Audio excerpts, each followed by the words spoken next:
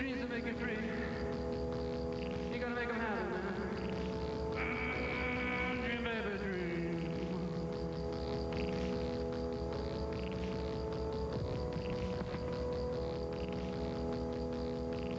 Yeah, you gotta get the dreams burning, baby. Dream, baby, dream.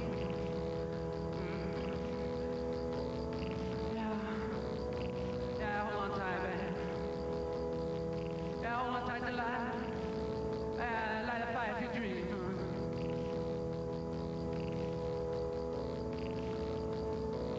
Dream, baby, dream. Dream, baby, dream. Forever.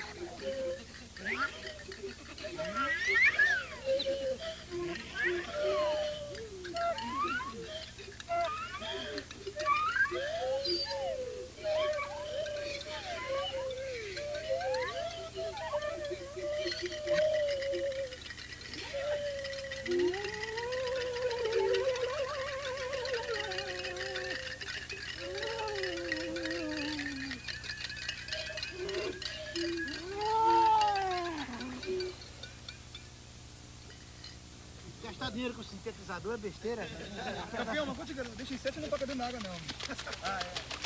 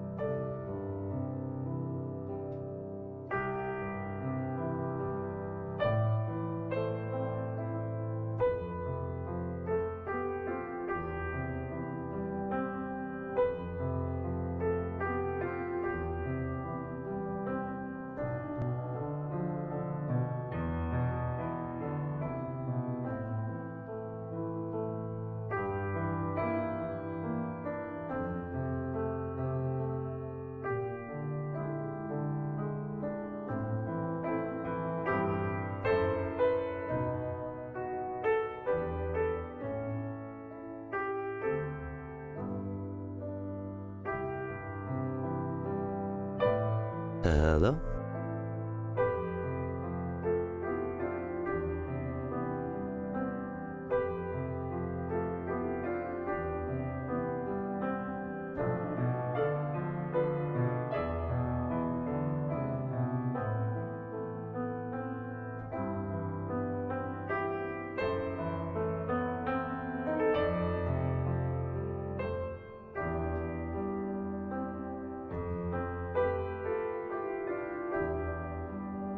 Hello?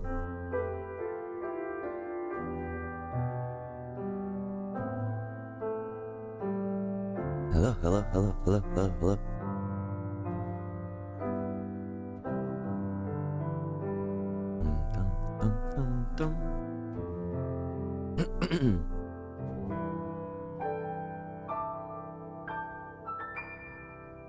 Hi everyone.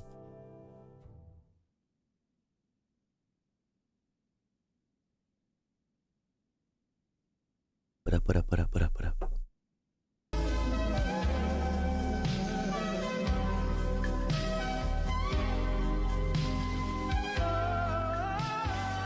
How are we doing? What's the vibe?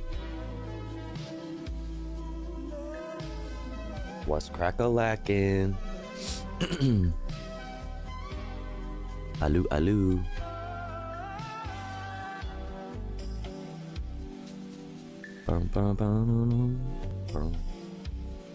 What up? It's been a good day? That's awesome. Good to hear. What's up, Cross Crescent Cree? What's up, Okama Henry? What's up, Hellfire Acid Face? What's up, Drink Dank? What's up, Poo Sama? You are Poo Sama. That's so true. What's up, Cross Crescent? I already said that, but hi, Cross Crescent Creed. Hi, Tech Tink. What's up, Forlorn? What's up, Ink Frog? What's up, Ashtray? You're making a stencil for a t-shirt? That's cool. What's up, Crazy Man? What's up, P3 Dreezy? What's up, Euphemisticism? What's up, Guitarzan? What's up, Solar Satori? Did I say Forlorn? Hi, Forlorn. What's up, Seriously? Joint Specialist, hello. Zyram, hello. Dr. Skipper, hello. Doctor. Legitimate Salvage, hello. Doctor. GBCTL, hello. Doctor. Levelhead, doctor. Hello, hello, hello, doctor, doctor. Ligma Nut, hello, doctor. Mr. Psychopomp, I mean, Dr. Psychopomp, more like. What's up, doctor. Cinemarxism, thank you so much for the resubscription. I really appreciate it. 9 whole months, or has it already been 9 months? Damn. What's up, Derek? What's up, J Logic? What's up, everybody? Hope everyone's doing good. What's up, Achado? Yo, Durang Thing, thank you so much for gifting to Pupu Sama. Let's go. Thank you. Thank you. Very nice of you. Very, very generous. Very sweet. Thank you. And you guys have the same color name. You love to see it. How are you guys doing? What's up? How are we feeling today? If you had to describe the way you're feeling with one word, what would it be? Or a tofu dish? Man, I don't know. I don't really know how I'm feeling today. I'm not gonna lie. I am not feeling too great today, to be honest. I'm feeling like super out of it. I'm super out of it, super low energy, you know. But I'm here. I'm here for the vibes, dude. I'm here for the vibes. Chad always, you know, brings the vibes, so I'm here for it. I'm here for some of that. Stressed but trying to vibe. Fucking felt that, Guitar Zen. My brain is fucking pudding right now. Damn. Honestly, same. Are you feeling PNG soy by chance? PNG soy? I mean, I guess technically, right? Achy? Steamed egg and rice sesame tofu. Sorry, not vegan. That's okay. That's okay. Still a tofu dish. Steamed egg and rice sesame tofu. Sounds good. Vibing. Love that for you. What flavor pudding? Yeah, good question. Dry. Okay.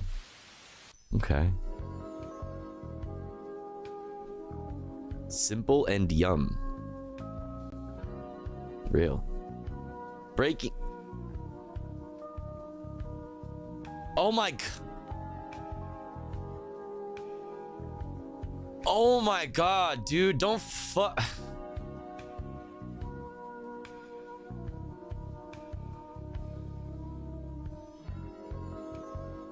Oh, dude, the way my heart just stopped.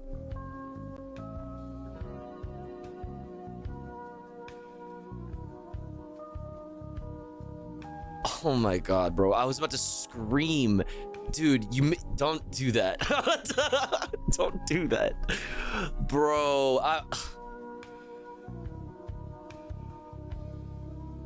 oh my god, I was gonna scream. I was literally about to scream. Oh, sick. Look at, yo, February 2020 motherfuckers falling for it. Come on.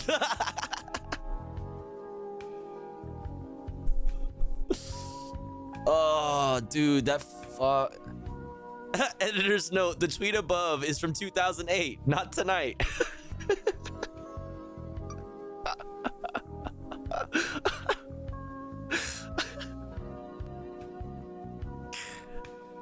Oh, yeah, and that's 2020. That's what I'm saying. That's so funny. Oh my god, dude, my heart just like sank into the fucking pit of my stomach, bro.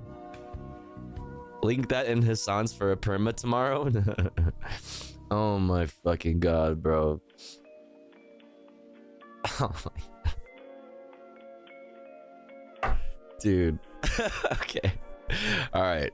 I don't know how I'm gonna recover from that, but I'm gonna try. Retweet it. No, I'm not gonna do that. Hassan saw it. That's where I saw it. Oh, okay. That was a great thing, bro. Dude, I seriously sat there and I was like, I stared at it for a second. I was like, what? Are you Dude, I was literally about to scream. All right. Anyway, what's up, chat? How are we doing? Now that we all just had little mini heart attacks.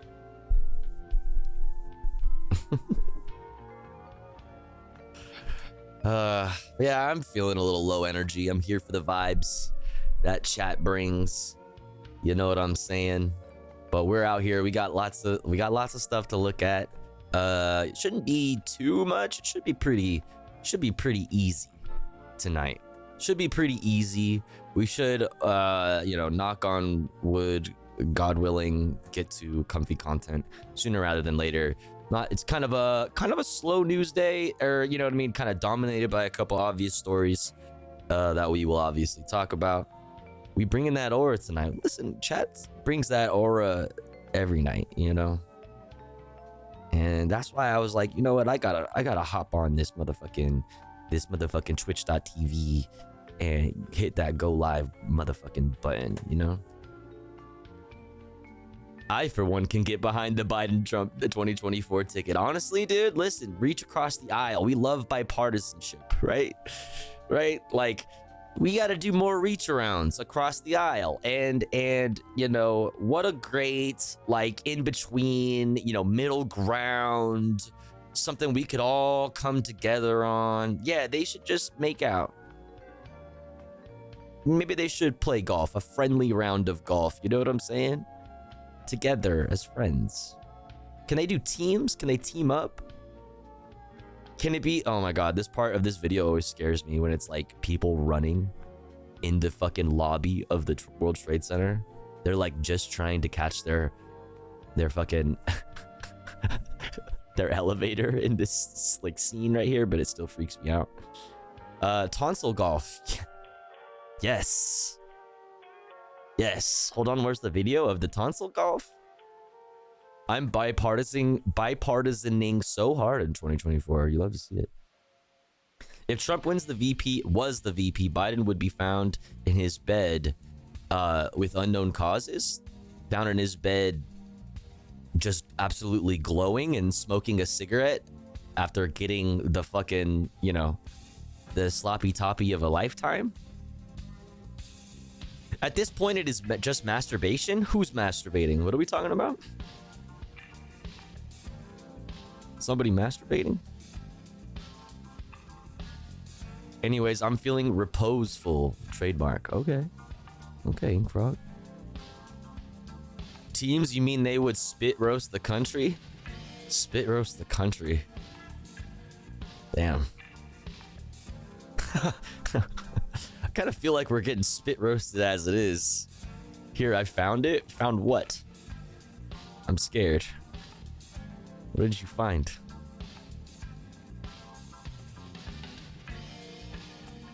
Oh no. It's real.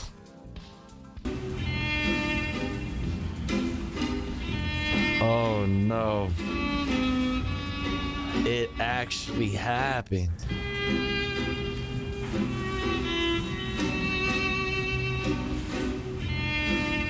What the chat, is this true?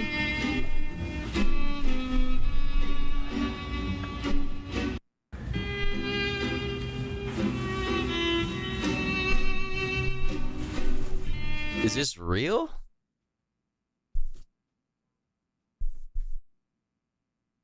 Damn, 1 second.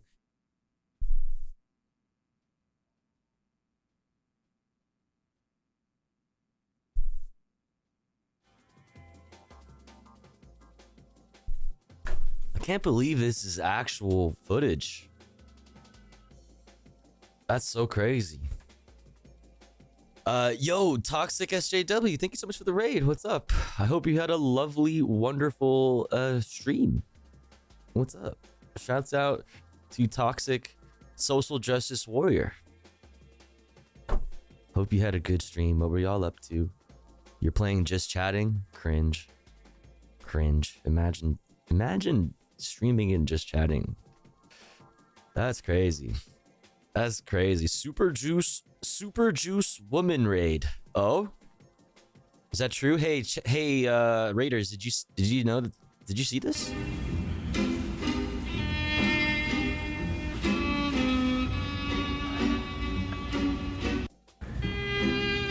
Bro, the big boy interview was crazy, bro.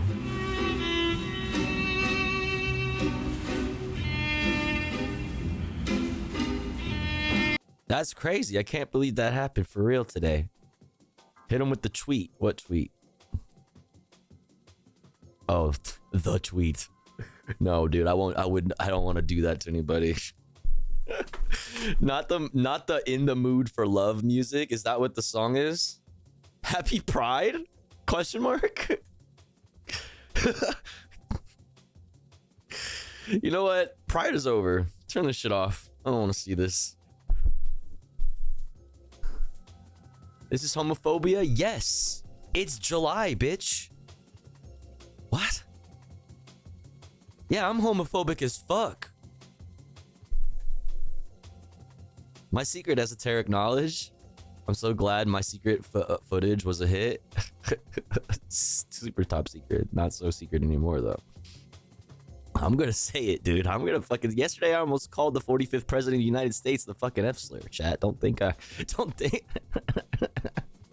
Don't think I won't come for you, too. All right? Anyway, so...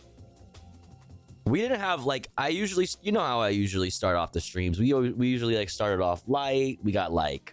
You know, some like memes or something, or I'll play a music video that I've seen, or like I have the daily dose of internet, or just like really weird pieces and random pieces of news. I have like fucking nothing today. And on top of that, well, no, I have music video, but on top of that, like not only did Associated Press stop doing their like top stories of the day, like video, apparently Reuters didn't post one today, and I'm hoping that they're not doing this. I hope they're not gonna stop. Like, dude, everybody like has slowly stopped doing their like daily top stories video, which fucking sucks because that's like, you know, I need that shit. I like that shit. I like the news rundowns to start the fucking stream off with. So all I have is PBS News Wrap and top US and world headlines from Democracy Now, which realistically, you know what I mean? That's like, you know, it's not bad. It's like, you know, it's a good rundown. But still, though, it's like it's cucking my vibe, man. Why is that, though? I don't know. I feel like not many people want that. Like, people just want, like, the specific story. They don't want to know everything that's going on. They just, like, click the clickbaity titles of, like, you know, like, oh, you know, I don't know. Like, everybody will watch. Like, today, everybody's watching the fucking, you know, Vice President Trump clip, right? Like, everybody's watching that, but nobody wants to watch, like, that plus all of the other stories of the day. You know what I mean? It's like, whatever. I'm like the only one. Apparently. Who cares about that kind of shit? I sent you a cool... Did you?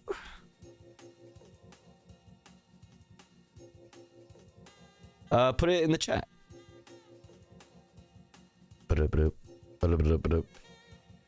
Pride Month is over. Stop being gay. Kidding. Wait, why are you kidding? I'm not kidding. Anyway, well, I do, like I said, so iDress has been just dropping music videos like it's nobody's fucking business, just like constantly. Like I don't like 2 a day, which is insane. So we have like 2 music videos that we could watch, and then we'll get into the headlines. You know what I'm saying? Like I guess. My homie does some of his videos. Oh, really? That's cool. What is this?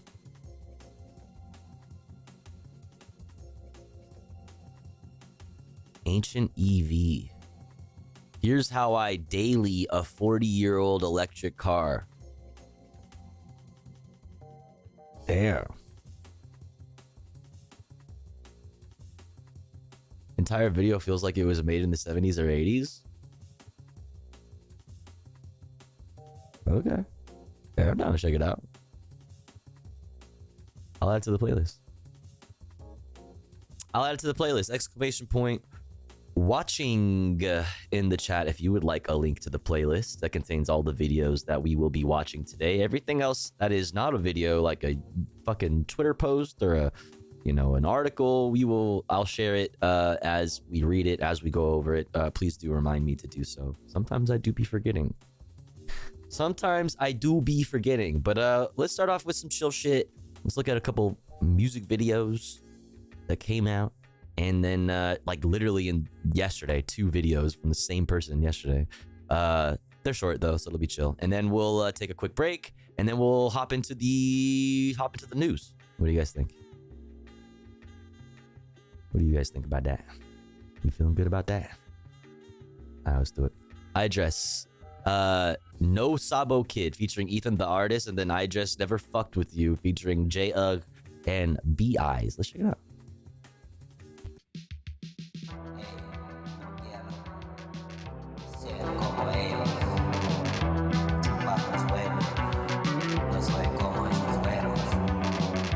Vete al infierno, no me gusta la escuela y los pinches maestros me chupan la verga, no me gusta esta gente, muy común y corriente, no les ayuda.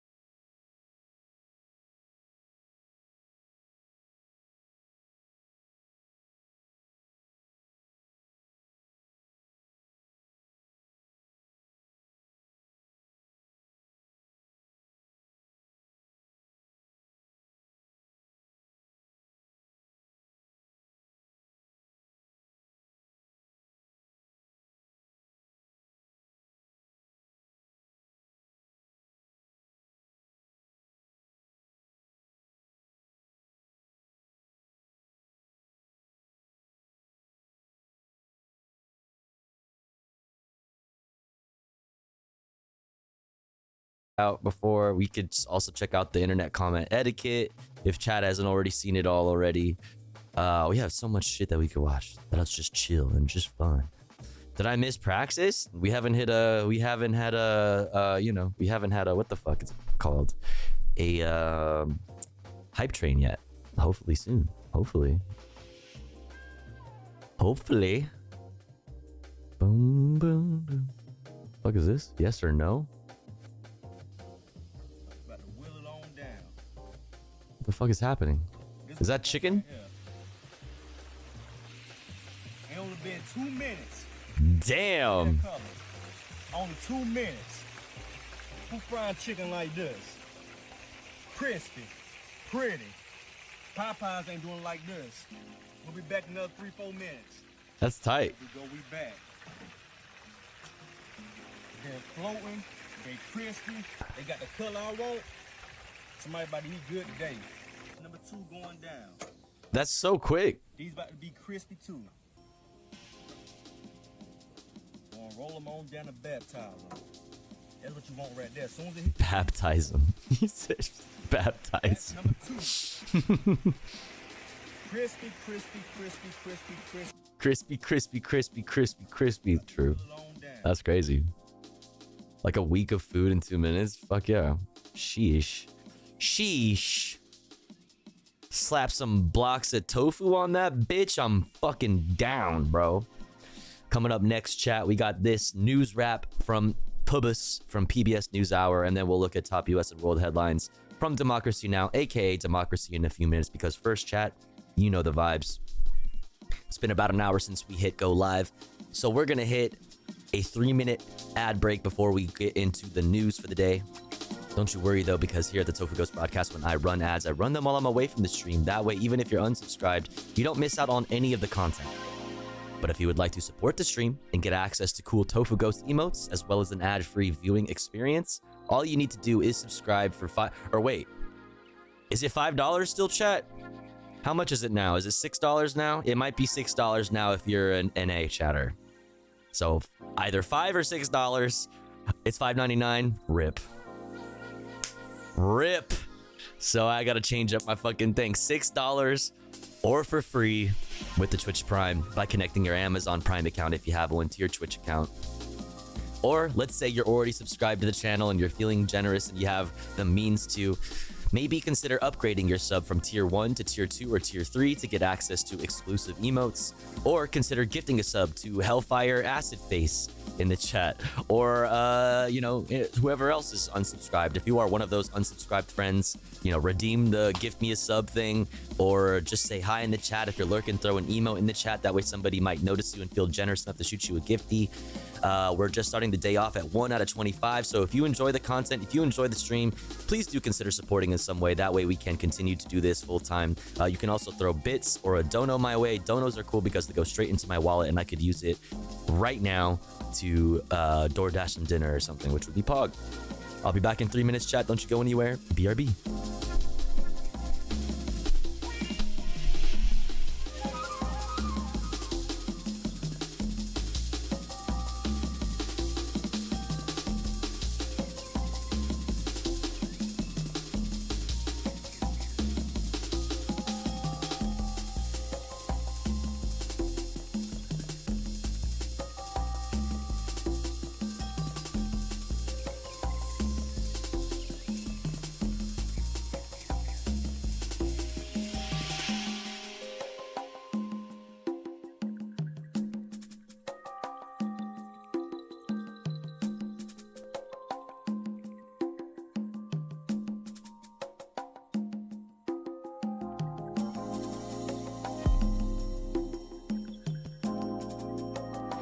Ashtray donated $5. Free Palestine.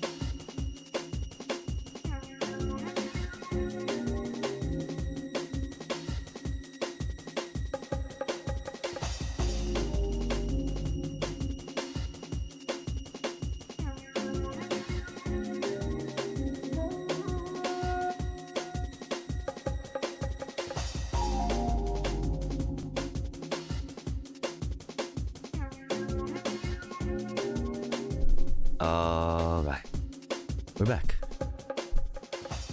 Thanks for waiting.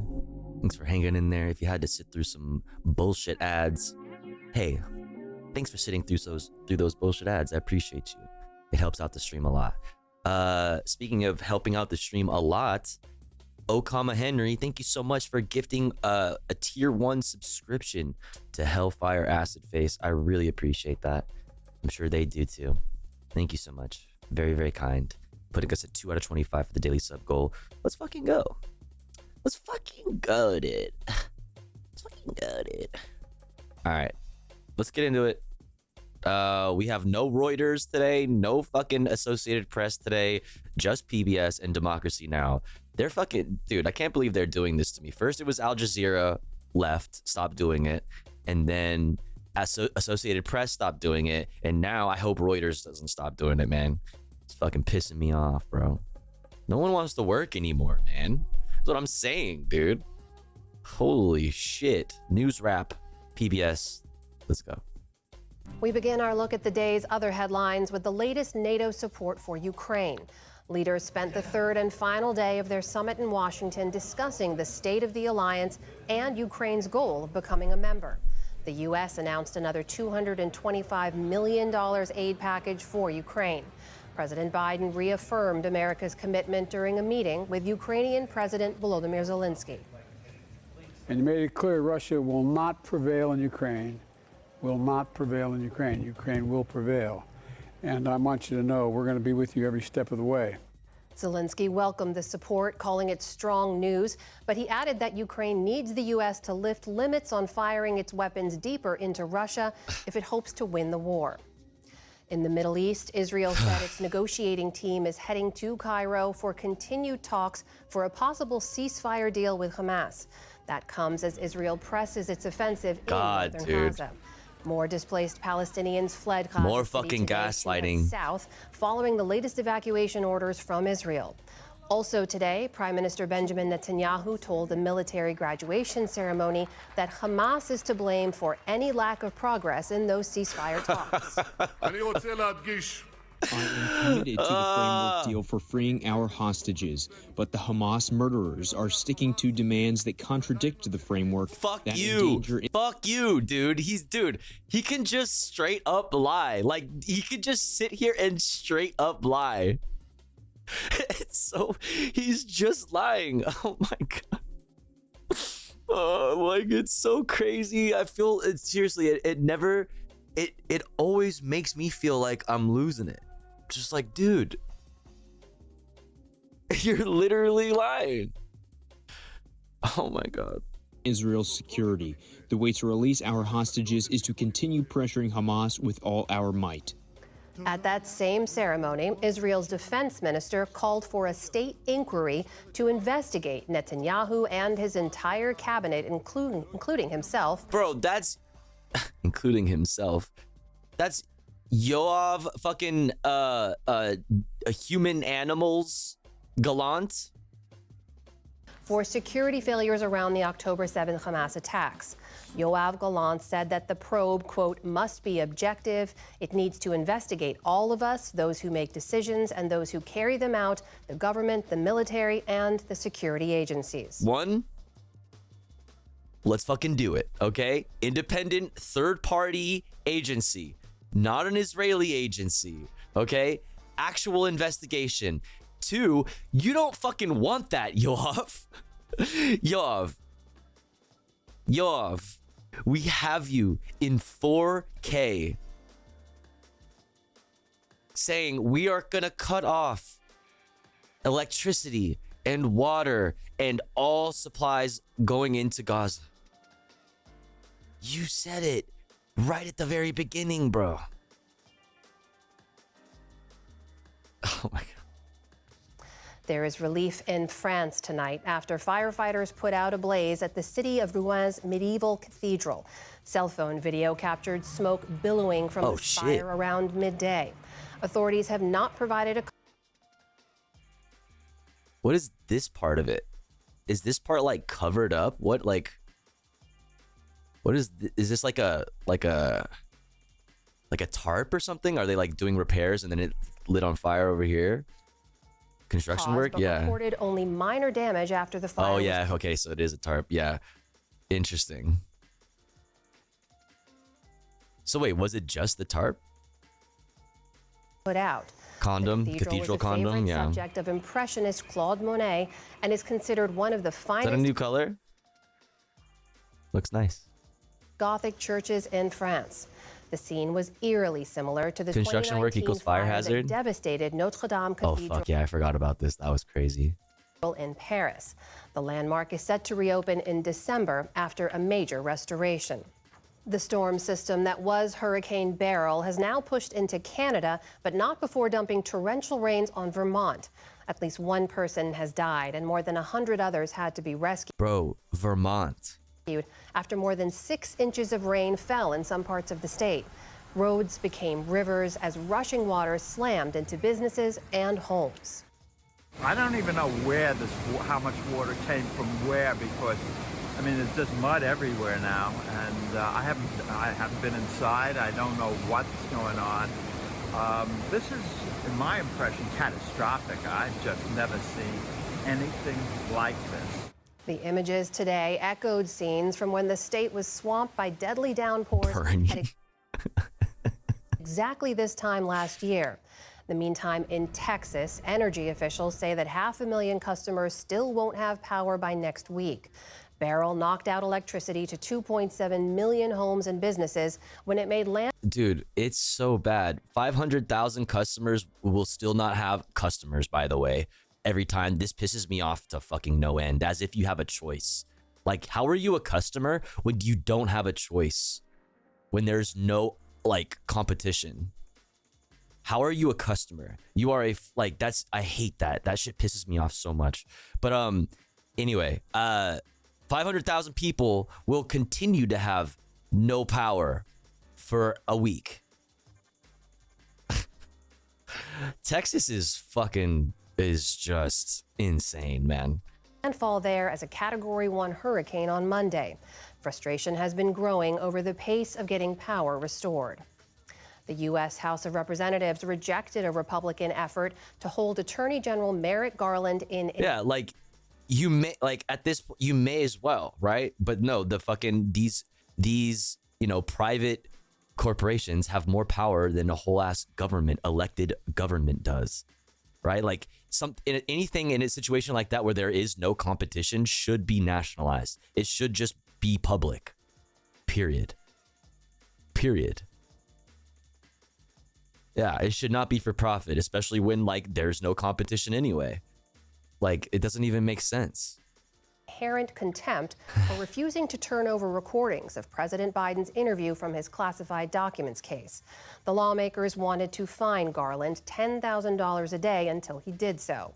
4 Republicans joined all Democrats in rejecting the measure. It was the latest such effort by GOP members who voted last month to hold Garland in contempt of Congress. Even if the resolution had passed, it was unclear how it would have been enforced. U.S. consumer prices dipped last month for the first time in 4 years. The Consumer Price Index, measuring the costs of everyday staples like gas, groceries, and rent, fell by 0.1% from May to June. 0.1%? Let's go! Dude, Brandon. Yeah, Bidenomics win. Let's go. W Brandon. Monthly decline since May of 2020. Prices are still, though, 3% higher than the same time last year. But the cooling prices are welcome. Fuck, dude, we are killing it right now. Federal Reserve officials as they consider whether to cut interest rates. Chat, we're rich.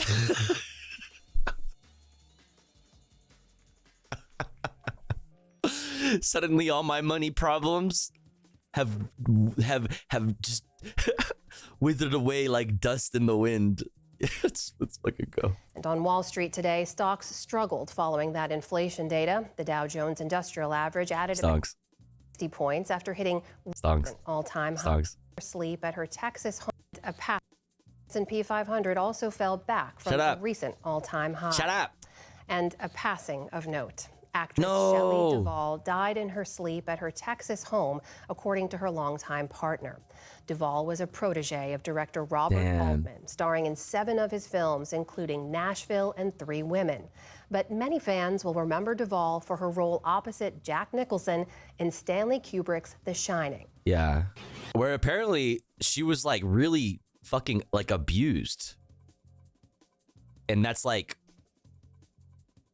how like a lot of her performance was like because she was really being abused, which is like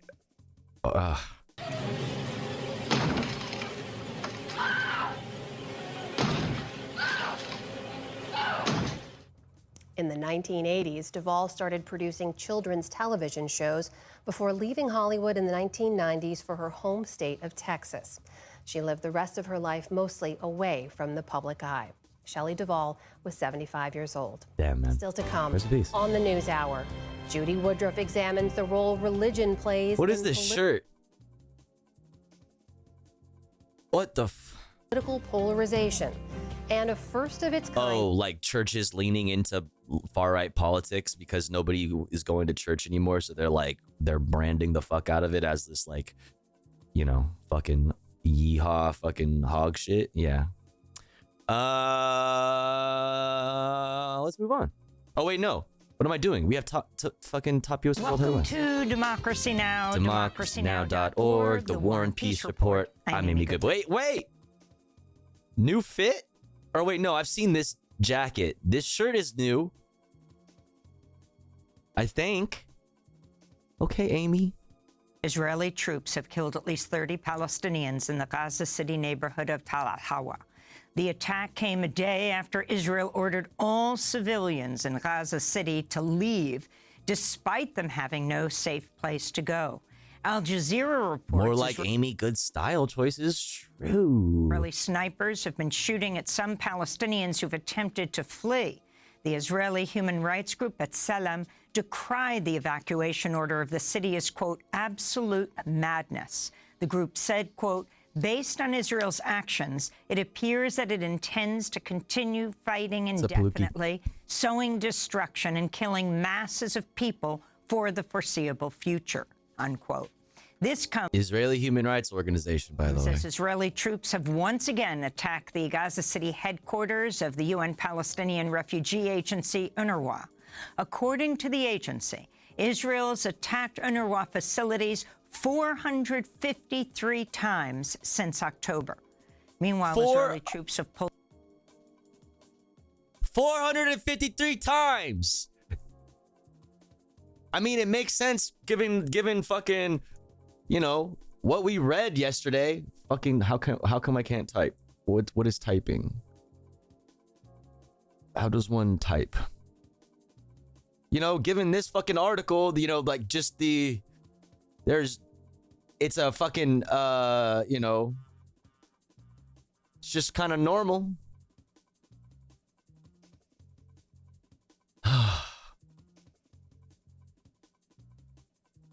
out of parts of the neighborhood of Shujaa in Gaza City, leaving behind utter destruction. This is a Shujaa resident. We returned to Shujaa after 15 days. You can see the destruction. They spared nothing, even trees. I mean, we're gonna talk more about this too, like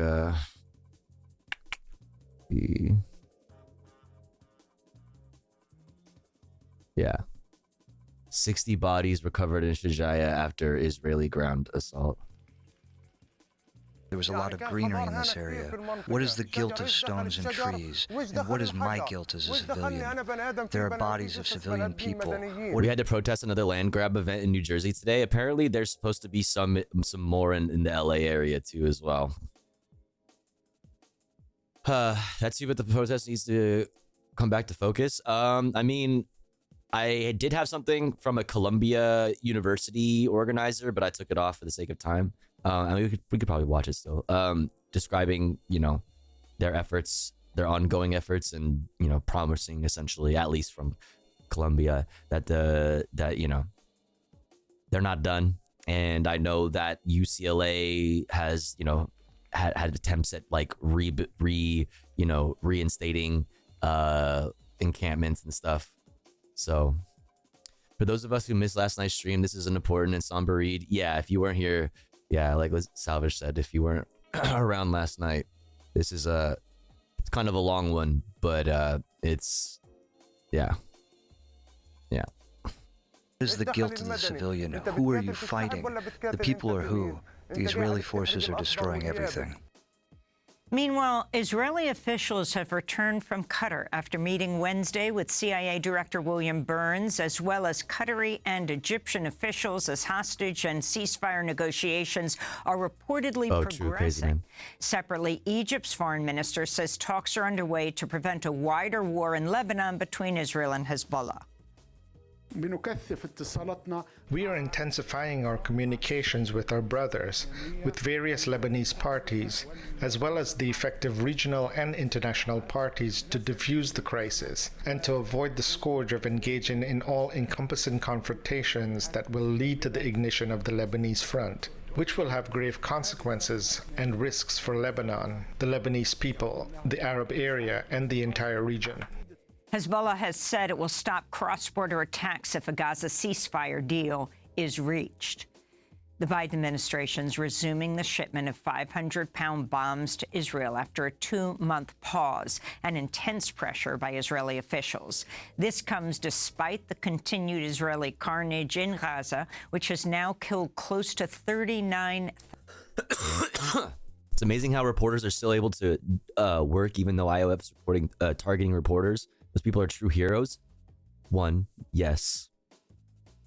But two, let's see. As of July 11th, so that's today, CPJ's preliminary investigation showed at least 108 journalists and media workers were among the more than 39,000 killed since the war began, making it the deadliest period for journalists since CPJ began gathering data in 1992.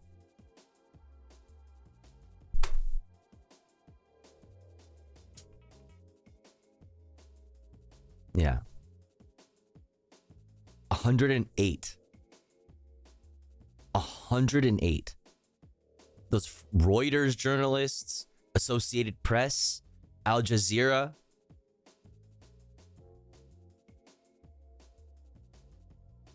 Maybe we'll look at this too, since this is new.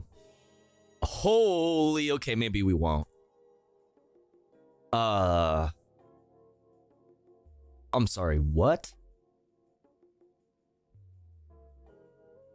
Is this literally detailing every single... Oh my god. It's literally detailing every single fucking... Oh, gee.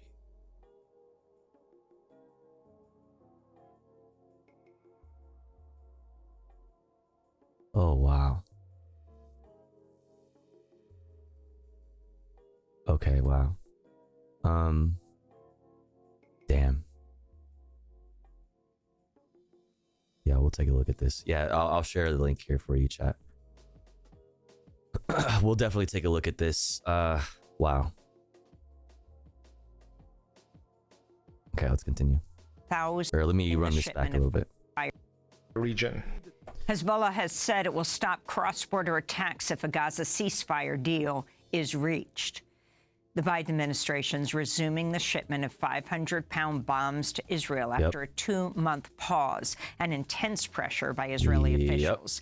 This comes despite the continued Israeli carnage in Gaza, which has now killed close to 39,000 Palestinians, according to the Ministry of Health, though the true toll is expected to be much higher. The resumption of shipments of 2,000-pound U.S. bombs is reportedly still under review. Oh wow, thank you for you know, you're keeping up the pressure on Israel by pausing 2,000-pound bombs while continuing the transfer of 500-pound bombs. Wow. President Biden's meeting with Ukrainian President Volodymyr Zelensky today on the final... If I'm not mistaken, those 500-pound bombs will still level a fucking city block. Okay. Day of the three-day NATO summit in Washington. On Wednesday, NATO members formally declared Ukraine is on a, quote, irreversible path to NATO membership, but only after war with Russia ends. U.S. Secretary of State Antony Blinken also announced U.S.-built F-16 warplanes are headed for Ukraine. And I'm also pleased to announce that as we speak, the transfer of F-16 jets is underway, coming from Denmark, coming from the Netherlands, and those jets will be flying in the skies of Ukraine this summer to make sure that Ukraine can continue to effectively defend itself against the Russian aggression. On Wednesday, NATO also accused China for the first time of being a, quote, decisive enabler of Russia's war. Oh, yeah, and China was like, WTF. Military alliance called on China to, quote, cease all material and political support to Russia's war effort, unquote. China condemned NATO's declaration. The NATO-Washington Summit Declaration plays up the tension in the Asia-Pacific region and is full of Cold War mentality and antagonistic rhetoric. The content concerning China... Yeah, work with China, but to put pressure on Russia. Problem is all of the fucking, like, all of the like, anti-China rhetoric that is so prevalent, you know, in like, liberal and conservative, like, circles is like there's no, it's not, that's not possible. They would never. Nobody wants to be seen as being soft on China. When, yeah, like, I would agree with that full stand. Like, work with China to put pressure on Russia to further isolate Russia. Yeah. Is full of prejudice, smear, and provocation. We are strongly dissatisfied with this and firmly oppose it. Russian authorities have issued an arrest warrant for Yulia Navalnaya, the widow of the opposition politician Alexei Navalny, who died earlier this year in a Siberian penal colony. Yulia Navalnaya left Russia in 2021, has lived in Germany ever since. Oh, so she's not even in Russia. She faces arrest and at least 2 months in jail. Okay. I thought she was in Russia, and I was like, girl. In Moscow has sentenced a playwright and a theater director to 6 years in prison after they were convicted on charges of justifying terrorism. Authorities objected to a play produced by Yevgenia Berkovich and Svetlana Petrochuk about Russian women marrying Islamic State fighters in Syria. Many prominent artists have left Russia since its 2022 invasion of Ukraine. Wait, it's about what? Authorities objected to a play produced by Yevgenia Berkovich and Svetlana Petrochuk about Russian women marrying Islamic State fighters in Syria. Many prominent artists have left Russia since its 2022 invasion of Ukraine after authorities tightened censorship laws and launched a crackdown on anti-war voices. A new UN report finds Uganda responsible for supporting M23 rebels in eastern Congo, while at least 3,000 to 4,000 Rwandan troops are deployed in the region and operating alongside the armed group. UN experts say the presence of Rwanda's forces violates the sovereignty and territorial integrity of the Democratic Republic of the Congo and implicates the Rwandan government in crimes committed by the M23. The Congolese have long accused Rwanda of backing the M23, which has been accused of the mass killing of civilians. Yeah. A 2-week humanitarian truce started last Friday in eastern Congo, but there have been multiple reports of violence since then. Over 5 million Congolese are... Okay, I'm sorry. I know I'm like, I just can't help but notice stupid shit like this. There have been multiple reports of violence. The dark green, or is that like a gray, or is that like a stone, like an ash gray with the like really dark red Toyota is such a colorway? I'm sorry. Violence since then. Okay, now Over 5 million Congolese are internally displaced. It's a good look. Olive drab, is that what that was? It was kind of like yeah, it was like kind of like green, but it was also kind of gray. By the way, we're only facilitating hand-me-down F-16s to Ukraine and acting as if we are using military spending to do it because all branches of the U.S. military have their own versions of the F-35. The sustaining cost for these things we don't even use rose from $1.1 trillion in 2018 to $1.58 trillion. Jesus. In 2023, 45% increase. Jeez.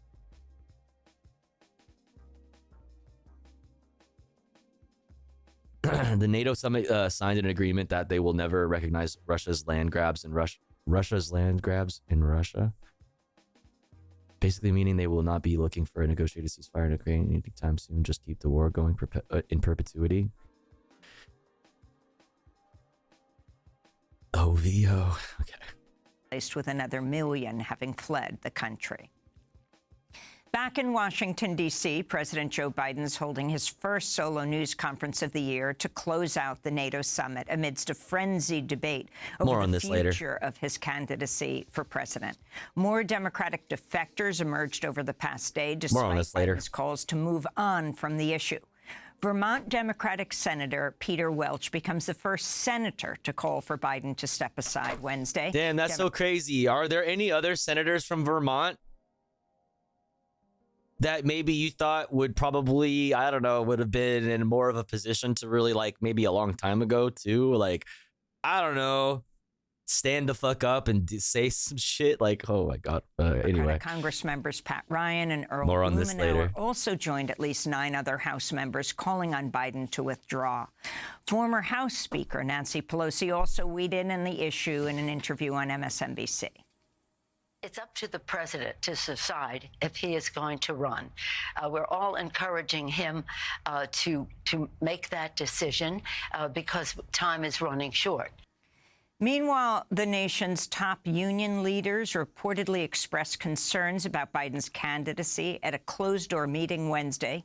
In another blow to Biden, George Clooney, one of the highest-profile supporters of Biden in the entertainment world, publicly called for the sitting president to step down as the Democratic nominee. I'd like to see something about the union for the New York Times, George Clooney wrote, I didn't see anything about the Joe Biden I was with 3 weeks ago at the fundraiser was not the Joe big effing deal Biden of 2010. He wasn't even the Joe Biden of 2020. He was the same man we all witnessed at the debate, George. I mean, that's how time works. Like, that's how that goes. You know what I'm saying? Like, yeah, man. That's not my Joe. I want to look up something about the union leaders because I didn't see anything on that. Union leaders. Joseph R. Brandon.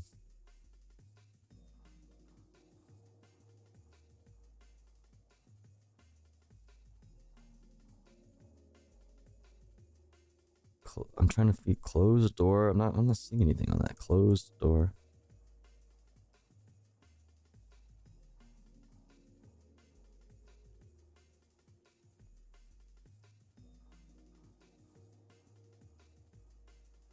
Yeah, I don't see, if anybody can find something on that, I don't see any reporting on that.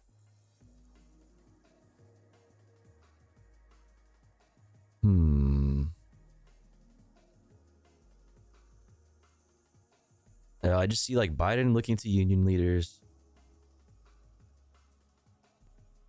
which is what I said yesterday. It was like the you know, what he needs to be. I've said a lot actually that he needs to be fucking leaning in to his pro-union message, right?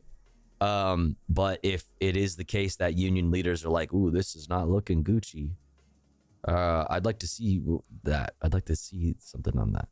That's interesting. I think it was UAW. What's up, bet? Yeah, I'm having trouble finding something on that, but I'll keep looking on this side. Clooney wrote. House Republicans on Wednesday passed a bill that would require voters to prove their U.S. citizenship in order to vote in federal elections. Democrats and voting rights advocates blasted the Safeguard American Voter Eligibility, or SAVE Act. This is Progressive Congressmember Summer Lee speaking from the House floor. Let me be clear. they don't want you to vote. They don't want to hear black voices, brown voices, LGBTQIA voices, young voices. Our fundamental access to our democracy is being politicized. And this xenophobic attack that we're debating today will make it harder for Americans to vote. My Republican colleagues will claim that requiring IDs is a small ask, but nearly 30 million people lack a valid driver's license, and about 15 to 18 million adults don't have access to documents proving their birth or citizenship. Americans don't need more obstacles. It's already hard enough. Congressmember Summer Lee has introduced the Right to Vote Act, which would enshrine federal protections on voting and prevent Republicans from pushing such voters. Bro, I can barely prove I live in my apartment. 3 different utility bills, my ass. Suppression measures. Nevada's Secretary of State's requested the Nevada Supreme Court certify the vote recount of 2 primary races in Washoe County after Washoe commissioners voted not to certify the results. The move came after a well-known Trump supporter and election denier claimed the results were rigged and demanded a recount by hand.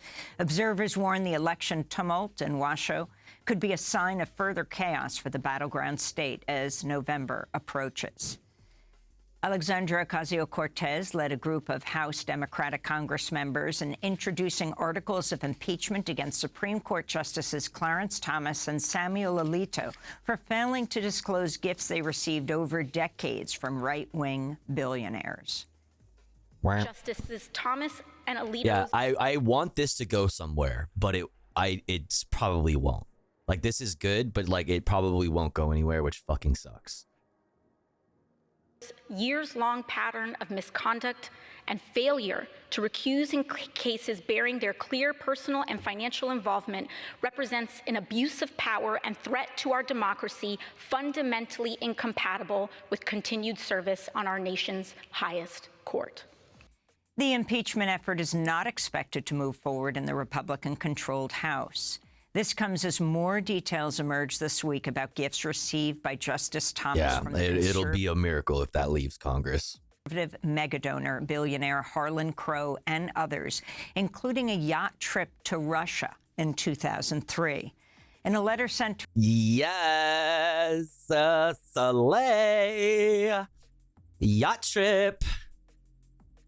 Russia, bitches. Attorney General Merrick Garland on Tuesday, Senators Sheldon Whitehouse and Wyden called on Garland to appoint a special counsel to investigate Thomas and said the justice may have committed tax fraud by not reporting the gifts.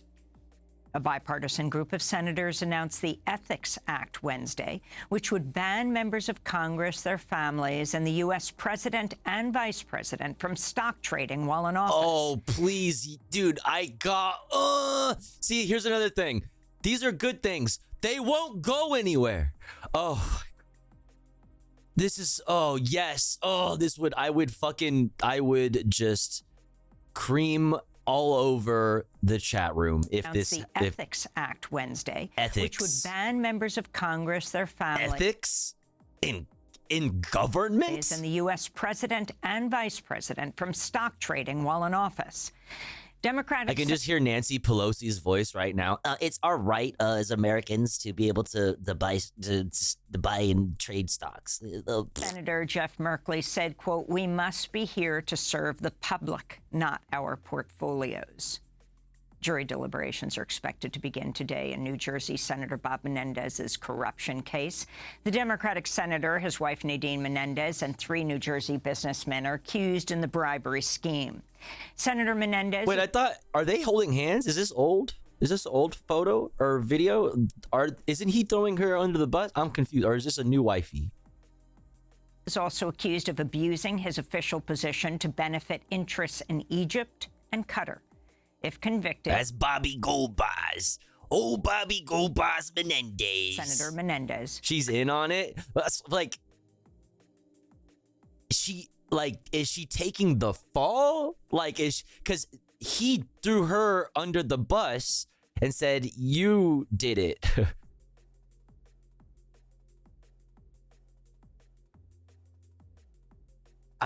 Maybe this is old. I don't know.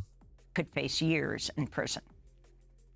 Chicago's Democratic Mayor Brandon Johnson has spoken out after a spate of shootings over the July 4th holiday weekend, which injured more than 100 people and killed at least 19. Johnson called on federal authorities to intervene as he spoke at a Chicago Police Public Safety news conference. We need to ensure that we are holding every single individual accountable for the pain and trauma and the torment that they have caused in this city. There will be consequences. There will be consequences for the violence. We will not let criminal activity ruin and harm our city. In other gun news, vending machines have been installed in grocery stores in Texas, Oklahoma, and Alabama that sell bullets. The Texas-based company American Rounds says it plans to expand its bullet vending machines to other states with lax gun laws.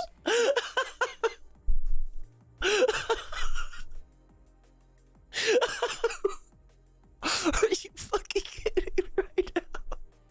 We're so cooked, dude. It's real life Fortnite.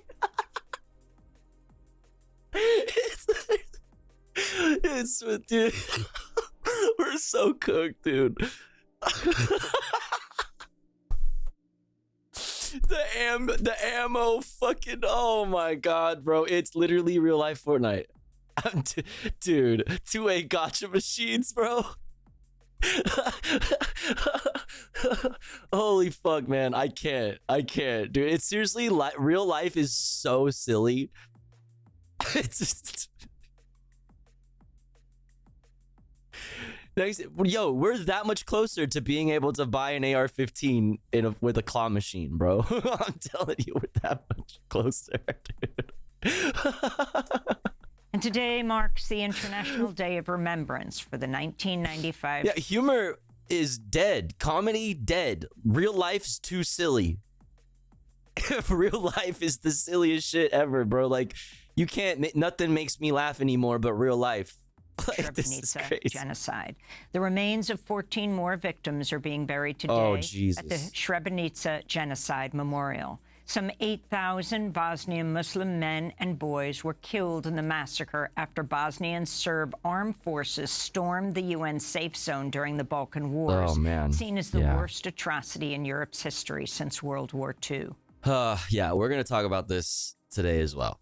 The annual commemoration of the Bosnian genocide today, and there's like she just said, there are new bodies that were discovered that are going to be like properly buried or whatever. And those are some of the headlines. This is Democracy Now!, democracynow.org, the War and Peace Report. I'm Amy Goodman, joined by Denonymously in Chicago. Hi, Denonymously. You reminded me of this Pelosi banger. Let's check it out. Thank you so much for 12 montherinos, a whole year of support. I appreciate it. What's this? Tic Tac. Oh, God. I have a few points to make. Tic-tac-toe. First of all, this is not a ban on TikTok. Tic-tac-toe. I'm a grandmother of teenagers. I understand tic-tac-toe. The entertainment value, hey. Tic-tac-toe. It's an attempt to make TikTok better. Tic-tac-toe. And here's what I have to say. Think of this. Tic-tac-toe. This is controlled by the Chinese Communist government. God, I hate her. Tic-tac, tick-tock, tick-tock, tick-tock, tic-tac-toe, tic-tac-toe. Tic-tac-toe. Who dat hoe? I'ma put it in your big asshole. What? Anyway. I was bored yesterday, so I decided to do this. Go to the polls. Go to these nuts. How about that?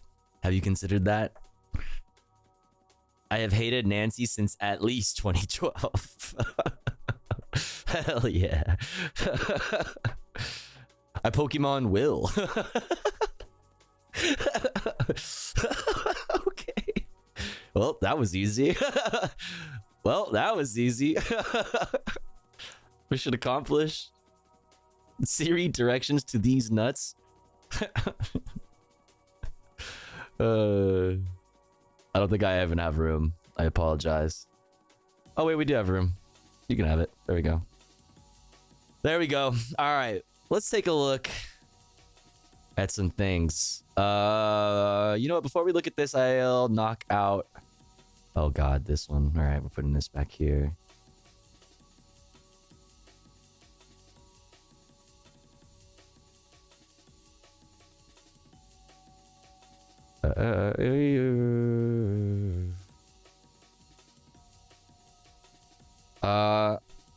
Let's look at this.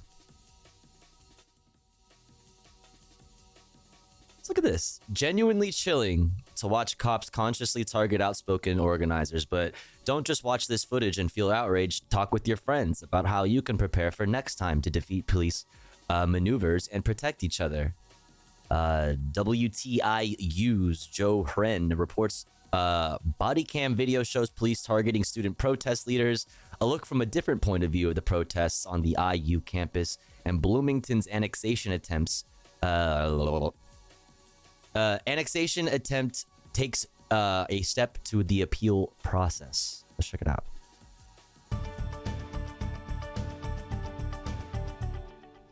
Hello, I'm Joe Ren. Hi. Police targeted 2 Indiana University student protest leaders for arrest ahead of time.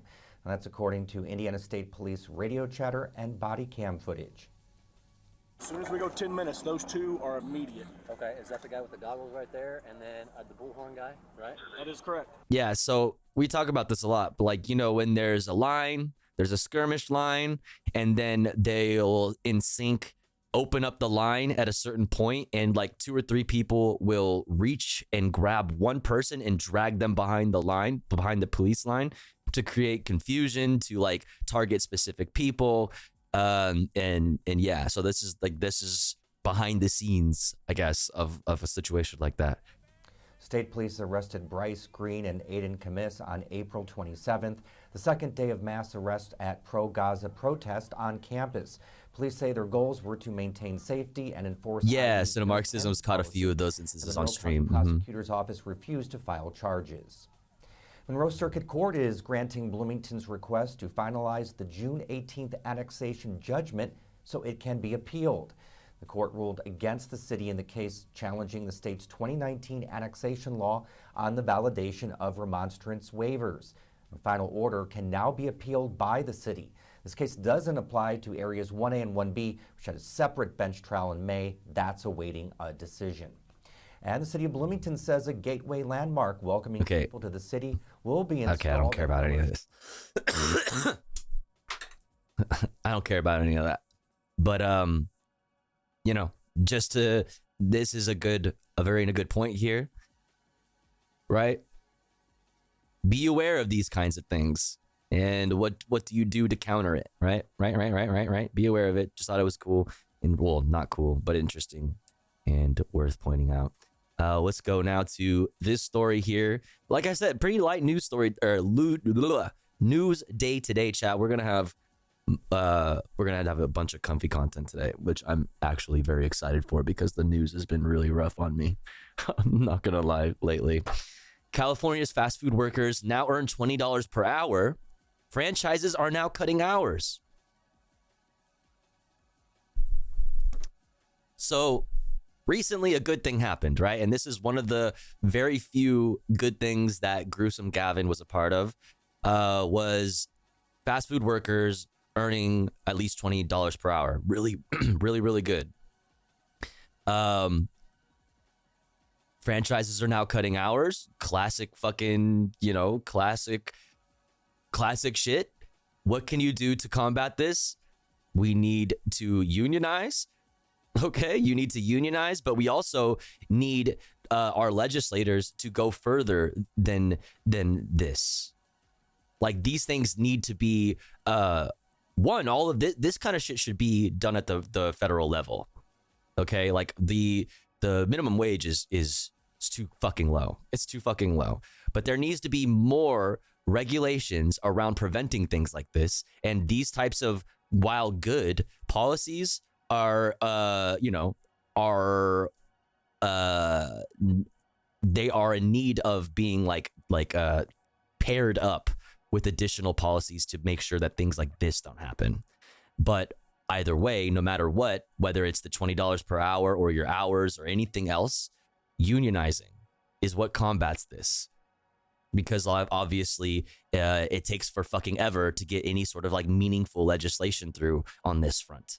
The best way, the most efficient way, the most direct way to get things like this dealt with is directly as the worker in the workplace with your coworkers by organizing.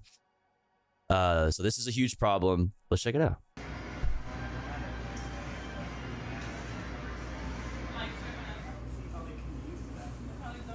Okay, so we basically had to raise our prices over about 10% in April due to the increase of minimum wage. Fuck you. Like, okay. I'm sorry. If you cannot afford to pay your workers, you need to downsize. You made a bad business decision. You need to relook at your entire fucking business model. You need to downsize. If you are a business that is not able to afford to pay someone to a livable wage, a living wage, maybe you need to downsize, or maybe you need to go out of business. And that's capitalism, right? That's capitalism. Sorry. You don't get socialism because you're a fucking business owner, fam. None of your profit, none of what you do would be possible without those people. The minimum wage going up, having an effect on your profits, that's a you problem. You raising your prices, sorry, that's a you problem. There's also to be considered, inflation and inflation and the prices going up down the what's it called? Down the the supply chain, but it is largely due to this type of thinking, though. The prices going up down the supply chain is because of similar things. Just like, in different contexts, whether it's the truck drivers that are bringing you the meats or whatever whatever it is you're needing to raise the prices on for your sandwiches. What about the butcher or like the fucking, I don't know, whatever you call it, the meat house. the meat house. What are they called? The fucking meat place. Whatever. People, we've had to cut back on their hours. We've had to cut back on staff, and we're trying to accommodate as much as possible. Not the deli. This is the deli. Where do they? It's like the butcher, but like bigger. Slaughterhouse. Thank you. The meat house. Fuck. But when the customers aren't coming in, it's very difficult to pay for the staff to be here. We do care for our employees. Sounds like a you problem. You care for your employees, then what? Are you sure? We know that they are the core and the foundation of our company. Oh, really? And you know that, yet when it comes to having to pay them more, I don't mind that, but we have to understand that it has to come from somewhere. No, it doesn't. Well, okay. Why does it have to come from, why does the consumer need to pay for that? How much money is the owner of fucking what's it called? Making having to pay Jersey more, Mike's. You know what I'm saying? Or like, is this a franchise? I'm assuming this is a franchise. Like, how much are you making? Have you considered maybe, this is your Jersey Mike's, have you considered maybe running it like a co-op? Mind that, but we have to understand that it has to come from somewhere. And right now the consumer's saying that they can't afford it. And if they can't afford it, then are we going to be staying in business? Like, how many sandwiches did you make, sir? How many sandwiches have you made? How many pallets of meats did you break down, you know what I mean, and organize in the fucking freezer or whatever? Like, how many fucking buns did you toast, homie?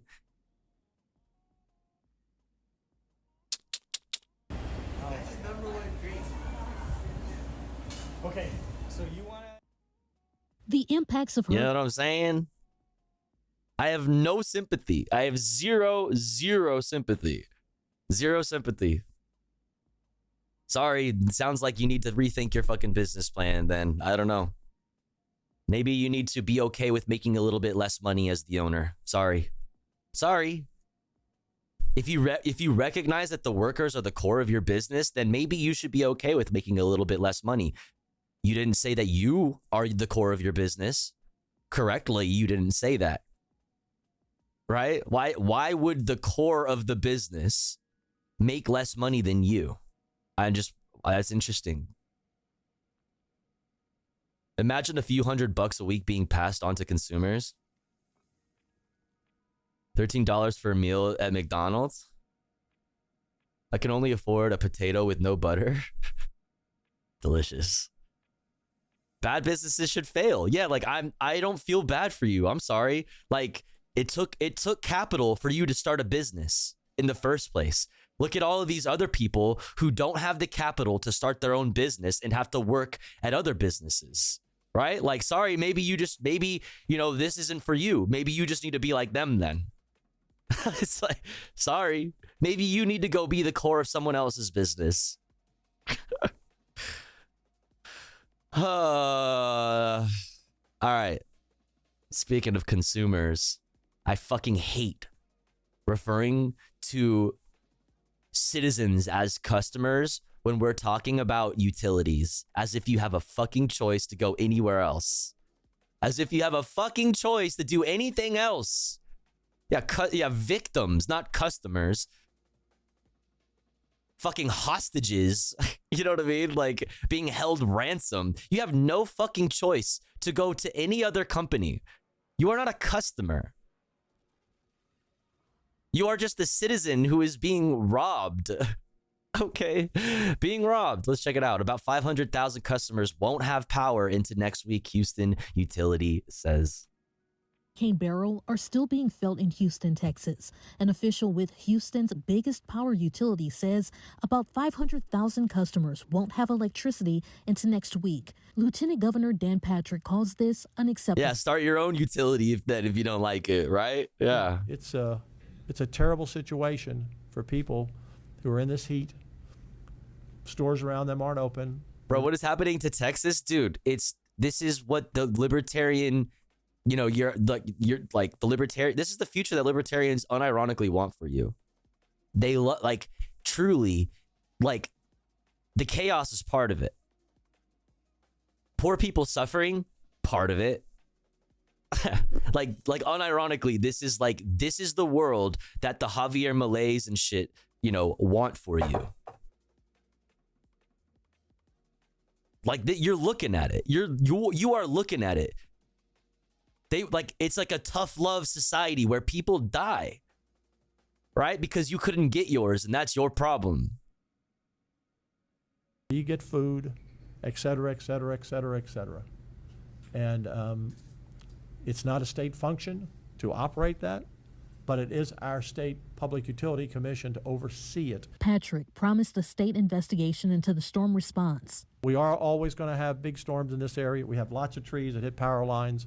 Yeah, so maybe you should do something. If you know that this is something that happens all the fucking time, then why are you not doing something to fucking revamp your infrastructure, your power grid? Holy shit, dude. Maybe you should be putting a little bit more pressure on these fucking corporations, these corporate utilities.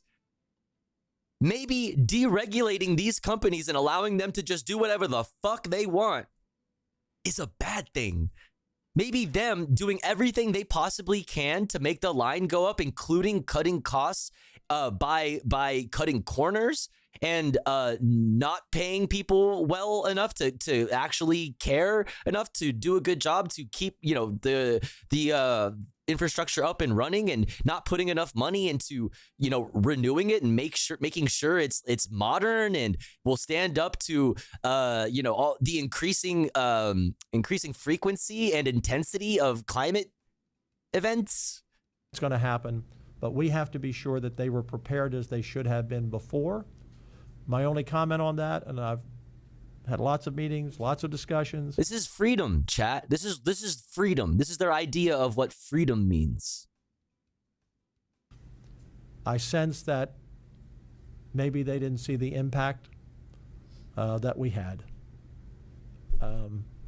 They underestimated the impact of the storm and the direction of the storm.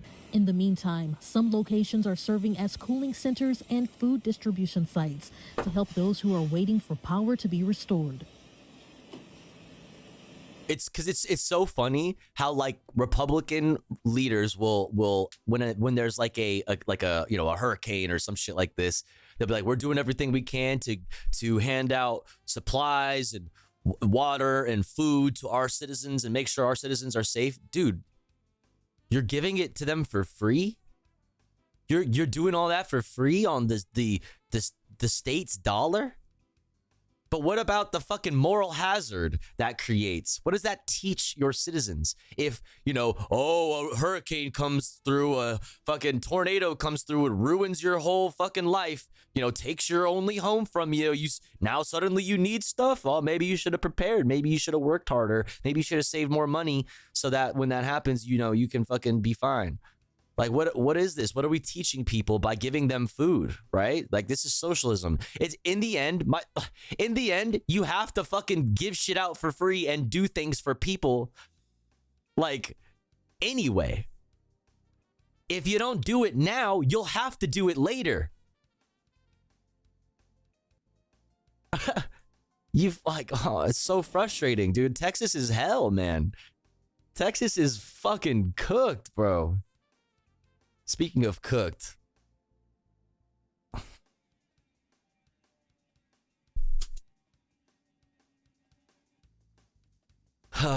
you think a person caring for an old ass grandpa they can barely lift into bed is going to be able to get to a cooling center, right? So like exactly, disabled people, elderly people. And I showed you the NASA fucking heat map. I'm gonna keep bringing this up like all week because this shit is just so fucking crazy. This is Phoenix, Arizona's fucking sidewalk and parking lot heat map. Yeah, Sydney, shut up. All the red and the purple is 130. Red is 130 degrees. Purple 140 degrees to 160 degrees. And yellow is a wee little 120 degrees. And look how little yellow there is. It's all red and purple. If you are homeless in Phoenix, Arizona,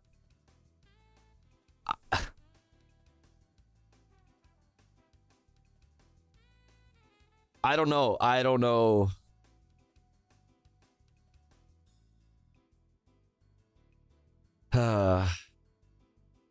Remember chat, urban heat islands will kill people. You are barbecue. Yeah. Literally cooked. Phoenix becoming Phoenix, preparing to rise from the flames. True. That's a lot of red and purple. That's all red and purple, dude. Like, that is all. Oh my God. Show this to your friends and family. If you just want to like fuck up their day. But anyway. Anywho, let's get into this. We're not gonna watch the whole speech, okay? I'll get you some highlights. I already watched it. All right, I already watched it earlier today. So I'm not gonna re-watch it, you guys, but we'll go through a couple of clippy clips. But mostly, what we're gonna be doing is we're gonna be looking at analysis. I have the National Desk and MSNBC. For some analysis. I also have The Nation for some analysis and some anal ISIS. I also have this from The Intercept. Even centrists are questioning Brandon, but the squad is divided. We got a lot of anal ISIS that we can look at in regards to Brando. But let's start off with some clippy clips. Oh, wait, no. The ads are about to run in 26 seconds. Okay, so chat. Coming up next, we're going to look at some clippy clips, some highlights from a little speech with Zelensky, and then the other speech after that. We're going to look at some clippy clips, and then we'll look at Jen Psaki and friends yapping about it. We'll read The Nation. We'll read The Intercept.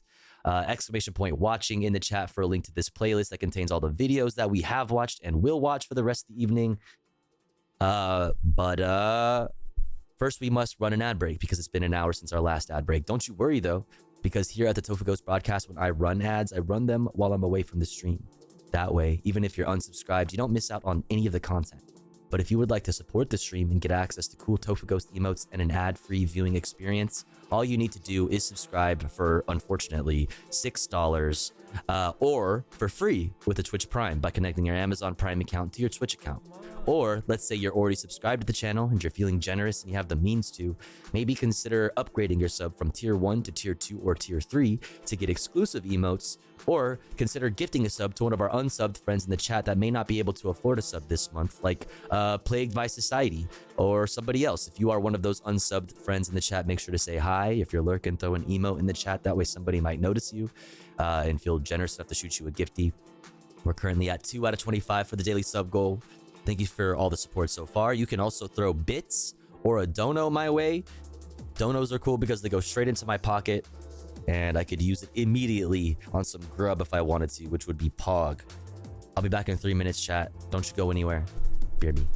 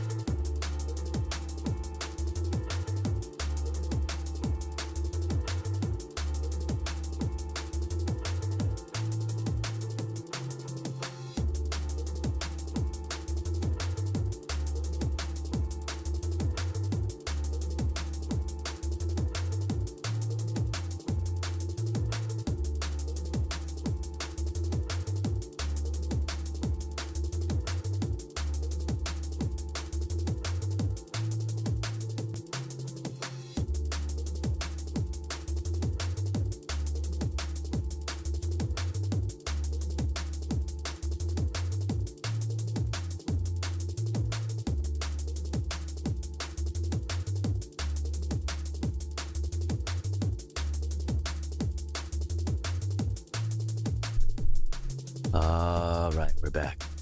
Thanks for waiting. Thanks for sitting through some ads. If you had to sit through those ads, I appreciate you. Thanks for doing that. Helps out the stream a lot. Speaking of helping out the stream, Levelhead, thank you so much for gifting to Plagued by Society. I really appreciate it. Thank you.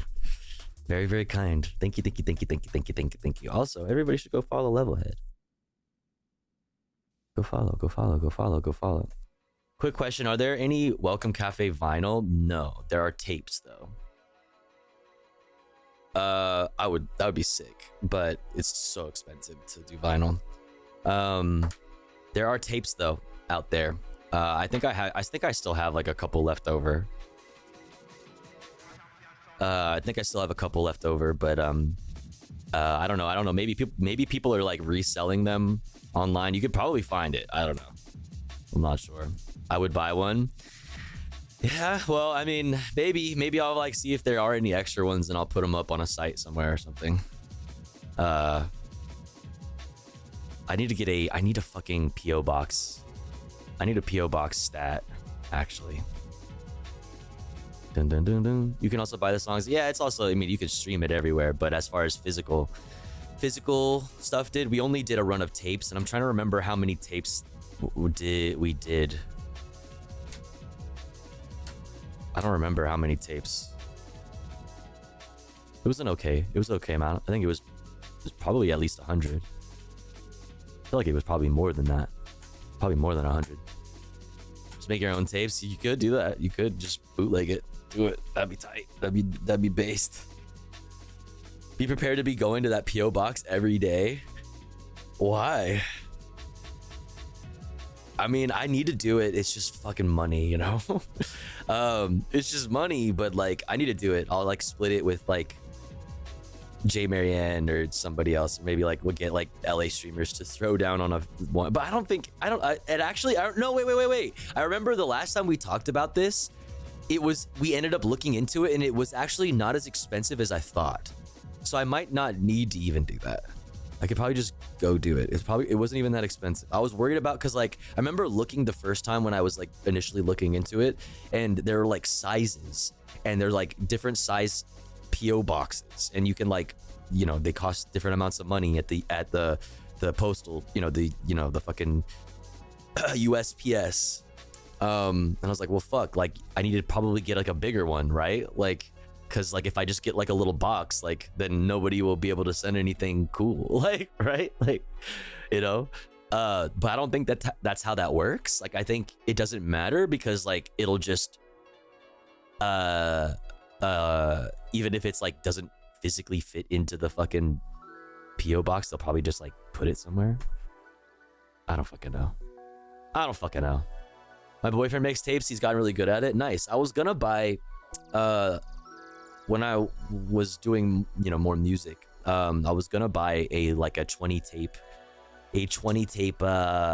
fucking like duplicator to do tape runs of stuff, and like maybe do like a little like a tape be my own little like tape record label to like put out people's songs on tape for them, but it's just one of those things I never got around to doing.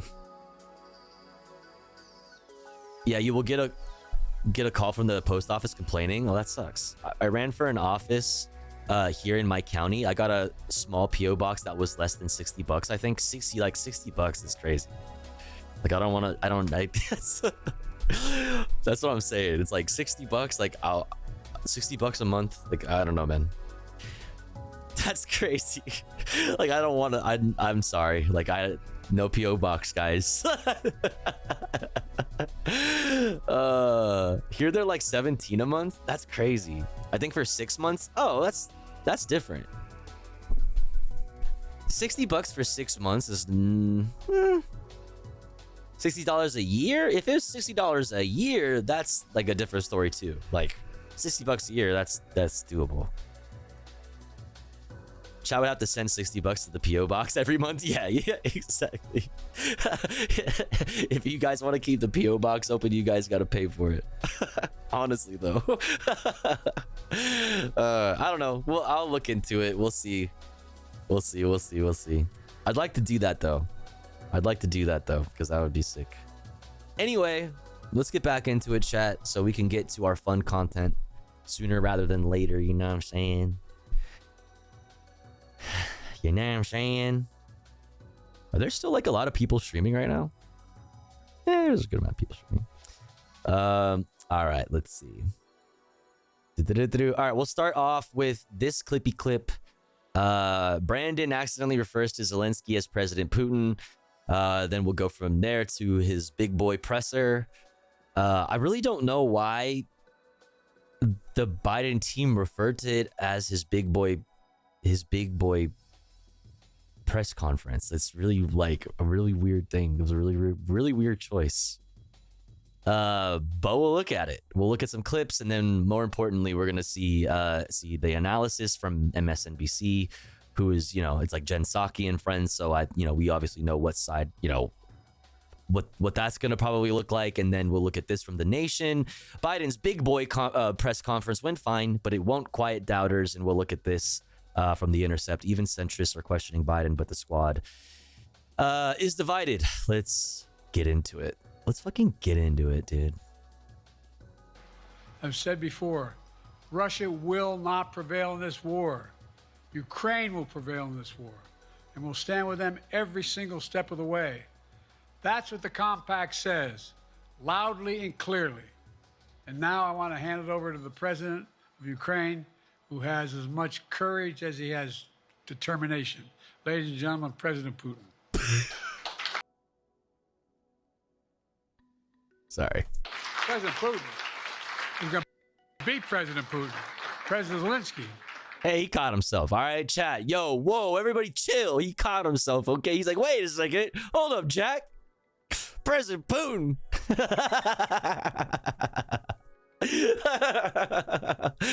President Putin. I mean, that's the guy he's gonna get that guy. Yeah. I'm so focused on beating Putin. Yeah. You gotta worry I can't stop thinking about him. Yeah. Anyway, Mr. President. I'm better. You are a hell of a lot better. I'm better. Thank you so much. Spread it around. So awkward. Oh, man. So awkward. All right. Continue on. Let's look at the big boy presser.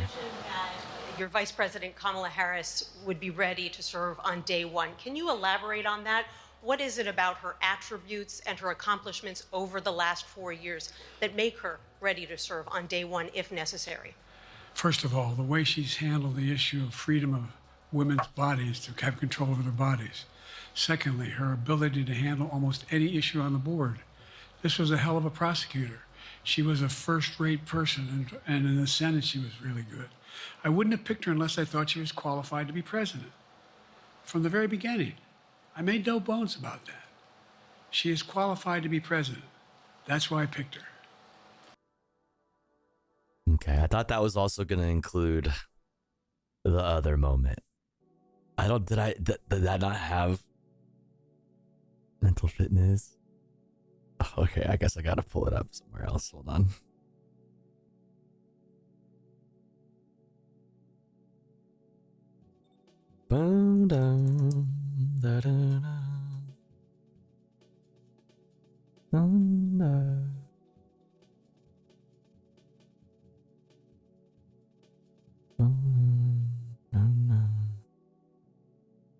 I wouldn't have picked Vice President Trump to be vice president, but I think she was not qualified to be president. So let's start there. Number one. The fact is... He misgendered Vice President Trump. I'm happy for her. The consideration is that I think I'm the most qualified person to run for president. I beat him once, and I will beat him again. Secondly, the idea... I served in the Senate a long time. Oh, we know. Oh, we're aware. The idea that senators and congressmen running for office worry about the ticket is not unusual. And I might add... I mean, it is unusual given the certain people, this late into election season. It is it is significant, right? Like you can't deny that. It's significant. And as far as I know, unprecedented. Like, yeah. At least 5 presidents running or incumbent presidents who had lower numbers than I have now, later in the campaign. So there's a long way to go. All right, Jack. Let's continue. Let's look at some other clippy clips. Bad nights, sir. How can you reassure the American people that you won't have more bad nights, whether they be on a debate stage or on some matter of foreign policy? Well, I tell you what, the best way to assure them is the way I assure myself. And that is, am I getting the job done? Am I getting the job done? Can you name me somebody who's got more major piece of legislation passed in 3.5 years? I created 2,000 jobs just last week. So what kind of jobs? If I slow down, I can't get the job done. That's a sign that I shouldn't be doing it. But there's no indication of that yet. What kind of jobs? None. I'm FDR, Jack. Hold on. One sec. On that, I'd like to reminded me of something. One sec. I'm cooking. I'm in the kitchen cooking. Straight chefing. Fuck, did I not fucking bookmark it?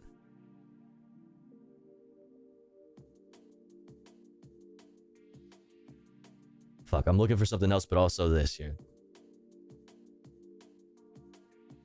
Hi, my name is Kyle. I have been a registered Democrat for the last 22 years. Like, in regards to what I was saying. I have voted in every election, up and down from the state to local level, that I could vote in.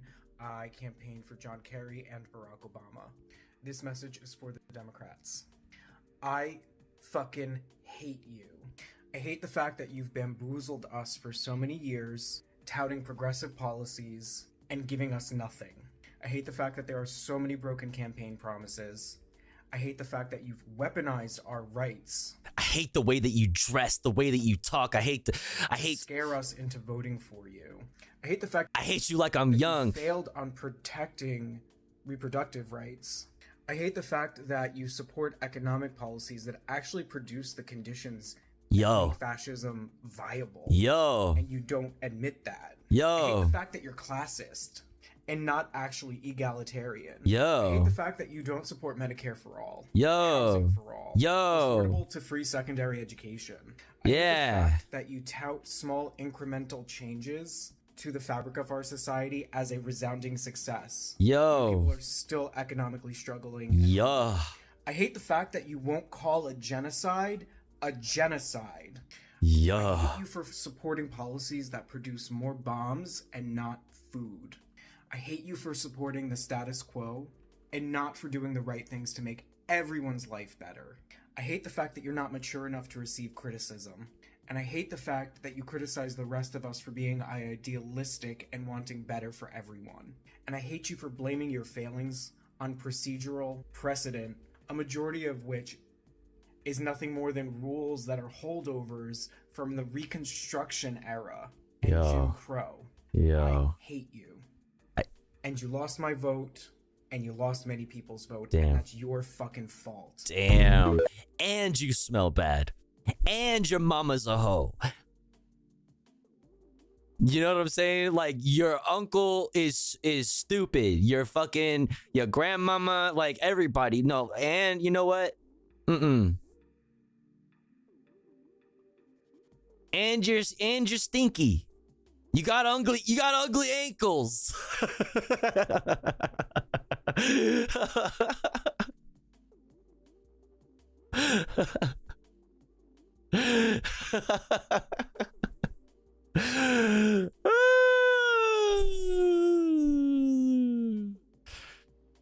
question has been from the beginning, what's the day after in Gaza? And the day after in Gaza has to be the end of the day after has to be. You're fit, whack. You can't even kickflip.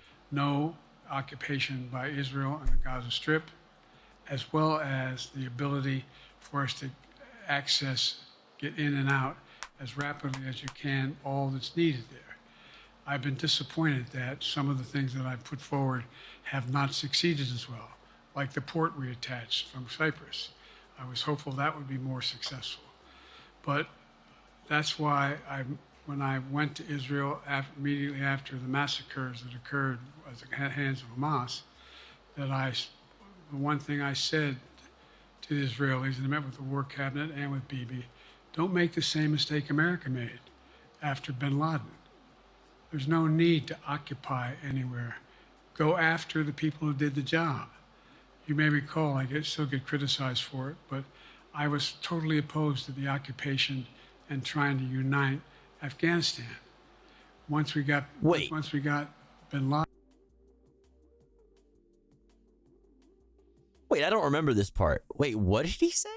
Get criticized for it, but I was totally opposed to the occupation and trying to unite Afghanistan. Opposed to the... Wait, hold on. Fact check.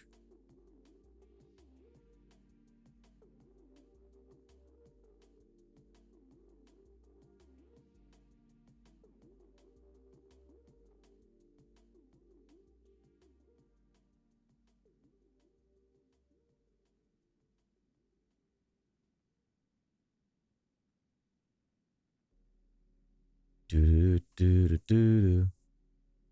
I need a fact check.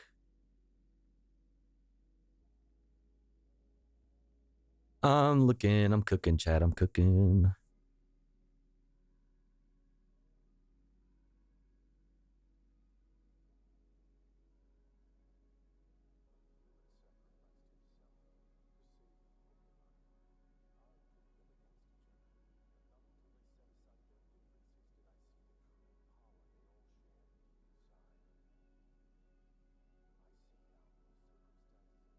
God, this is fucking hard.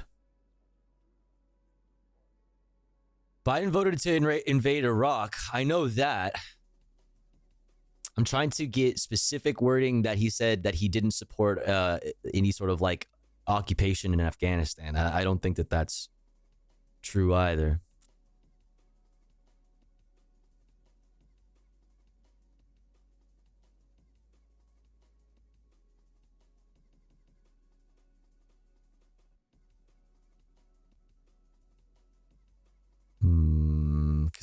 Because it's so hard to find anything because I'm trying to look for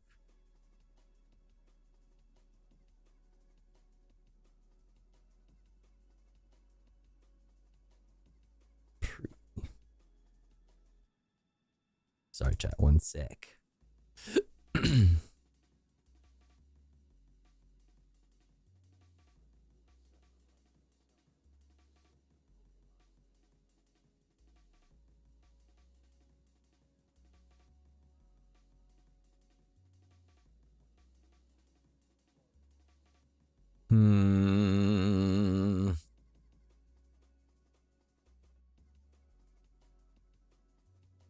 What is this? PolitiFact?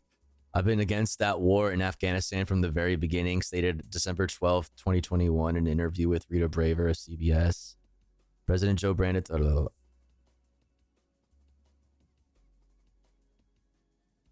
Thing says false. If Joe Biden was wrong that he was against the Afghanistan war from the start. Biden opposed aspects of the Afghanistan war as president, including a 2009 troop surge ordered by Obama. However, it's incorrect for Biden to say he opposed the war from the very beginning, along with every other senator present. Biden voted to launch the war in the first place 3 days after the 9/11 attacks. So it's like you could just honestly be you should just be honest and be like, listen, we were wrong, and like it was unpopular to be against the invasion of Iraq or anything in Afghanistan. It was unpopular at the time, and you know what, I was wrong and whatever. But to like say like, actually I never fuck with that shit is just not true. So I don't know, maybe it's a gaffe, chat. Maybe it was just a gaffe and he forgot. I don't know. Yo, Kama Henry, thank you so much for gifting to Left Justified. That's very kind of you. Thank you so much. Thank you. Putting us at 4 out of 25 for the daily sub goal, and extremely poggers. So yeah, I don't know. Maybe it's a gaffe, chat. He just gaffed. It was a mistake in 2021 and today. And yeah, like he fucking voted for this shit. So I mean, I don't know. Maybe it's a gaffe. Let's continue. Once we got bin Laden, we should have moved on, because it was not in our. No one's ever going to unite that country. I've been over every inch of that, not every inch, the entirety from the poppy fields all the way to the north. You been there? You went to the. Why were you in the poppy fields, fam? I said, don't make the same mistake. Did you bring Hunter with you? Mistake we made. Don't think that's what you should be doing, is doubling down. We'll help you find the bad guys, Sinwar and company. And all this criticism about I wouldn't provide when the weapons in you. I was at a bar. I was at a bar talking to a friend and loudly said, "I can't wear my ISIS shirt in polite company anymore," referring to the band. An attractive woman he knows came up to us, heard me say that, and immediately turned around and left.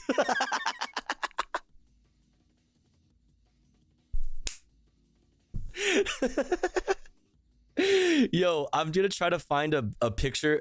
I hope it's still on my Instagram from a long ass time ago that I fucking, oh my God. Okay.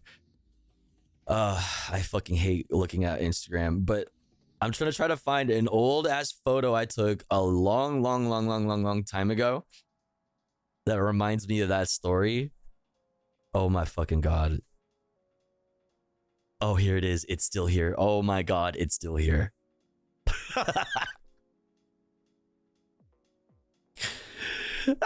Yo, okay.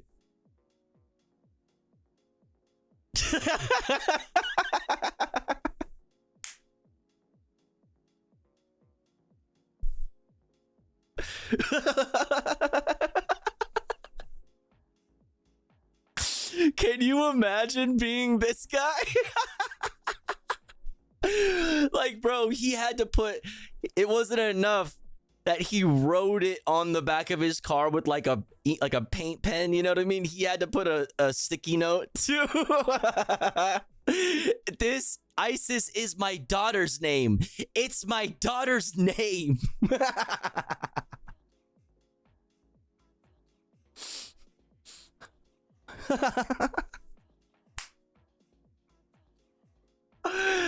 The coolest shit ever, dude. This is the coolest shit ever from 17.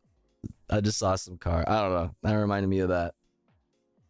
Named his daughter after terrorist SMH, dude, right? Don't put your also don't put your fucking daughter's name on your license plate. What the fuck, dude? Yeah, no, for real, dude. What do you mean? Yo, Carner, thank you so much for the raid. I hope you had a wonderful stream. Chat, what do you guys think about ISIS as a girl's name? What do you guys think? Yay or nay?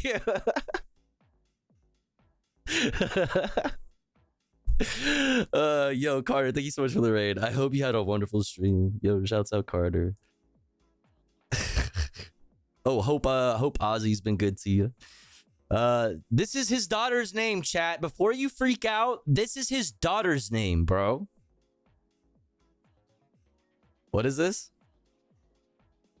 Chat plus tofu question the other day. Were we talking about how someone had a fake dick? What?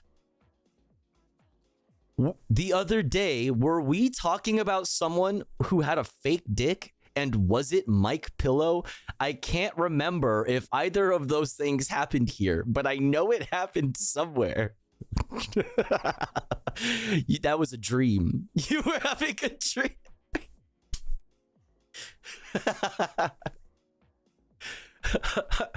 Oh my God. Violent Femme, I've had that dream too. Oh my God. Did we have the same dream? So not here. Nah, it's not ringing any bells. It's not ringing any bells. Not ringing any bells. But, you know, best of luck to you.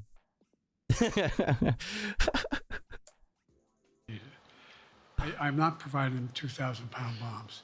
They cannot be. In North Africa and Southern Europe, ISIS is the name of a very famous detergent. Pog.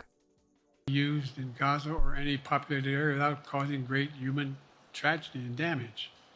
But remember what happened when you had the attack on Israel with rockets and ballistic missiles. I was able to unite the Arab nations as well as Europe, and nothing happened. Nothing got hurt. It sent an incredible lesson to what was going on from the Middle East. So there's a lot of things, in retrospect, I wish I had been able to convince the Israelis to do. But the bottom line is we have a chance now. It's time to end this war. It doesn't mean walk away from going after Sinwar and Hamas. And if you notice, you know better than most, there is a growing dissatisfaction on the West Bank from the Palestinians about Hamas. That's all you're gonna... Okay, I forgot about this part too. You didn't... What? The West Bank? The West Bank. One, support for Hamas is increasing. Probably out of like, for a multitude of reasons, but like largely out of like a desperation and just like an understanding for the concept of any kind of resistance, period. And unfortunately, that resistance being like largely led by Hamas, a fundamentalist organization. But we're talking about the West Bank. Okay, like we're not talking about like the Jenin brigades. We're not talking about any of these other, we're not talking about the PA. We're not talking about any of these other entities that are actually relevant to the West Bank. And also nothing about this. Hold on.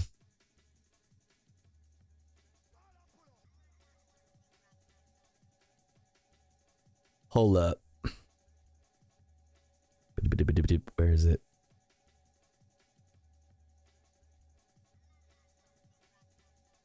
Yes, here it is. Jesus Christ.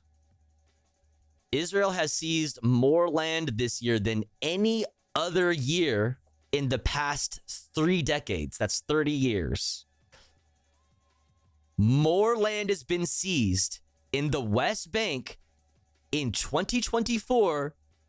We are just over halfway through that year, okay? We're in the beginning of the 7th month of 2024. More land has been seized this year than any other year in the last 3 decades. And you're not going to say anything about that? You want to talk about how, which I don't, I'm going to actually need a fucking, a source on that. That like the West Bank is starting to turn on Hamas, where Hamas is not even necessarily relevant to the West Bank like that. 1 and 2, the numbers that we do know about support for Hamas is rising because of, just because of the sheer brutality that the IDF and the state of Israel is unleashing on the Palestinian people. Nearly half of all West Bank land seized by Israel since the 1993 Oslo Accords was taken this year.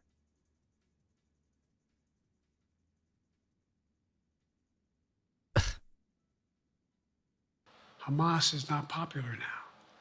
And so there's a lot of moving parts.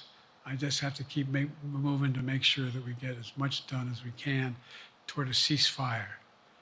By allowing the flow of 500-pound bombs to continue to Israel, for example. You know what I'm saying? The question has been from the beginning, what's the risky click of the day? Bro, don't do this.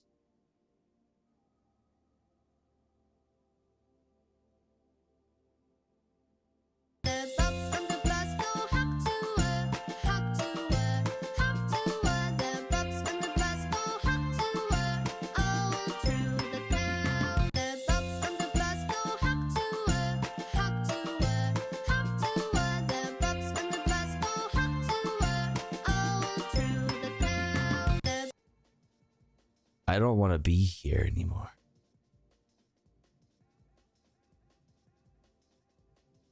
Somebody This guy made fucking a super realistic shut up. Iron Man suit. No, I don't want to be here anymore. We deserve Joe Biden.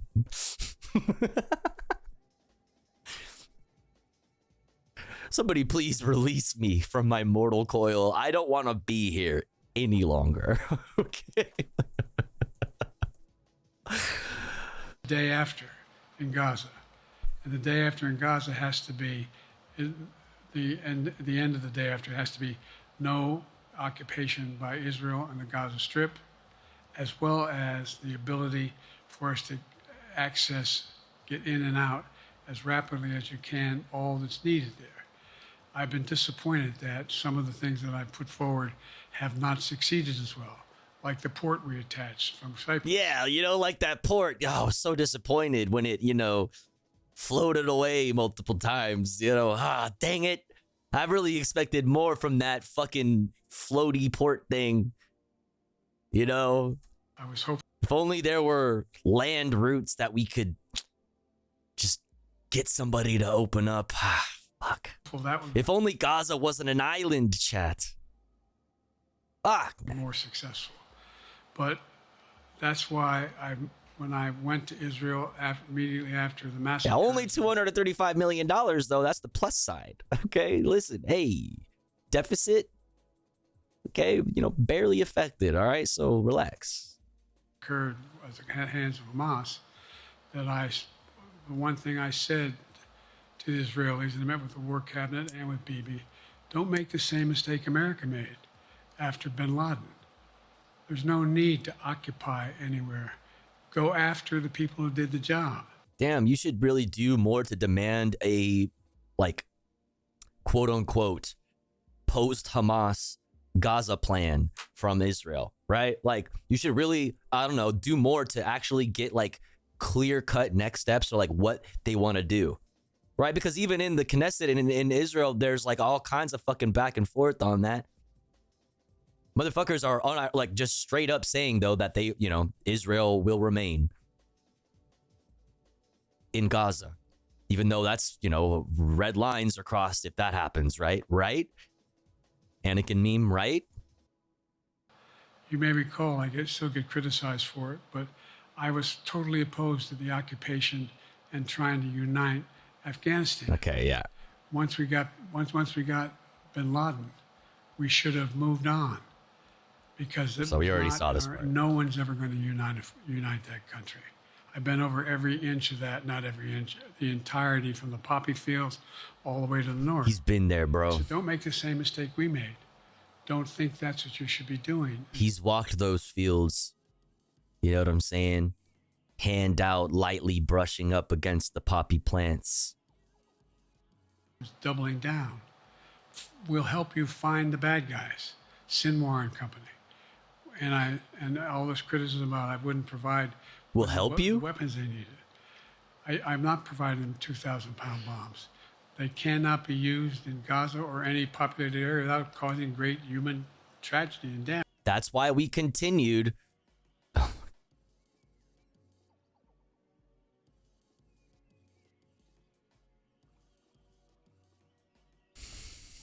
That's why we're resuming the delivery of 500-pound bombs to Israel. So that they can do just that. Cool. But remember what happened when you had the attack on Israel with rockets and ballistic missiles. I was able to unite the Arab nations as well as Europe, and nothing happened. Nothing got hurt. It sent an incredible lesson to what was going on from the Middle East. So there's a lot of things, in retrospect, I wish I had been able to convince the Israelis to do. But the bottom line is we have a chance now. It's time to end this war.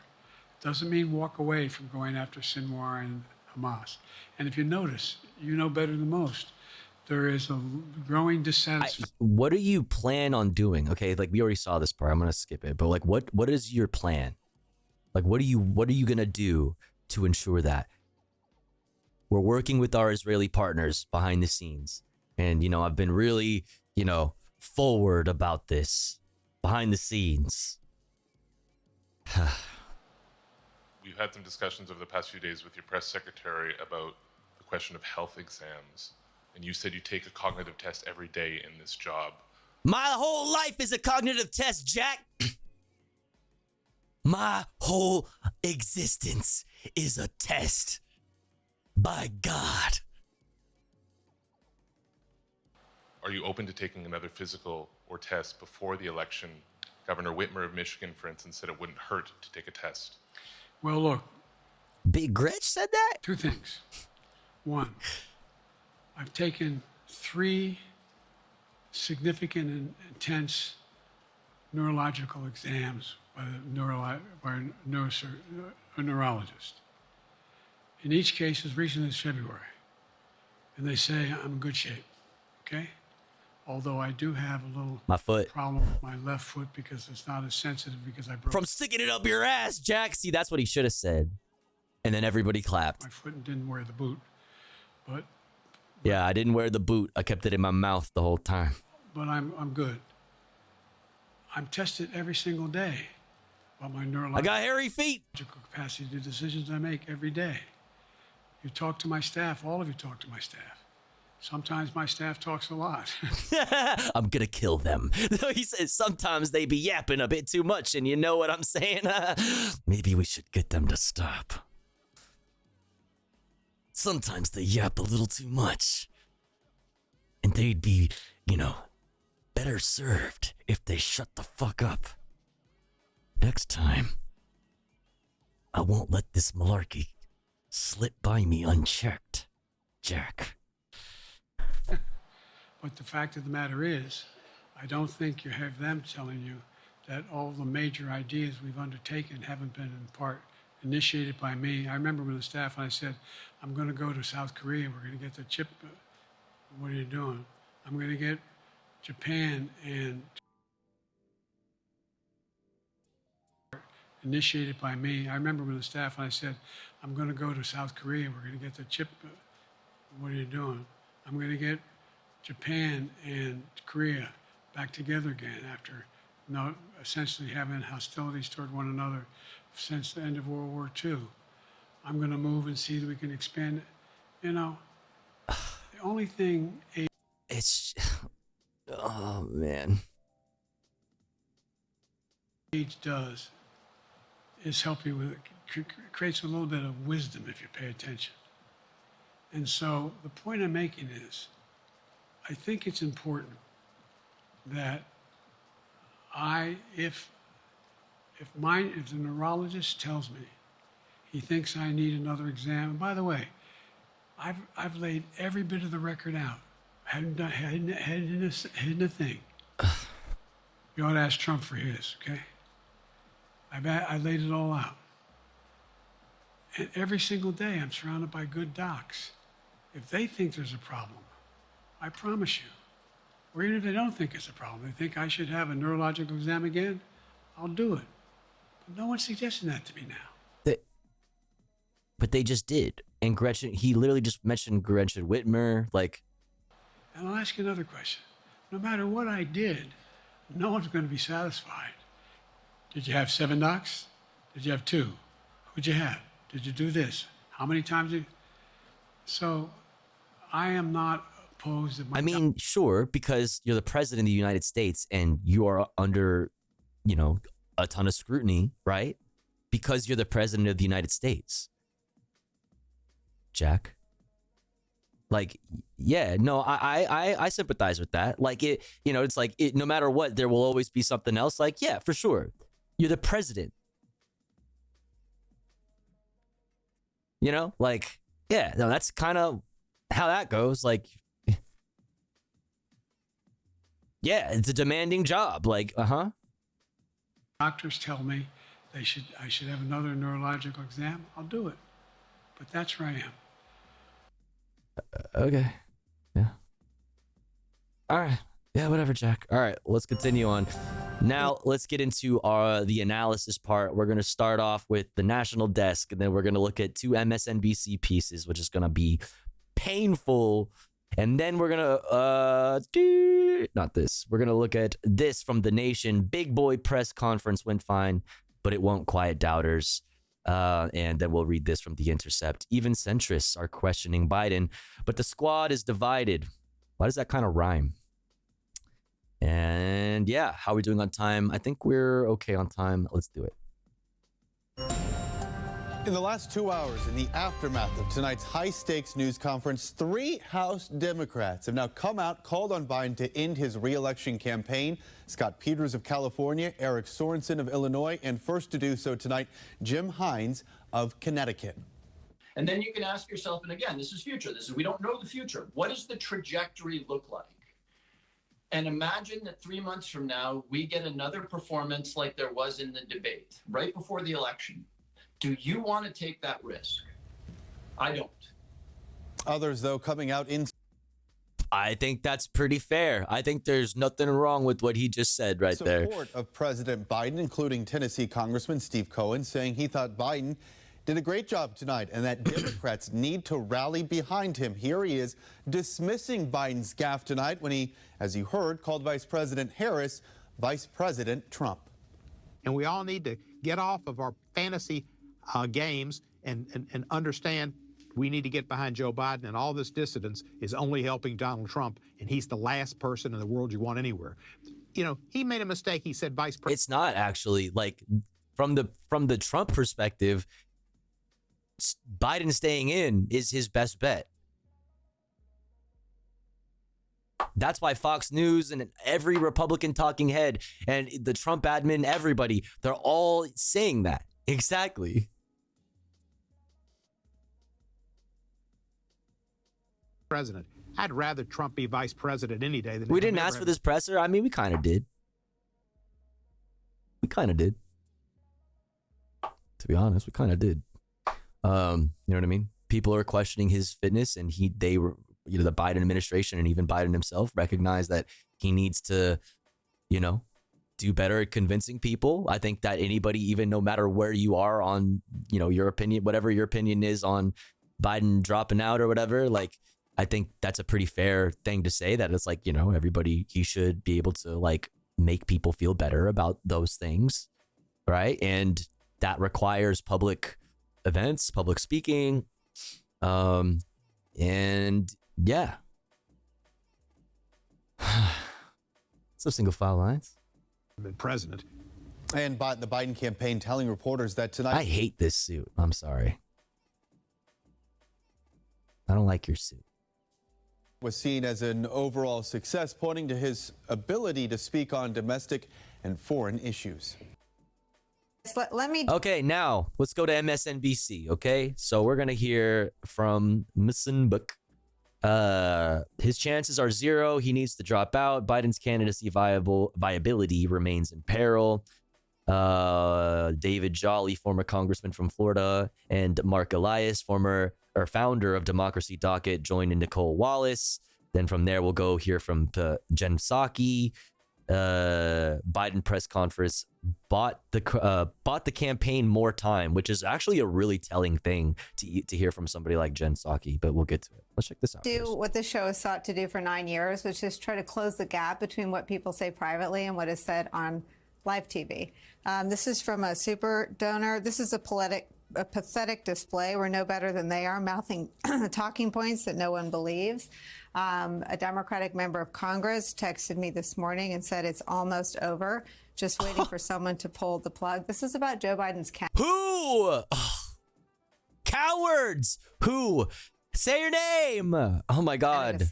This is what my colleagues, Jonathan Allen and Carol Lee, reported today. Quote, several of President Joe Biden's closest allies, including 3 people who are directly involved in efforts to reelect him, told NBC News they now see his chances of winning at 0. and the likelihood of him taking down fellow Democratic candidates growing.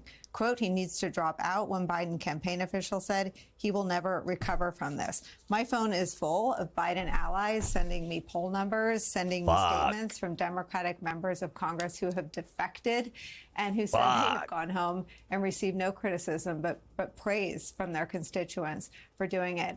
This is not a president or a campaign season about whether tax cuts go up or down. It is not a campaign season that is about whose health plan. This is about whether there is a health plan. This is about whether there is a democracy. This is about whether in January we're covering mass arrests of the Clinton, the Obamas, and the Bidens.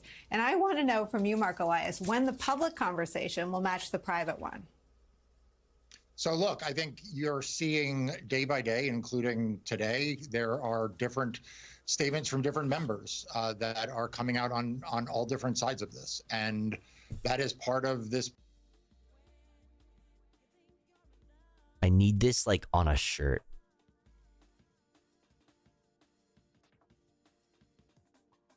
The democracy defender. Process that we are unfortunately been stuck in the last 2 weeks.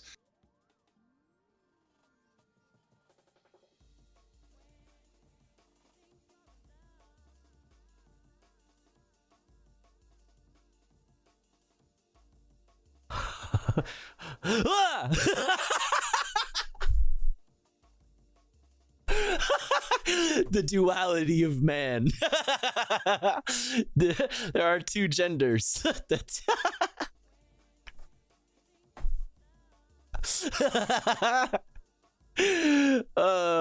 are two wolves inside of you, chat. One is Das Kapital. The other is My Life. By Bill Clinton.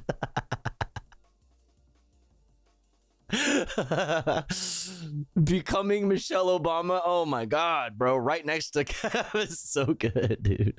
This is sick, dude. What else you got in here? Oh, is this the people's history of the United States? Might be something else. Supreme Court practice. Ooh, vote. Ezra Klein. Judging the fuck out of him, dude. I'm judging the fuck out of this guy right now. As you point out, I do want to add one thing to a point you made, though, when you asked David his last question about, who benefits from the cynicism that none of this matters. And the only person who benefits from the cynicism that none of this matters is Donald Trump. The only person who will benefit from people. How many books have you read lately? Do I look like a fucking nerd, punk ass fucking loser to you? I'm literally a block of tofu. You think I can read? The fuck? I can't even open my eyes. They stay closed like this. The fuck? Staying home is Donald Trump. And so it is important that when this political process sorts itself out, as it will need to, because the convention is coming upon us. It's what? As it will need to, because the convention is coming upon us. Damn. That Nori? All Democrats and all right-thinking people reject the cynicism that is being offered to them by Crystal Savita and Susie Wiles. That they reject the cynicism that Donald Trump wants to seep into the discussion, and that we understand the importance of the threats to democracy. I mean, David Jolly, I guess I come back. Oh yeah.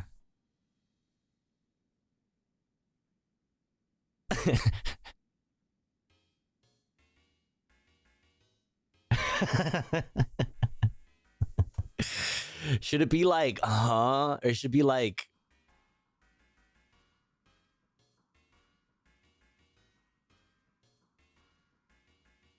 should it be a yo? Or like what should it be, huh? Or what? Should it be a tofu, huh?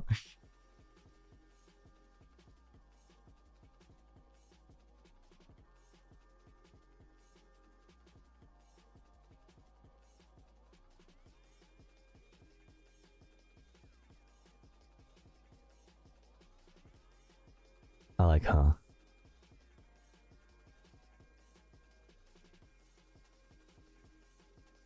Fire. Yo, what's up, Joe? To you with the question of what now distinguishes the two parties when you've got Republicans who've long said something very different about Donald Trump in private than they do in public, right? Sure. You now have the same thing happening in the Democratic Party. Among elected officials. And I think this is very important because just as we would suggest that top Democrats might be gaslighting, and I use that term about the White House staff in the first 72 hours after the debate. I remain unsettled by what I saw, but I accept the reality that Joe Biden has said, trust me, I can do this, and he made the decision to stay in. And so now it's a contrast. And so this is where I would suggest the parties are different. If that donor that was quoted or that anonymous elected official or that Democratic leader who is quoted saying, we have to do something, we have to pull the plug on Biden, you're undermining democracy because you're invalidating 14 million votes of Democrats across the country that handed Joe Biden the nomination. There were 16 million Democrats that participated in the Democratic primary to choose their nominee. Over 14 million chose Joe Biden. 2 million chose somebody else. And the notion that members of Congress or a machine or a donor is going to come in and say, hey, voters, no, no, no, no, no. You don't really control the party. We do. It's the most Republican thing of all that Democrats could do in this moment. And that's where they would ultimately fail the test about democracy. This isn't easy. It's not good. The Democratic voters nominated Joe Biden. Joe Biden said he's staying in. So now your choice is between Biden and Trump. That's it. Well, I don't think anyone is saying that the party leaders have any power at all because they wouldn't be texting reporters well, they think if they do, did, right? Nicole. But I don't think anybody does. I think if we're going to stay true to what we've tried to do in these 2 hours, the only person with any power to do anything different is Joe Biden. And Joe Biden wants all the same things that we do. Joe Biden wants to continue to live in a democracy. Joe Biden's own son would be probably the first person the Bidens have more on the line than anybody. And would be probably the first person the Bidens have more. What will Joe Biden's son do?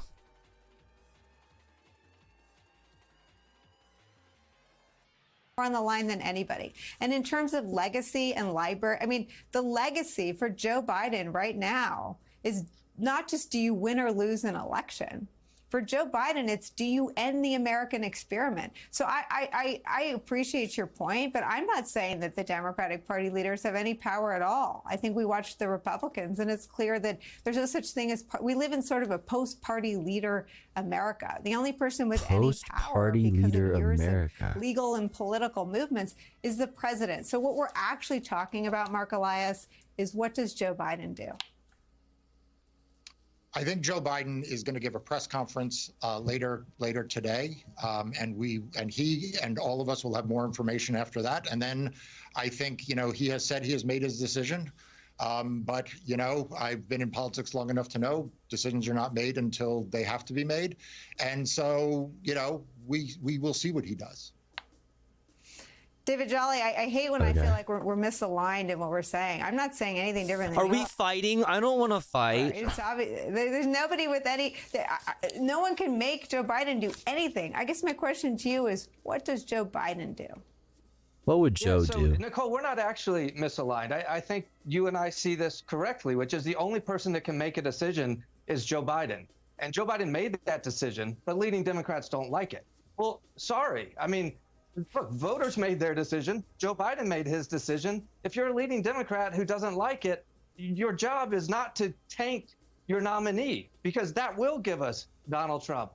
Even if you genuinely believe, what if you genuinely believe? Do you think that they're all being like dishonest when they say that they don't think? When somebody says they don't think, like if they care about the same things as you, right? The ending of the American experiment, as you say, right? If they are equally as afraid of this, maybe even they could even maybe make the case that they're more afraid of it, so afraid of it that they want the best possible option going up against that end of the American experiment. Is it not possible for somebody in the Democratic establishment to genuinely feel like it is taking a really huge risk by keeping Joe Biden at the helm? Like, is that not possible? Or are they all dishonest? Like that's so weird. Like, you may think that it is your job to everybody get, get behind Biden, right? As a party, come together and support Biden. But what if somebody is genuinely feels like this is not the best move?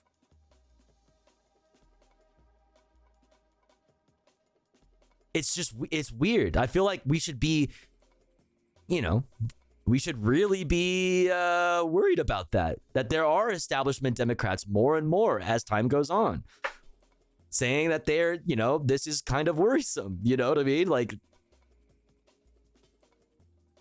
why is that not valid?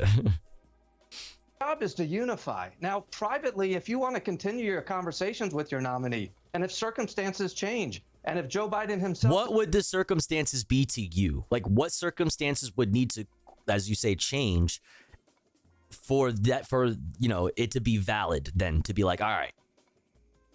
He's saying behind the scenes, have the conversations with your candidate if you have concerns. But, in public facing, support your candidate until things change. To you, in your opinion, what would need to change in order for you to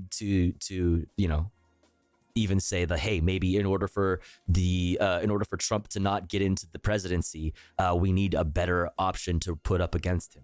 We need a better hand to play. What would it take?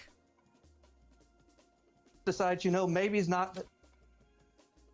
What is it? 2024 general election from RCP. Trump versus Brandon versus Kennedy versus West versus Stein. Yo. I can't believe they even have West and Stein in there. RCP average. Trump is holy. Okay, I talk a lot, Chad, about how polls are to be taken with like a bucket full of salt, right? But oh my God, chat, when you have a multitude of polls,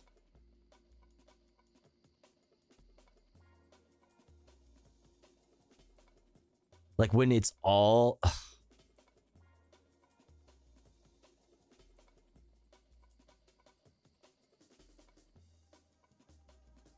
it's like, it's worth considering. You know what I mean? It's worth considering when you see this. Like, that's Wall Street Journal, Emerson, Economist YouGov, ABC, Washington Post. This is the RCP. So the Real Clear polling is the average. Okay.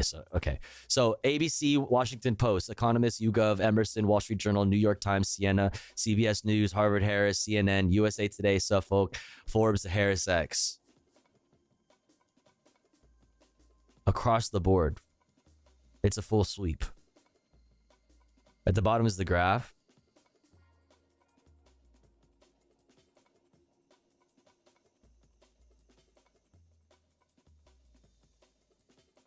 That's pretty steady, dude.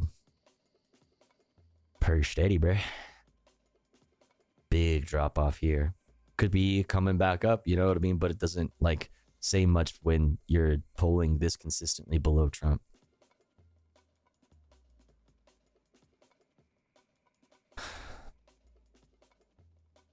Because I'd like to make an appeal to liberal, more liberal people, not even necessarily liberal, people that are still riding with Biden all the way, and don't have any questions whatsoever.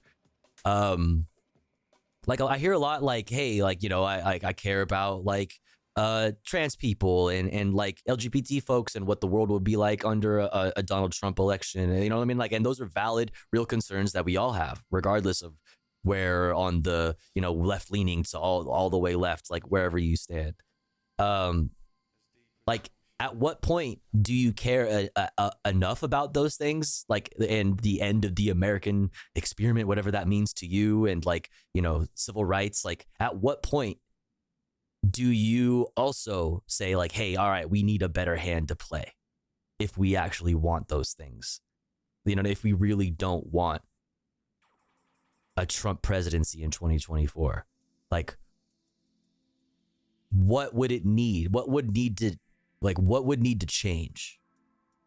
Would the president, this is a genuine question. Would the president, would it just be death? Where there's no other choice? I voted in every POTUS election since 1980. This year is the first time I've left POTUS spot empty. There's a lot of us boomers who are freaked out about Brandon. Who do you think would be the best Democratic candidate to beat Trump? I think that most Democratic governors poll just as good as Biden does, which means that we could make them poll better once we get them out there in front of the public. Literally anybody, like literally it would be anybody else. Like people that I don't like.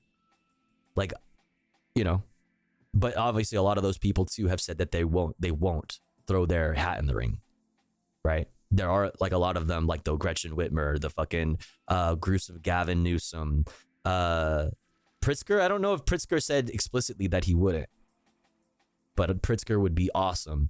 Pritzker would be great.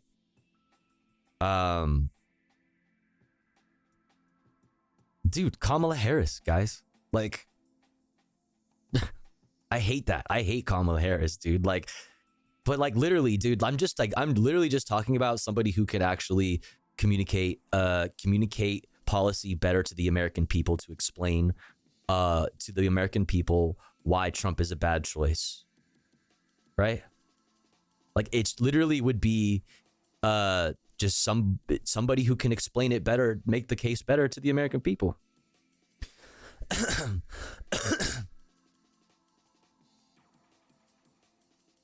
I mean, you can say that, Bleak, but like this isn't neck and neck. Like I guess it's neck and neck. It's still below. Like I don't know, like what you're talking. We're looking at these polls right now. Like +1, +3, +4, +6, +5, +4, +8, +6, +3, +5. This is not even considering the uncommitted vote. This is not, you know what I mean? This is not like, you know what I mean? Like this is like.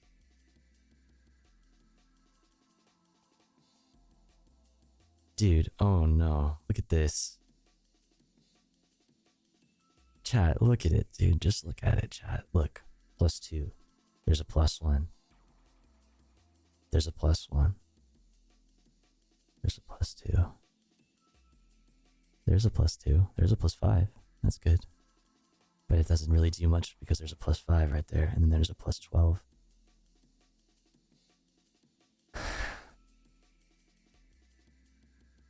Like, what would it take for you to change your mind that maybe somebody else would be a better choice? Because, like, we agree that Trump is bad. Right? We agree. Like, the DNC needs to get behind somebody. It would take the DNC. So it's gonna take, you know, the leader, the proposed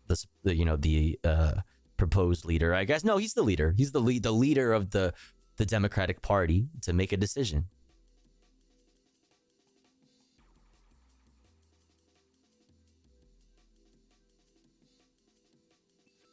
Like, I live in a solidly blue state, right? You know my take on electoralism. I don't want to explain the whole take again, right? You guys know my take on electoralism. I'm in a solidly blue state. You know, people in solid states have more opportunity to sit out if they feel disenfranchised in the federal election, not down ballot. You don't have that. You're not allowed. But federally, like, I don't blame you for sitting out. You know what I'm saying?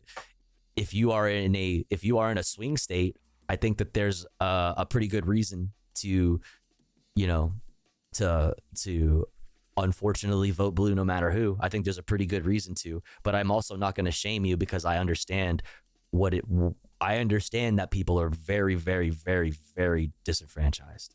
I realize why people feel that way. I see what it is that makes people feel that way. So I'm not going to shame you. I still think you should if you are in a swing state, but I'm not going to shame you because shaming never convinced anybody anything. People, you've been failed. You've been let down. People need to do a better job at convincing you that it's worth it. They failed you. It's not your responsibility. It's their responsibility. Shaming convinced me to shave my balls. Okay, well. All right, noted. Let's continue. now's not the time. Maybe I should step back, then unify around that decision. Joe Biden gave you his decision.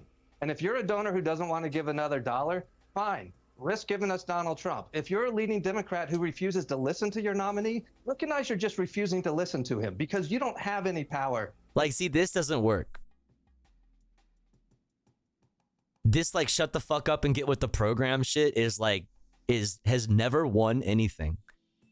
I've never convinced anybody of anything by telling them that they're a bad person first before, you know what I mean? Like, I've literally never said, you know, I've brought up this example. I've never convinced anyone to go vegan by throwing red paint on their fucking leather clothes.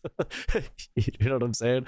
Like, the people that I've convinced to go vegan, it's because I just did my own thing around them, and then they saw it as an example, and I never brought it up. Except for right now. I'm bringing it up right now. But you know what I mean? You get the example, right? Like, this doesn't work. If it hasn't worked, maybe you should try something different. If something isn't working and you keep doing it over and over again, maybe you should try something different. And shaming people into voting and saying it votes blue or it gets the orange man again, it doesn't work. You need to make the case for a future that actually, like, you know what I mean? You need to make the case for the future of this country. You need to actually make a case. There are things that Joe Brandon could be leaning into to help make that case, like the labor movement. But he's not leaning into it enough. He could easily be the most popular president of all time if he leaned into that. Harder. No, you need Gilbert Gottfried telling Hassan to go vegan, that fake leftist grifter. He has no excuse. They really think we would be fine with the country collapsing. I mean, it's a point of privilege to be like, you know what I mean? Status quo is better. You know what I mean? Like, it's on one hand, from a certain point of perspective, it's like it was like that person that we saw yesterday. I can't remember exactly what they said. It was like a random interview with like a random person. They're like, I hate the status quo, but like I'm voting for the status quo because the opposite is fucking a nosedive into fascism. And like, yeah, for sure. However, that status quo is maybe it may not be a nosedive, but it is a slide into fascism. And it's a point of privilege for you to say that, like, I approve of the slide into fascism rather than the nosedive into fascism, because the slide into fascism still affects, no matter what, the most vulnerable parts of our society. The nosedive into fascism is what would probably maybe start to affect the richer people and, you know what I mean, things like that. But in the slow slide into fascism, the worst off among us, the most vulnerable parts of our society, who we should care about the most, are already suffering. So for you to say that the status quo is better is even in itself, that is a point of privilege. In this say, so you can have as many meetings over on the Hill as you want, but you're sitting around a campfire, patting each other on the back, and it's not making a bit of difference. Joe Biden made his decision. If you don't like it, it's too bad. If he changes his mind, maybe you'll like it. But he's not changing his mind right now. He's your nominee. You're with him or you're with Donald Trump. And I get it. It's a hard situation for all of us. But Biden will protect freedom on the world stage, protect American democracy. Donald Trump will end it. It's that simple. Hey there, MS. Hey there. I'm Luke Russert, and be sure to join me, Rachel Maddow, You're not Rachel Maddow. Jen Psaki. I'm Luke Russert, and be sure to join me, Rachel Maddow. You're not Rachel Maddow. Stop lying. Who is this man? Security. How did you get in here? How did you get access to our YouTube account? All right, next up, chat, we're going to look at this from Jen Psaki, also from MSNBC, and then we'll look at this from The Nation and this from The Intercept. Okay, but the thing is, chat, the ads are about to run because it's been about an hour since our last ad break. Don't you worry, though, because here at the Tofu Ghost broadcast, when we run ads, we run them while I'm away from the stream. That way, even if you're unsubscribed to the channel, you don't miss out on any of the content. But if you would like to support the stream, if you would like to support me, the streamer, and also get access to really cool Tofu Ghost emotes, all you need to do is subscribe for $6 or for free with the Twitch Prime by connecting your Amazon Prime account to your Twitch account. Or let's say you're already subscribed to the channel and you're feeling generous and you have the means to, maybe consider upgrading your sub from tier 1 to tier 2 or tier 3 to get access to exclusive emotes. Or even better yet, consider gifting a sub to one of our unsubbed friends in the chat that may not be able to afford a sub this month, like OnlyFacts or whoever else. If you are one of those unsubbed friends, make sure to say hi in the chat. If you're lurking, throw an emote in the chat. That way somebody might notice you and feel generous enough to shoot you a gifty. We're currently at 4 out of 25 for the daily sub goal chat. If you enjoy the content, if you enjoy the stream, please do consider supporting in some way. That way we can continue to do this full time. You can also throw bits or donos my way. Donos are cool because they go straight into my wallet and I could use it immediately to DoorDash some yummy grubbies or something. I'll be back in 3 minutes. Don't you go anywhere. BRB.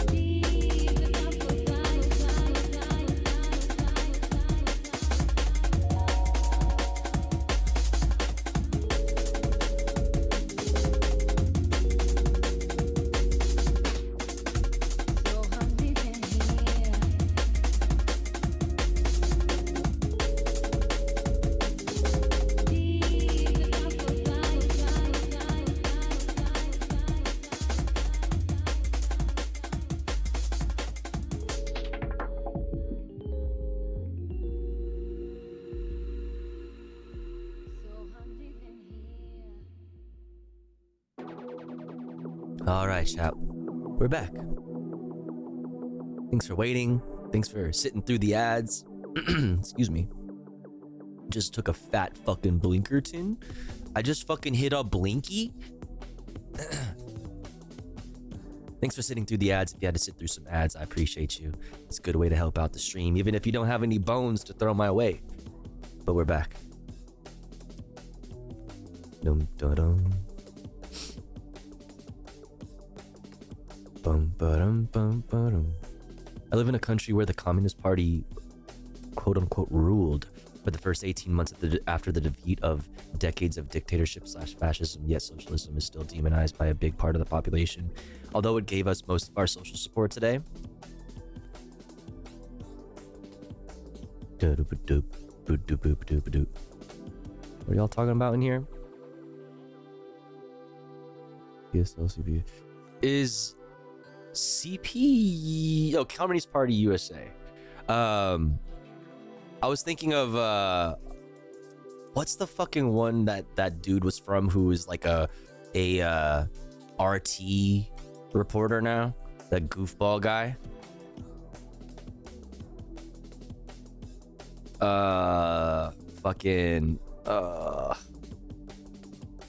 Was it Center for Political like Innovation or something? Was it CPI? Yeah, Maupin. Yeah, that guy.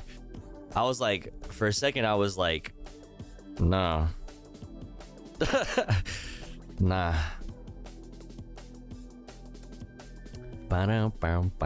Okay, let's get back into it, chat. Let's hear what Jen Psaki,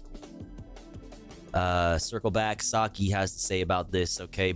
Biden press conference bought the campaign more time, which is really interesting to say. I mean, we'll have to hear it in context, right? But like, that's a really interesting thing to say. It's like it's almost like an admission of sorts to me. But like I said, we'll have to hear it in its context. But like, she's an MSNBC host, right? She works at MSNBC, and this is an MSNBC video. So like, Biden press conference bought the campaign more time. What do you mean? Why does more time need to be bought? And like, when you say buying more time, it feels like there's something happening that you need to worry about, where time is like of the essence. You know what I mean? It's like, it almost feels like some kind of an admission, but like, we'll have to see what it says, what she said. Let's check it out. We have the news from Jim Himes, which did seem to me, I guess if I'm reading the meta message of Himes coming out, Basil, it doesn't feel accidental, right? Like, to do it right after that press conference, in which I don't think that was like a disqualifying press conference in any way. I don't think anyone would think that, like, oh my God, that was a disaster. No one's walking away from that press conference feeling the way they might have after that debate. To come out after that press conference. I mean, but they're still not feeling any better after the debate, though, right? That may be true, but they're still not, like, the people who felt the way after the debate are not feeling better about it now that, you know what I mean? So it's like, sure. I'm going to say, I still think he's been a heroic leader. He's great and he needs to step aside. To me, seems to indicate some coordinated effort. Yeah. Was pre-written? Yes. Ready for NATO? Right, yes, I don't think I don't think he just drew it up in that hour. What do you think? Right, no, I do think there might be some, because there's been so much happening and there's a constant drip, that people feel compelled to continue to sort of do something and say something because it's been happening over the last 2 weeks. But if you look at the Joe Biden of today, he could sit in a rocking chair and have the same answers to those same questions and be like, you know what, this guy's actually fairly conversant on public policy. We are not quibbling about whether or not he's good on policy. So what are we quibbling about? We're concerned about the fact that after the idea is that, though, in an election year, you need to be good at explaining that policy. No matter how good your policy is, if you can't explain it to a voter, it won't matter. You could have the best, most popular policies in town. If you can't tell people that, it's a problem. After a debate that he called for, where the stakes are really high, where we wanted him to really go after Donald Trump. He didn't do it the way we wanted him to. And you know what? That's unfortunate. And that's I think it's understating the No. Because the issues with Joe Biden for many voters are built in. But we wanted to see him on that debate stage really take it to a guy who, Project 2025, he's pretty much embraced. And he didn't do that. And you know what? I get that. But at the same time, we know that Joe Biden is very good on public policy. We know he's very good on the issues. And if we think about the politics of this, I get that there are a lot of candidates down ballot. Chuck Schumer especially does not want to lose the Senate. Nobody wants to lose the Senate. He clearly does not want to lose the Senate and is very concerned about that. You got Hakeem in New York, where getting the majority back for Democrats runs through New York largely, and I'm sure he's hearing from his members. I get all of that. But my point is, you tell this Joe Biden that he's got to step down, and he'll tell you, I have 3,896 delegates. Take them from me. Right now. But my point. What about the uncommitted? There are also delegates who are a part of the uncommitted vote. But my point is that, we're here because there are a lot of people right after the debate that started wringing their hands and saying, I don't know, this isn't the guy for me. But I don't think that's why we're here. I worked for Joe Biden. I love Joe Biden. You did? I just have to say, you worked? No. the problem with the debate is that it reaffirmed what a lot of people feared, was that he was old. He is 81 years old. He is very conversant on policy. This is not a question of whether he is good on policy, whether he's been an effective president, or whether he is a good man. He has all of those things. Or whether he has more expertise than Donald Trump, or is better on policy. Who is promising to flip his allegiances on the Ukraine war. It's about whether he can defeat Donald Trump. And the challenge is with that press conference, which he was quite conversant on all these issues, it didn't give people a path, nor was it maybe designed to, on how he could defeat Trump in November. Well, so I think it gave them, it gave them more time, which for the campaign is a win, right? That's what they want. It doesn't mean it's a win for the process, because this purgatory and this in-between is a real challenge, and the uncertainty is what's a challenge for the down ballot candidate. Damn, okay. I mean, so she's just kind of telling it purely strategically. She's like, so yeah, like it bought time because it wasn't like a terrible speech. You know, he had a pretty bad gaffe, but you know what I mean? It wasn't like fucking as bad, which is, man, the bar is just like, so the bar has gone so low now because of it. You know what I mean? It's a bummer. But she's even saying herself, that it bought time. The positive of the positive of this speech or this press conference was that it bought the administration and the campaign time. Meaning, like, there is something that, you know, there is a reason why you need to buy time, because time is of the essence for some fucking reason, right? We're worried about having like another bad day, which is what the questions keep, which is the question that keeps getting asked over and over and over and over again. But what about if there's another bad day in the future? And what if those bad days become more frequent? Right? Like, yeah, okay, you had a bad day, but as time goes on, those bad days will probably become more frequent, right? Because you will be getting older, right? So I don't know. Like, it's like she even realizes that somebody who she herself just said worked for Joe Brandon. The positive she sees is that there was time bought, and from my perspective, that is when you have to resort to like purely strategic, things like that, it's not looking good. It's overall not a good situation for Joe Biden. One of the things that's I actually absolutely agree with you. This is a purgatory. This is a terrible. I heard that President Putin is leading Ukraine. Yeah, you heard that. What's up, Zach? A week of this, because we're done. We're lost. We're done. It's insurmountable. We have another. I disagree. But no, I think it's insurmountable if we have another week like this. Absolutely. And I want this to not be the case. But if we have another week, we're done. That's actually huge right there too. So therein lies the whole issue. What if there's another bad day?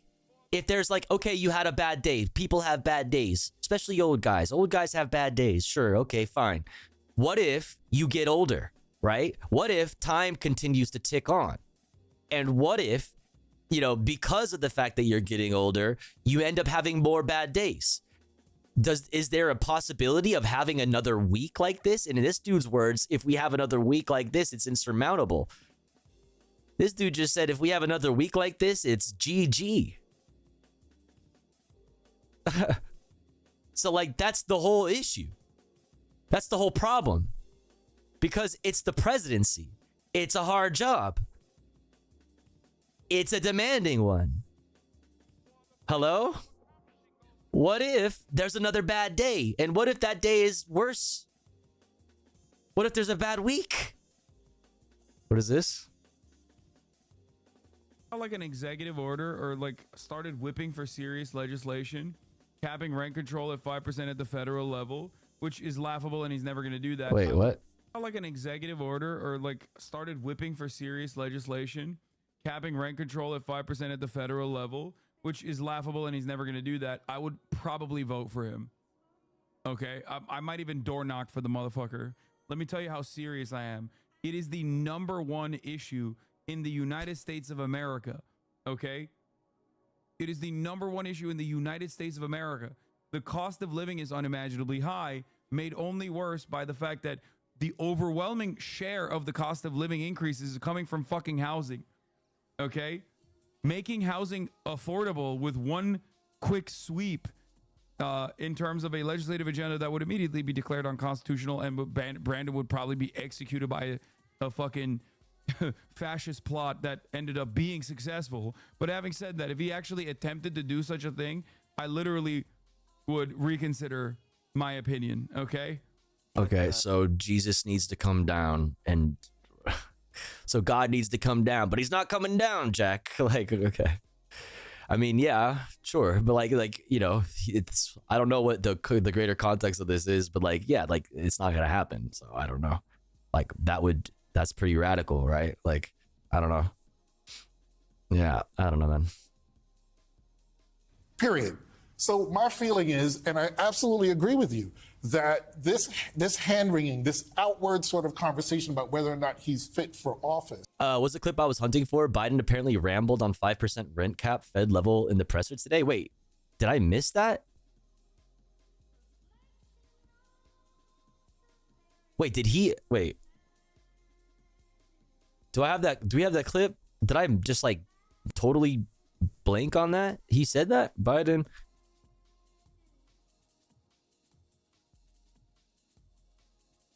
5% rent cap.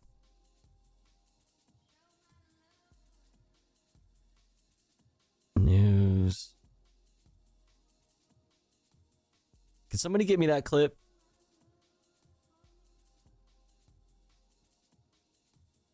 Okay, I think I found it. Is it? Oh no, this is the debate. Okay, but he said, okay, President Biden recommends. President Biden, inflation has slowed, but prices remain high. Since you took office, the price of essentials has increased. What do you say to voters who feel they are worse off under your presidency than they were under President Trump? And we're going to make sure that we reduce the price of housing. We're going to make sure we build 2 million new units. We're going to make sure we cap rents so corporate greed can't take over. The combination of okay, I remember him saying this, but there's no specific percentage there. The corporate greed is the reason why we're in this problem right now. If you want to talk about reducing inflation, some of the stuff that he mentioned isn't going to reduce inflation.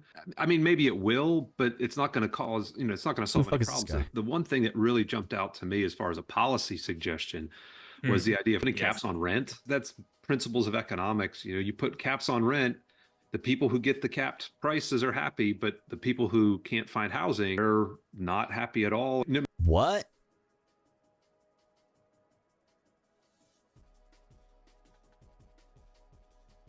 That's principles of economics. You put caps on rent, the people who get the capped prices are happy, but the people who can't find housing are not. What are you talking about? It would be easier to find housing if rents were capped, you dingus.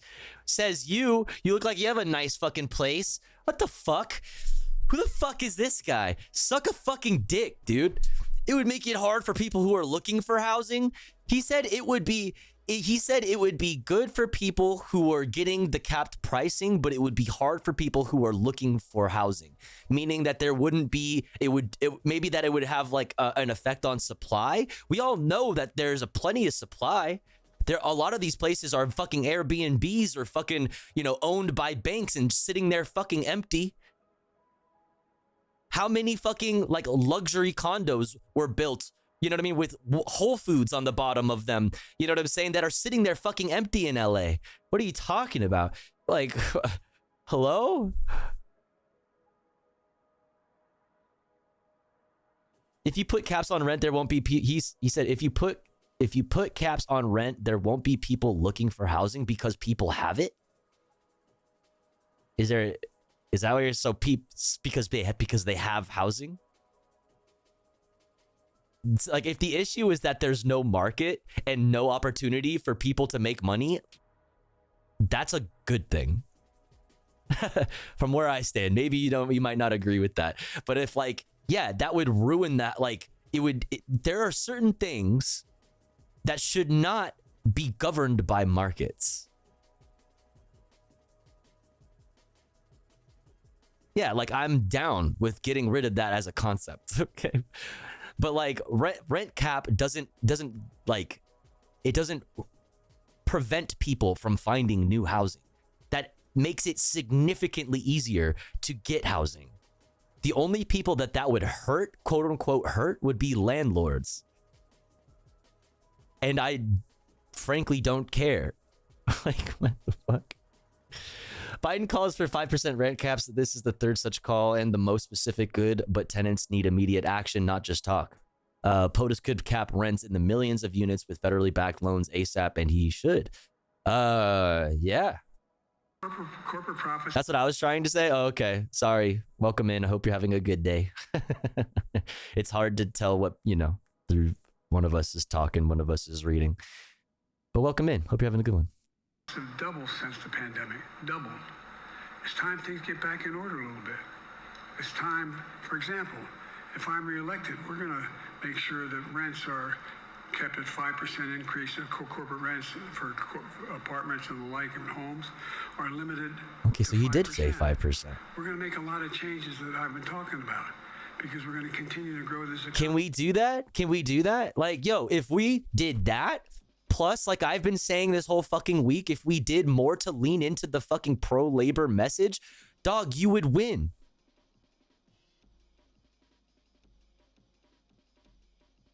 Motherfucker, we'll vote in a corpse.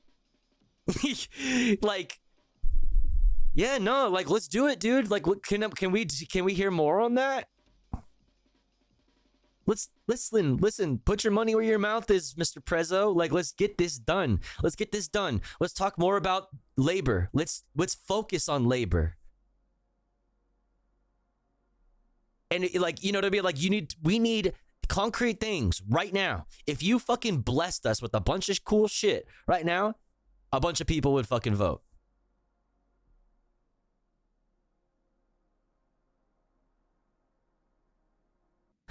Rent is too damn high. Most Americans, yeah. So that's interesting. I guess I skipped the specific 5% number skipped my brain. Like I slipped right by me. Fuck this guy though. I hate him. I don't even know him and I hate him. Let's get back to Jen Psaki. Let's circle back.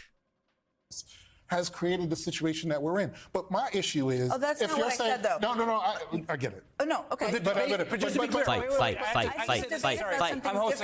I'm hosting a show, so let me just say this. The hand-wringing has partly created it, but we just got to be clear here. The debate precipitated all of this. The debate, we would not be sitting here, we wouldn't be having this. The but-for cause of the last few weeks is a debate that the Biden folks asked for because they thought it was an opportunity to claw back on Donald Trump. And the performance there was so unnerving that we're having this conversation. That's what precipitated. No, and I get that. And that's what I'm saying. That's what I'm saying. Right. He asked for this. Right. He didn't perform the way a lot of folks wanted him to perform, probably not the way he wanted to perform. And here we are. But my issue is this. if you're standing up, if you're a Democrat right now and you're standing up and you're saying that Joe Biden is not fit to run for office and therefore should not be in office in January, you're saying he's also not fit to be president right now. What the hell are you doing? Well, here's the thing about that, my friend. I'm glad to see that you're sitting down because I have some news for you, sir. Yeah. Oh, no, you backed me into a logical corner.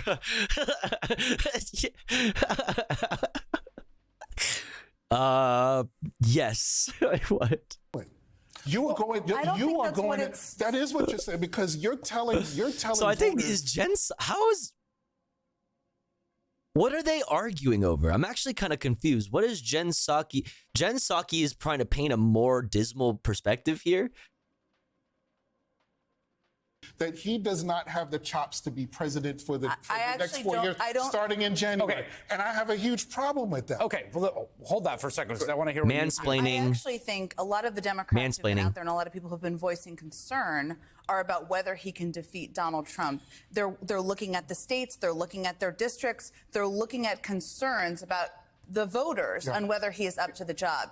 I have not heard a Democrat say he should, aside from maybe one in Washington state, that he should step down or he is not up to the job now. We're having this conversation because Donald Trump, in part. Okay, this is just like, they're just like, I mean, so it seems like she's trying to like make it, she's kind of backing up people who are questioning Joe Brandon. This is a really stupid argument to like argue. This is such a small little detail that matters very little. You know what I'm saying? Right? Because either way, what she is saying is correct, is that like we're talking about the future. And like this isn't like the corner that you think it is, that you didn't back us into any corner like you apparently think you did with that. Either way, when it is all said and done, it is about the next presidency. Like, who will be the next president? Because regardless of if that's true or not, if somebody thinks that he's not fit to be president right now or whatever, like, hey, like us, I guess, right? He is the president. So it doesn't fucking matter because he is the president, right? He's not going to resign. He's not going to get impeached. He hopefully won't die. I don't know. I don't know. Right? So what is this guy even saying? Jen Psaki's kind of cooking him. Not Mitt Romney, right? Donald Trump is an existential threat to our country and our democracy. So it's a question and a debate and a conversation that's important to have. Damn, Jen. Right? Or that's how I feel. And I think a lot of people who are bringing forward questions are being very, very thoughtful about it. Damn, Jen. This actually went a different way. I thought it was going to be a cope session with this statement right here. But no, she's kind of just being like, yeah, no, like this is a valid thing. We should be talking about this. And, the positive is that it bought the Biden campaign more time, which is not necessarily a positive, right? Like, damn. It does need to be resolved. And I agree with you on that. You lost Jen. Did Biden lose Jen Psaki? The question is, well, it's got to be resolved. You can't have this but let me just want to say one more thing about that, because I actually think there is a logical separation. There are some people who say those are logically connected. If you don't think he can run for office, he can't be the president. Oh, for sure, undead. But I think the way you logically separate them, if you were to say, write a speech saying why one, not the other, is that what you're asking the voters to is for him to be the president when he's 85, right? Like that is the ask. When people are asked, do you think the president's too old or serve a second term, because elections, as we know, are about the future. Yeah. What will the next 4 years buy? You could say, I am, as you saw in that press conference, I just did this NATO thing. I know what I'm doing here. Right. But when I have an honest assessment with my family and friends, I don't know that I could be the person I am now in 4 years. Like, you can say that. I'm not saying that's good. I'm just saying those are logically separate conceptual issues. To your point here, what I think we all agree on, and I think you got jumped by by Chris Hayes and Jen Psaki, and they beat your ass, bro. Everyone agrees on is the indeterminate purgatory cannot continue indefinitely. So some resolution, whether Joe Biden is definitively nominated, this is all knocked down, or something else, is going to have to happen and happen relatively soon. Jen Psaki and Basil Smikle, thank you both. Hey there, MSNBC. Hey there. I'm Luke Russert, and be sure to join me, Rachel Maddow, Jen Psaki, Lawrence O'Donnell, Steve Kornacki, Joy Reid, and many more September 7th in Brooklyn. MSNBC Live Democracy 2024. Click on the link for ticket information. We will see you there. All right. Let's look at this. Brandon's big boy press conference went fine, but it won't quiet the doubters. From thenation.com. The president started with the flub, but ended strong. It may not matter.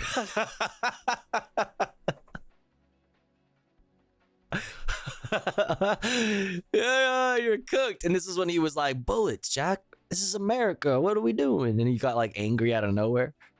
It kind of didn't make any sense. It was just kind of weird.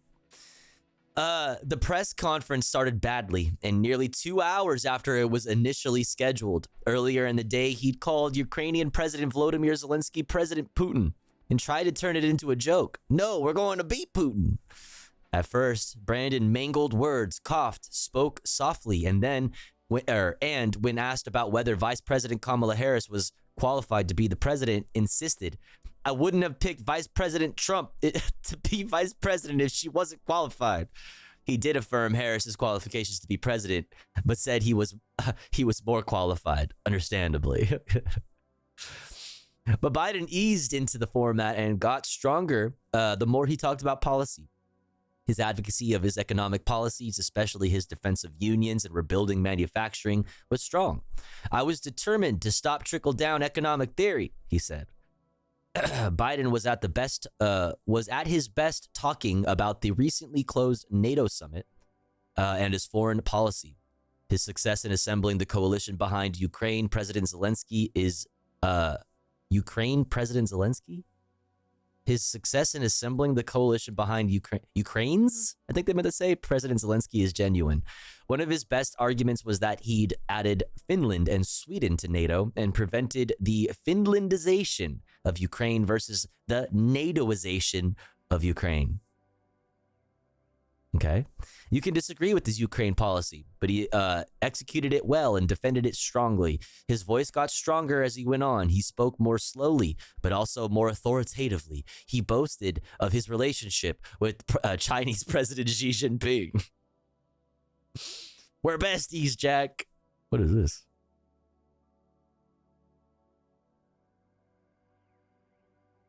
Biden also returned to praise Harris and got her name right this time, but showed his discomfort with abortion politics. He demanded the freedom of women's bodies to have control over their bodies. Later, he shouted, "Control guns, not girls, Jack." And while I definitely agree with that, it was a little weird. Yeah. Yeah. He's not on solid ground on these issues, while his vice president is one of the best advocates we have. All right, relax. Okay.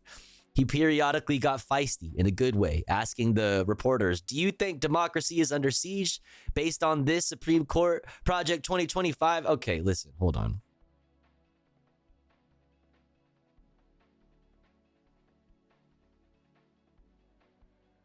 All this Project 2025. You know, we read that article yesterday about the gay furry hackers, releasing a bunch of data and shit like that. Super based, super awesome. Project 2025, genuine fucking terrible thing. But this is a good example, to a specific example, right? Project 2025 is wild. Trump wants to build a police training facility in Atlanta that will train police around the country and the IOF. A key part of it is Republicans want to put 100,000 more cops on the streets. Trump wants to start trying protesters as domestic terrorists. There are at least 69 not nice Okay? Not nice, chat. 69 cop cities being built or already built since 2020 across the United States. These urban counterinsurgency training centers are called euphemisms like public safety training facility. The only states without plans for this type of project are North Dakota, Vermont, and Wyoming. Research shows that the major push for these projects began after the uprisings of 2020 to further militarize the police and train them to quell future mass uprisings. So this is what I'm talking about. Here's a specific part, a specific example of what I'm talking about. Like even to have the understandable, while understandable, to have the position that status quo is better than the nosedive into fascism, you also must realize that it is a privileged position to have, because the status quo for a lot of people is already a slide, whether it's slower or not, into fascism.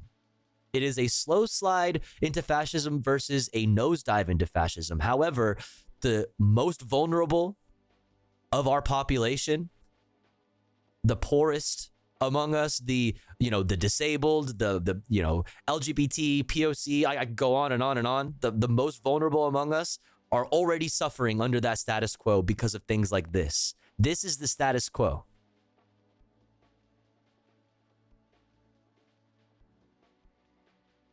So like Project 2025, yeah, it's a big deal.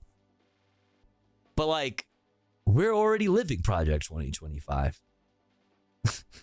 We're already living, in a police state. We are already living on the fucking edge of straight up fascism. We're already there. And if your politics don't want to do anything about that, then it's not the people's fault. You know what I mean? For not voting for you. When they, because people need more radical change. They need something that is actually going to change their lives, their material conditions on the ground. For the poorest people among us, we need to do something about poverty. We need to do something about housing. We need to do something about healthcare. We need to do something about policing in this country. If your politics don't include that, then you're leaving out most of the fucking country. And if you don't get their votes, that's your fault. You did that. You created the conditions in which fascism will thrive. You created that. Not the people, not the voters, not the people who are disenfranchised and who are more concerned with where they're gonna get their meal today or how they're gonna keep a roof over their head this month than what the fuck Joe Biden or Donald Trump is talking about. Most people don't give a fuck because they are fucking too worried about driving, to a job that they fucking hate 3 hours in traffic every day. Most people are worried about putting fucking clothes on their children's fucking backs. If your politics don't address what is happening right now, then you don't deserve to be the politics of the future. It's your fault. You did this. Fuck me, man. Let's continue. We've never been here before, and that's why I didn't hand off to another generation. We've got to finish this job. Andy got a funny line. I mean, my schedule has been full. Where has Trump been? Riding around in his golf cart, filling out a scorecard before he hits the ball? Look, he's done virtually nothing, Jack. It's not clear Biden's decent performance will stop Democratic leaders' calls for him to drop his campaign. Democratic Representative Jim Himes made a statement calling on him to step aside the minute the press conference ended. I have questions about the wisdom of his staff setting up events like this press conference in the first place. Remember, it was the Biden campaign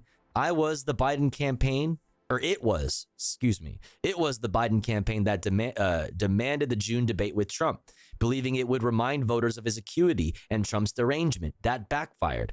As did the scheduling of the interview with ABC's George Stephanopoulos last week. These events summoned millions of keyboard warriors like myself and me too, chat. Me also. To examine his every throat clearing and verbal flub.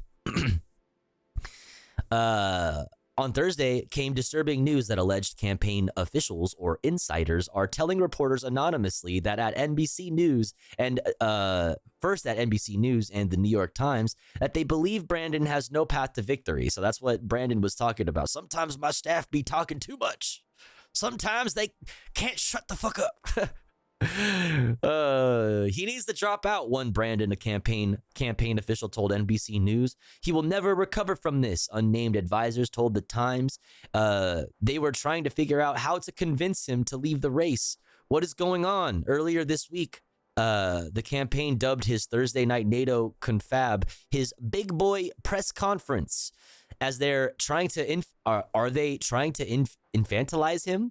Would that maybe offset concerns about his age and his various senior moments? I mean, it feels like that's the way that they treat him behind the scenes, and that just kind of like ends up like floating up to the surface. You know what I mean? Like, remember when Jill after the debate was like, and you answered every single question, and everybody was like, woo! You know, it's the same. Like, I don't think they do it a lot behind the scenes, so they probably forget that they shouldn't do it when there's a whole bunch of people watching. You know what I'm saying? You know what I mean? Like, it's like they called it like, all right, Joe, you have a big boy conference coming up. All right, Jack, big boy conference. All right, I'm gonna do great. Yeah, you are gonna do great, Joe. Okay, can I have ice cream after? You know, yeah, if you do good, we'll take you to get ice cream after. Oh boy. You know what I'm saying? It's what it feels like, dude. It's like maybe this is what they're doing behind the scenes, and that's how they deal with them. And it's just like they're accidentally just.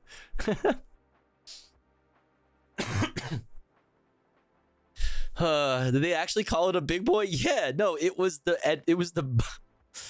fucking Biden campaign team, or the Biden, team staff, Biden staffers that fucking called it a big boy press conference, dude. And now everybody's running with that. Like, now everybody is calling it the big boy press conference because they called it that.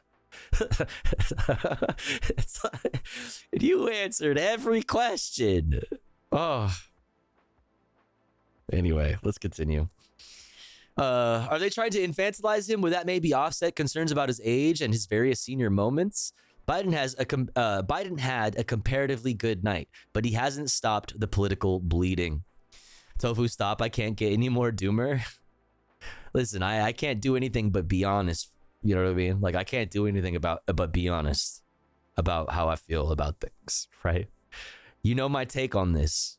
I think I would like for him. I think it would be good for everybody. It would be good for our country. It'd be good for liberals. If he stepped down, it would be, if he stepped down, I think that would be bad for Republicans. It would be bad for Trump.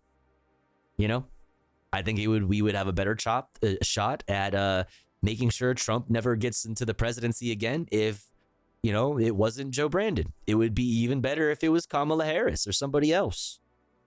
I think that. But at the end of the day, if it ends up being Joe Biden in November, my take is the same. If you live in a swing state, you should probably do the thing. You know what I mean? You should probably do the thing, but I'm not going to shame you if you are too disenfranchised and can't bring yourself to do it, because I understand, and that's not your fault. That's their fault. They needed to make the case better to you, and you know what I mean? Like, it's not your fault, and I don't blame you, and you do you. My take is still that strategically, from a strategic standpoint, swing voters or swing state voters should do the thing. If you live in a solid state, if you live in a solidly blue state, and your vote really doesn't matter, like my vote here in California, California, have fun with it. If you want to put in fucking, somebody else, whatever, do your thing. Do your thing. You're sitting it out, like, whatever. I don't care. I don't blame you. If you live in a red state, maybe you could probably, if you live in a solidly red state, you could probably vote blue. You know what I mean? Just to purpleize, just to engage in the purplification of your state maybe a bit. If you live in a swing state, I think it would be best if you voted. You know what I mean? But yeah, no matter what, like I said, if you don't, I don't blame you. I understand the situation. I understand the conditions that led to you feeling that way. But no matter what, you don't have a choice. I will shame you. I will shame you if you do not vote down ballot. If you don't know who your who your representative is in Congress, if you don't know who your senator is, if you don't know who your city council member is, if you don't know, all of those things, I would very much urge you to get the fuck on top of that. If you are disenfranchised on a nationwide, national politics, that's fine and understandable and valid. But we don't have that. We don't get that on the local level. Local level is unironically the most important place where you need to be active in politics. Number one, before everything, there's so much more than the presidential election. There's so much more to this than one vote every 4 years.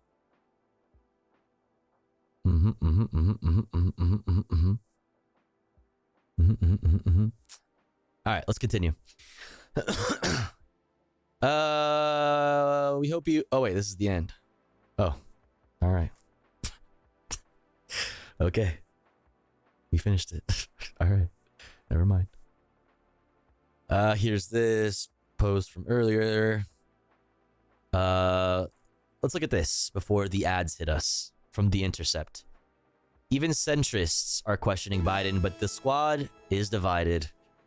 Been a bit. Congrats on the updated pronouns. Hey, let's go. Been a bit. Congrats on the updated pronouns, Tofu L.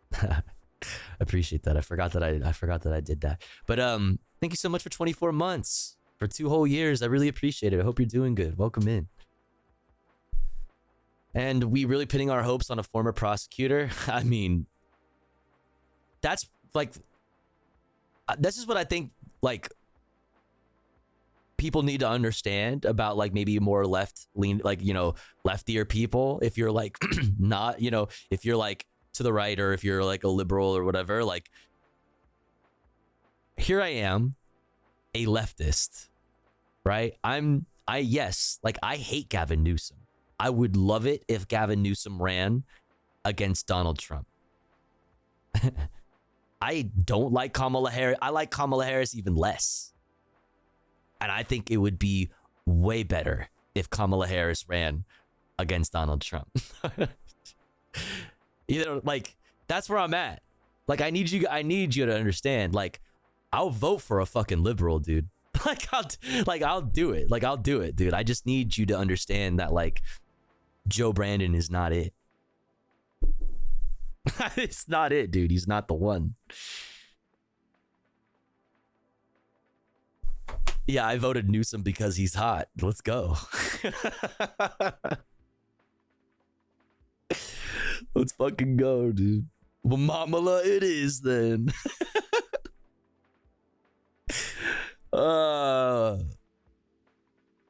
Yeah, man. All right. Even centrists are questioning Biden, but the squad is divided. From The Intercept, written by Akela Lacey. Progressives in Congress have been some of the most vocal critics of President Joe Brandon's handling of Israel's war on Gaza. They have urged him to end U.S. military funding for Israel and called for a permanent ceasefire in Gaza.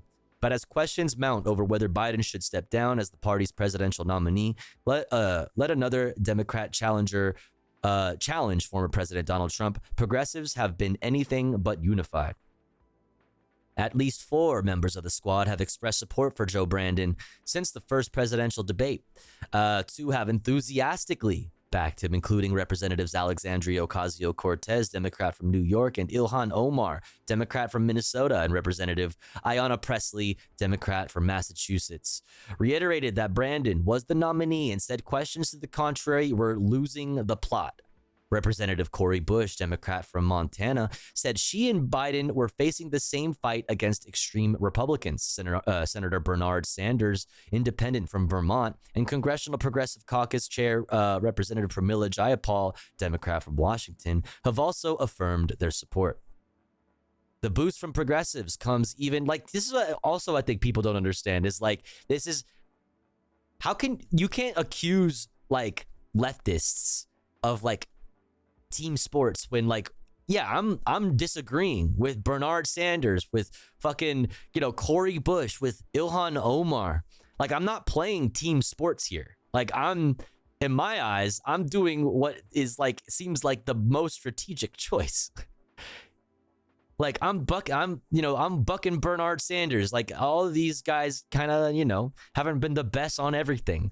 It's not team sports, man. Like I have principles. I have things that I believe in and things like I have red lines. Like, and I need representatives. I need politicians who are willing to be brave enough to actually represent me. I want representatives that actually represent my fucking views on the Hill.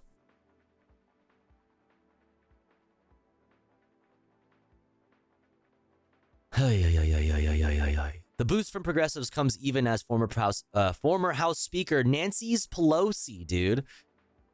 Nancy's Pelosi's have come out. You know what I'm saying? Like,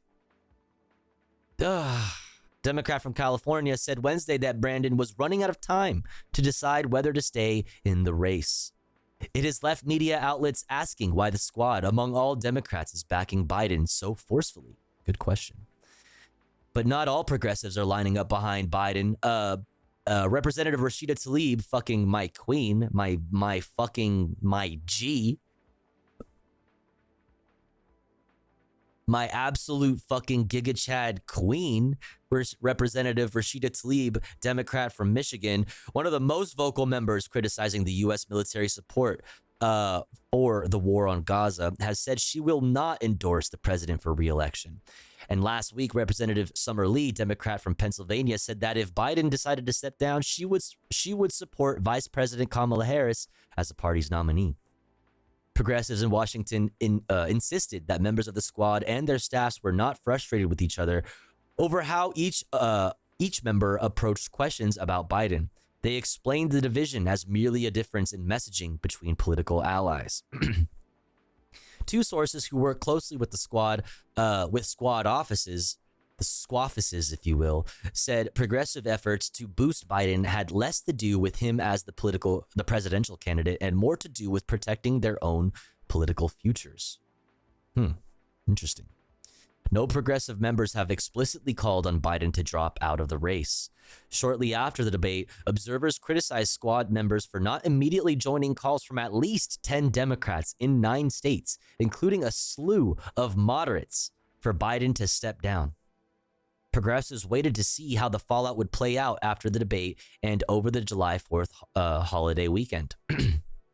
There wasn't a specific plan for how the squad would respond, and there was no coordination with offices that wanted to stay silent, sources said. Some strategists questioned whether progressives calling on Brandon to step down would have had the opposite effect, and if it was more effective to have to have moderate Democrats make the case instead. But as members faced mounting questions from the media, different members took more deliberate stances in support of the president. One progressive strategist who spoke with The Intercept on the condition of anonymity in order to speak freely said there were pragmatic reasons for each member's decision to speak out or keep quiet on Biden. There is a divide between the most progressive members who feel like they need to show fealty for self-preservation or future ambition, and those who are willing to just hang back and not offer support because they don't need anything, said the strategist, who was in regular communication with the squad members' staff. I mean, okay, fine. Yeah, I think that's fair to say. And, why am I blanking on her name? Oh, Rashida Tlaib, really wants what, chat? A more strong stance against the the state of Israel that is killing her fellow Palestinians with American weapons. So like, yeah, like what does she want from him? She's not getting what she wants from him. She's made what she wants very clear, and she's been punished for it. Right? She was silenced. Jayapal is way too much of a play the Democrat game by the Democrat book senator for my taste, but as a Washingtonian, I'm still glad we have her. I mean, yeah, it's fair and valid to have both of those opinions at the same time. You know what I mean? Like you can have the opinion that my representative fucking sucks on a lot of things that I really care about. But like I still voted for them because like there were no other better choices. Like it's a completely valid position. But like we're at a point right now where with specifically the presidency, we do have a window to create better choices. We do have a window still. There is still technically no nominee. Right? Hi, Little Bear. Washingtonians rise. Several squad members have so far managed to stay silent on the Brandon question. Representative Greg Casar, a Democrat from Texas, has not weighed in on whether Biden should stay in the race. He is reportedly eyeing a run for chair of the Congressional Progressive Caucus next year, which makes it less likely that he would take a vocal stance against Brandon. I mean, that makes sense, right? Like, and that's why I see AOC and shit like that. I understand why AOC is taking that stance. I don't agree with it. I wouldn't. Flunky for my sub gift. Good early morning. Hey. I'm up for work, regrettably loudly crying. Oh no. Loudly crying. Is that what that emote is? Loudly crying? Yo, Mumblecat, I hope you're doing good. Thank you so much for 7 montherinos. Good morning. Sorry you have to be up so early. What time is it for you? Because it's 2:40 a.m. for me, so it must be ungodly early. Pick a celebrity to make it a fair fight. Mr. Beast, yeah. It's so inconsequential if the Progressive Caucus backs Biden or not. They have nothing to gain by joining moderates and calling them to resign. In calling on him to resign and everything to lose and giving Dems an enemy to rally behind and scapegoat. I would agree if there wasn't so... I would agree. And like I said, I still understand where they're okay. I would agree more if there weren't so many moderate Dems like jumping ship, because then it makes it not about the Progressive Caucus. You know what I mean? Like, oh, the more progressive wing of the Democratic Party whining again because they can't get everything that they want. Like, it's not really that. It's not really that. So, like, I think that the squad has more of an opportunity, given that there are establishment and moderate Dems like Nancy's Pelosi's, coming out and being like, yeah, maybe we should talk about this. You know what I mean? Like, Mama Bear, AOC is Mama Bear. Pelosi is Mama Bear to Nancy. Like, Mama Bear says it's cool to question. Then why can't the fucking squad do it?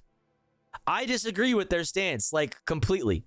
But I also, I understand it from a political standpoint. Like, I think that what this set up here is that, it's because they want something. They want to keep good standing with the establishment so that they could have a future on the Hill.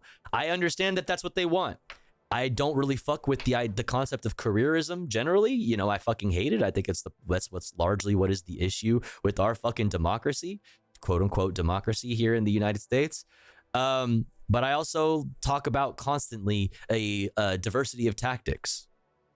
You know what I mean? Listen, if these Progressive Caucus members want to play that game, they can go ahead and play that game and without me. You know what I mean? I'm going to be over here, you know what I mean, doing what I can to in another direction. But they're going to do their thing. If they want to play the establishment game, then hey, I think there's probably a place for it, even though I wouldn't do it myself. That's not the choice that I would make. I don't fuck with that. I wouldn't endorse a president that is facilitating a genocide. That's what I said, but that's what I said, Norwegian. Like, I get it, but if that's the game that you want to play, then that's the game that you want to play. Here's what I preach about that. Out-organize. Out-organize. Somebody should run against them. Somebody should run against them. We need to do more work to lift up more members of our communities to positions of power.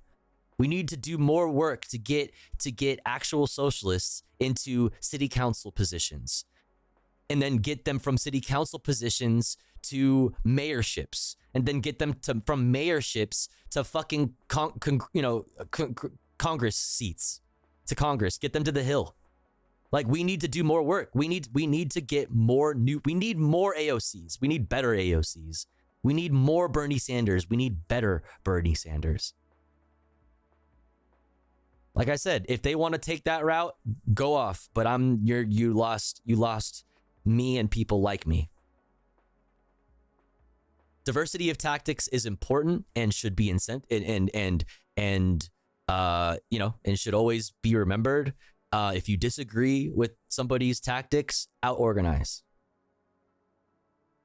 Out-organize. Let's out-organize them. I disagree with their form of, with their strategy. We should get somebody better, or pressure them to move left on that. I don't know. Just as simple as that. I'm not going to be like, I just don't like the idea. Oh, well, they have the insider knowledge. Like, AOC is the queen. Like, she can do, like, you know what I mean? Like, she's all we got. Like, you know what I mean? So we have to respect her no matter what she does, no matter if she makes a bad choice or not, if she votes present on very, important, things in regards to arming Israel. Like, I don't fuck with that. I don't fuck with the idolization of people like AOC. Yeah. I don't know if you can elect people from more left of current progressives. Says you. The left has become too comfortable riding Dems' coattails. Yes. I get it. It is strategic, but going above and beyond endorsing. Oh, no, I agree, Little Bear. We're on the same page. I completely disagree with her on that. All right, and I agree with you on that. No, I don't. You lost me endorsing President Joe Brandon. If I'm trying to like be as charitable, like I have to be as charitable as possible, right? Like I have to like try to be as objective as I can. Like I if I'm trying to like steel man her position, it's like, okay, there's some, she wants to get in with the establishment. She wants to be the next Bernie Sanders and solidify her space as that person. Like okay, like I understand that. I don't fuck with that as a, I don't think that's the best way forward personally, but like that's seems like to be her strategy, which, somebody should run against her. Like we need to take over DSA. And the deliberalification of the DSA. And we need to run actual like pro-Palestine, actual fucking leftists against people like AOC. Because AOC is very, very popular. But why? Because of the progressive movement that put her in office. Because of the progressive movement. Yeah. Yeah. Nori is a perfect fucking example of this. Nori is so awesome and so based and is pushing their fucking DSA chapter in the right direction. You know what I'm saying? Nori's fucking always down with the fucking cause. Dun, dun, dun. AOC's endorsement was way too enthusiastic. I agree with that. Yeah, it felt kind of like she was like kind of talking down to her fellow progressives, or to anyone progressive that feels that way. It's just like, dude, you're doing the same finger wagging that like establishment libs have done for fucking years and years and years, and it's like, it sucks. You know what I mean? Like, That kind of establishment finger wagging and condescension is what like inspired people to vote for people like AOC. You know what I mean? And then when you become that, it's like, fuck, man. All right, let's continue on. Where did we leave off? Qassar, Representative Delia Ramirez. Where the fuck did we leave off? Oh.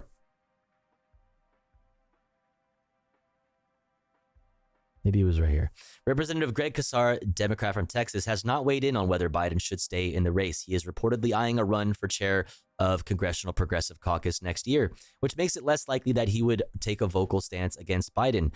Qassar's office did not respond to a request for comment. Representative Delia Ramirez, who says she has been focused on making sure that former President Donald Trump doesn't win re-election, is not taking a position on Biden's campaign. At the moment, Congresswoman Ramirez is not commenting on the issue. Communications Director Joan Ortiz Clintron said in a statement to The Intercept. Representative Jamal Bowman, who lost his re-election last month, has not spoken about Biden's campaign. His office did not respond to a request for comment.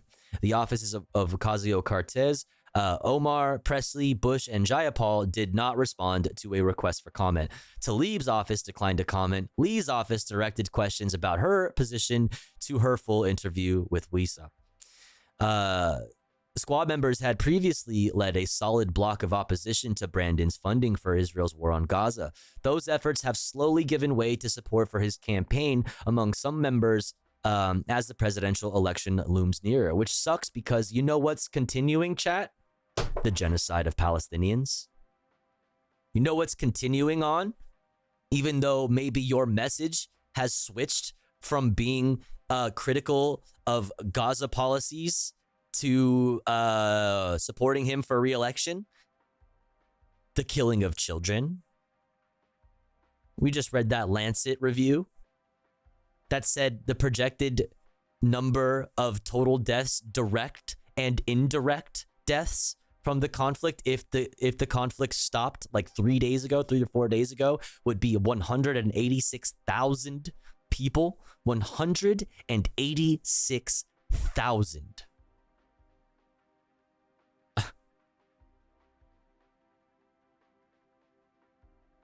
That's the problem, right? It's like you can think it's strategic to switch your messaging to getting Biden back into the White House this election, but people are still dying. And it requires everybody to continue talking about it for people to stay aware and for more people to learn about it. If people in influential places like you guys, like AOC and Omar and Presley and Bush and Jayapal, if you guys stop talking about it, a ton of other people stop talking about it, which means less people will continue to be aware or less people will learn about what's going on.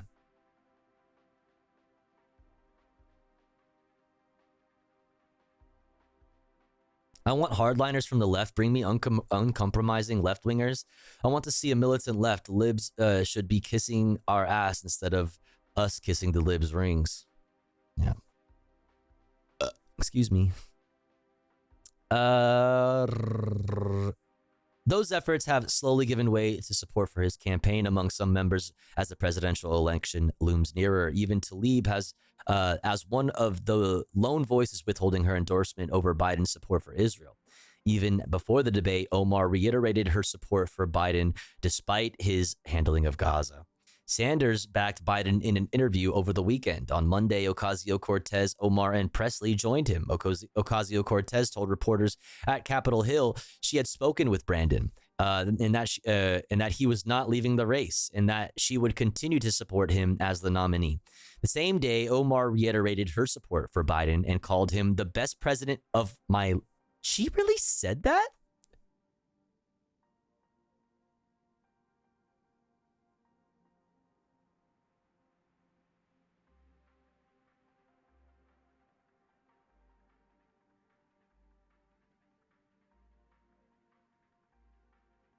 Progressive Representative Ilhan Omar, one of the foremost critics of Biden's posture towards Israel and Gaza, called Biden the best president of my lifetime. Yeah, that's what I'm saying, Rogue Anti here. Is like, the bar is low, but is it really that low? Do we have no position to hope for a better future? Are we like, are you fucking for real? Ilhan Omar? Ugh. God.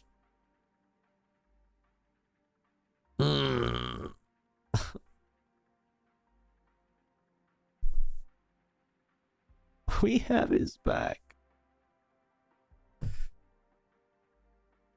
Yeah, you know what? They've been replaced with clones. What happened to the squad? They were replaced with clones. I'm gonna start spreading fucking rumors, like posting pictures of them where they look slightly different on the internet and be like, see it? You see? This is a clone. This is not actually Alexandria Ocasio-Cortez. This is a clone. This is a body double.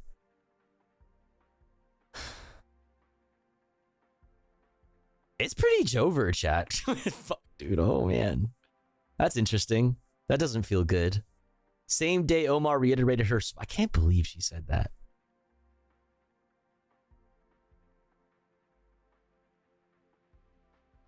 That's actually crazy. Presley said Biden was the nominee, and I think we're losing the plot here. On Tuesday, Bush compared her re-election fight to Biden's and said, what? And said the party should unite.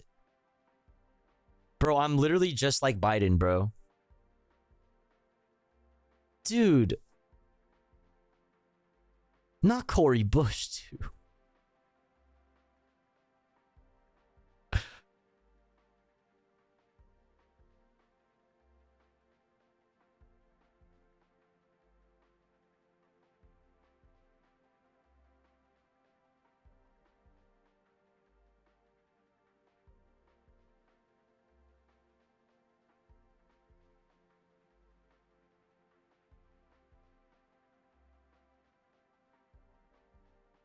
Where the fuck is that quote? On Tuesday morning, Representative Cory Bush, a Missouri Democrat facing a serious primary challenge, likened her fight for political survival to Brandon's and said the party must unite to defeat the influence of Trump-aligned MAGA Republicans. Yeah, I guess.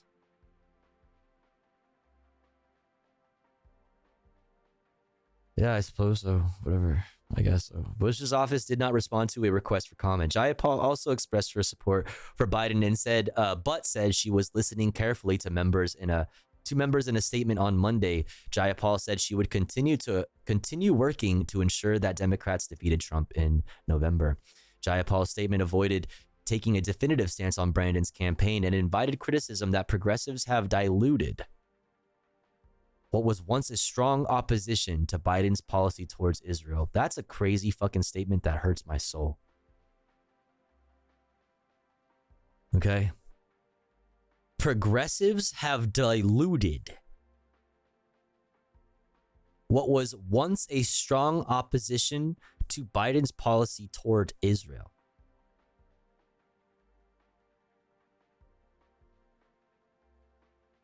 How are you being outflanked by liberals on this? Like how? How is Jim Himes outflanking our progressive caucus? Like, what do we, dude?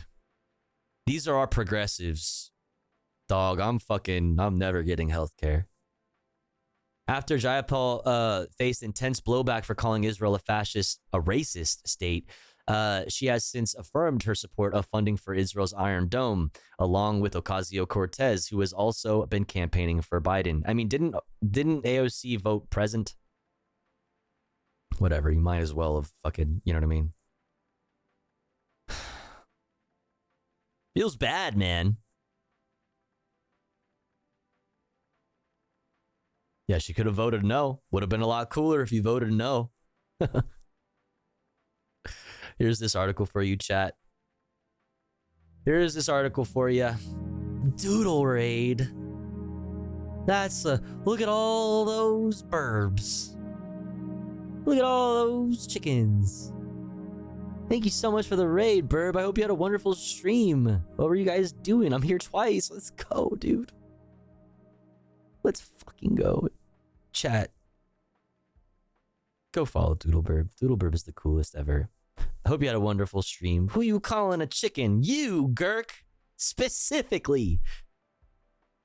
That's right. Hope you had a wonderful stream. I'm Tofu. We talk about the news. Hopefully I'm going to be done with the news soon. It's taking a lot longer to get through the Brandon conversation than I thought. We might have to cut a lot of our international news in order to get through the rest of my content. But I hope you had a wonderful stream. We did reacts and started Kingdom Hearts 2. Let's fucking go. So you're just like going through them all, right? That's cool. That's fun. That's fun. A bear, a burb, and a block of tofu walk into a bar. International news? You mean fake news? True. True. That's true. We were supposed to have early comfy. Yeah, the Brandon convo is just, ended up being kind of a lot more, I guess, than I thought it would be. But kind of understandably also. Tofu, the sun is up and no comfy. I'm sorry. Close the blinds. Put some sunglasses on. I'm sorry. All right, chat. Oh, fuck. You guys came in at a horrible time because the ads are about to run. Oh, no. I'm so sorry. I'm so sorry, Burb Raiders. Let's see. What are we going to do next? I might have to cut a lot of this for the sake of time. Okay. I put it in the title, so we're going to skip a bunch of shit and go straight to the 29th commemoration, the 29th annual commemoration of the Bosnian genocide in Srebrenica. And new, there's also on top of that, like new bodies that were found being properly buried 29 years later. So we'll talk about that. And then we'll go into...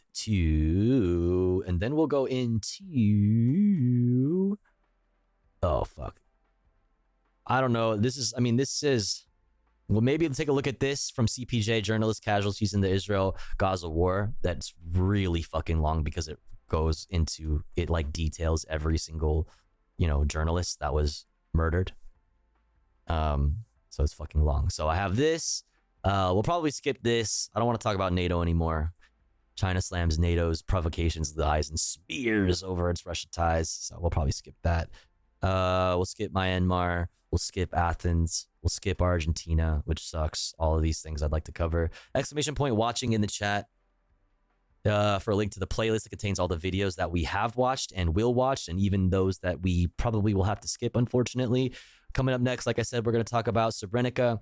Then we're going to get into Israel-Gaza stuff, and then we'll do some fun shit. We have to watch fun shit, okay? We have to. We can't skip fun shit another day. My God. But first, before we continue, we must run an ad break because here at the Tofu Ghost Broadcast, we have to run ads. 3 minutes of ads about every hour or so. Don't you worry, though, because when we do run ads, we run them while I'm away from the stream. That way, even if you're unsubscribed, you don't miss out on any of the content. But if you would like to support the stream, if you would like to support me, the streamer, and also in doing so, get an ad-free viewing experience as well as access to exclusive emotes, all you need to do is subscribe for $6 or for free with a Twitch Prime by connecting your Amazon Prime account to your Twitch account. Or let's say you're already subscribed to the channel and you're feeling generous and you have the means to, maybe consider upgrading your sub to tier 2 or tier 3, or consider gifting a sub to one of our unsubbed friends in the chat that may not be able to afford a sub this month. If you are one of those unsubbed chatters, make sure to say hi in the chat. If you're lurking, throw an emo in the chat. That way somebody might notice you and feel generous enough to give you a gifty. You can also throw bits or a dono my way. Donos are cool because they go straight into my pocket immediately, and I could use it right now if I wanted to DoorDash some snackies. We'll be back in 3 minutes. Don't you go anywhere. BRB.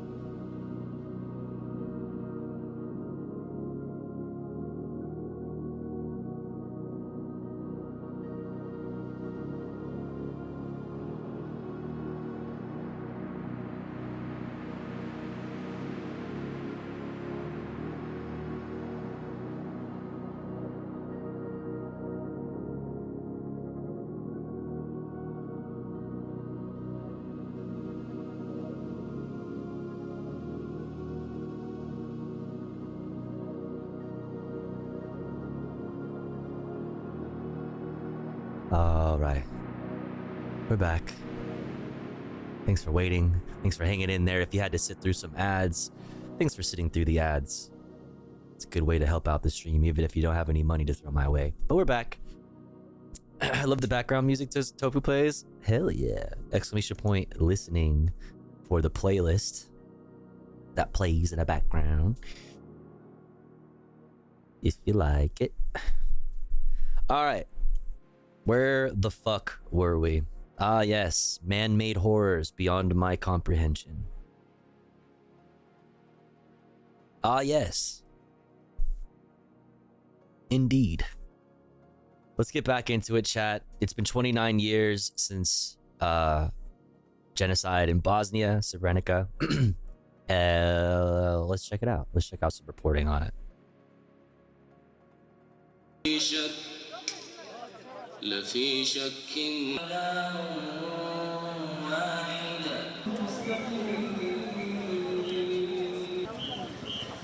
Thousands of people from Bosnia and abroad gathered in Srebrenica on Thursday for the annual ritual of commemorating the 1995 genocide, which Serb officials continue to deny, fueling ethnic tensions and deep divisions within the war-ravaged state.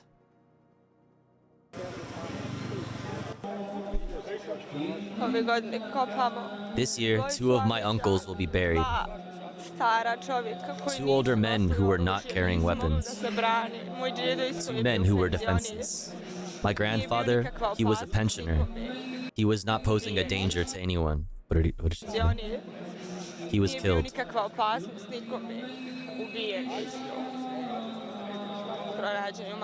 His body was found in a mass grave.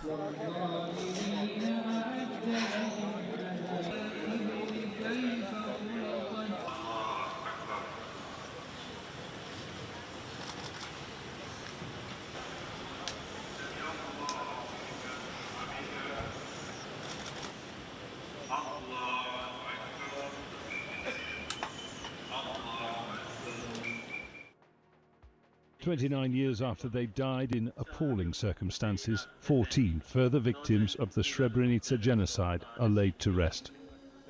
The youngest was Beri Smujic, 17 when he was shot and killed, buried beside his brother Hazim and father Omer. This was all the family we had left. We had been totally disseminated, totally. Uncles on both sides, cousins, brothers, my father, and my husband.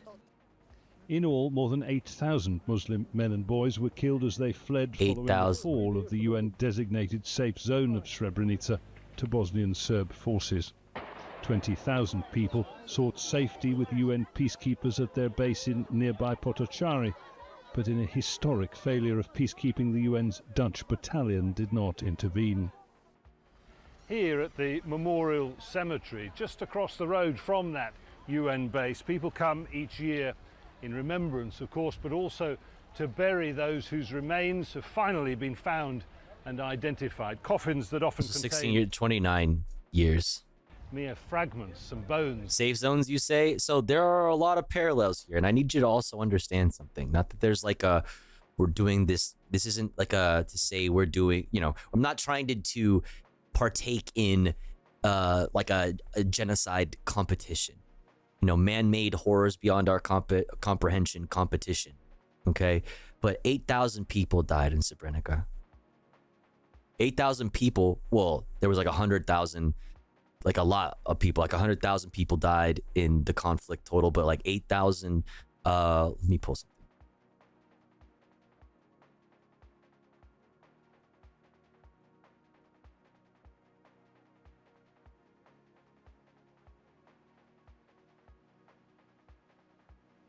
Yeah, there were 8,000 Bosniak men and boys separated from their wives, mothers, and sisters and slaughtered.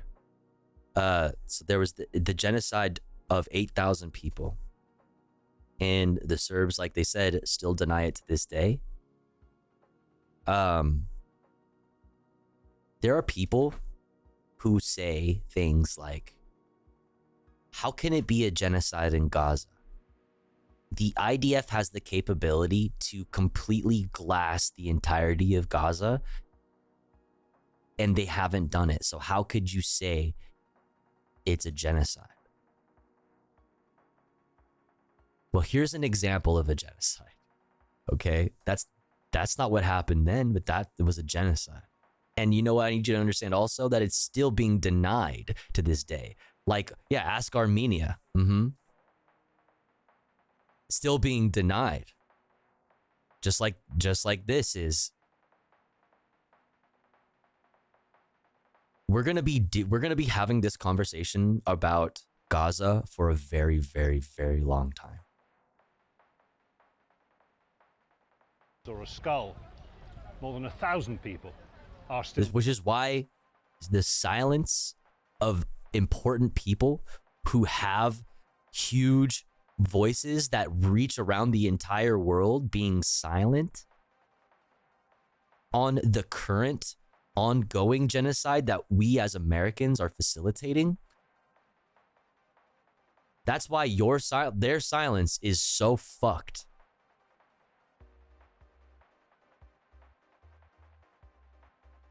Missing.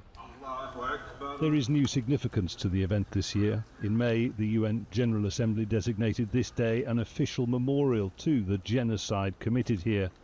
A controversial move for Bosnian Serbs who say their own victims of war are forgotten. As a Serb, I can tell you that in all previous wars, especially World War I, the people of this area suffered.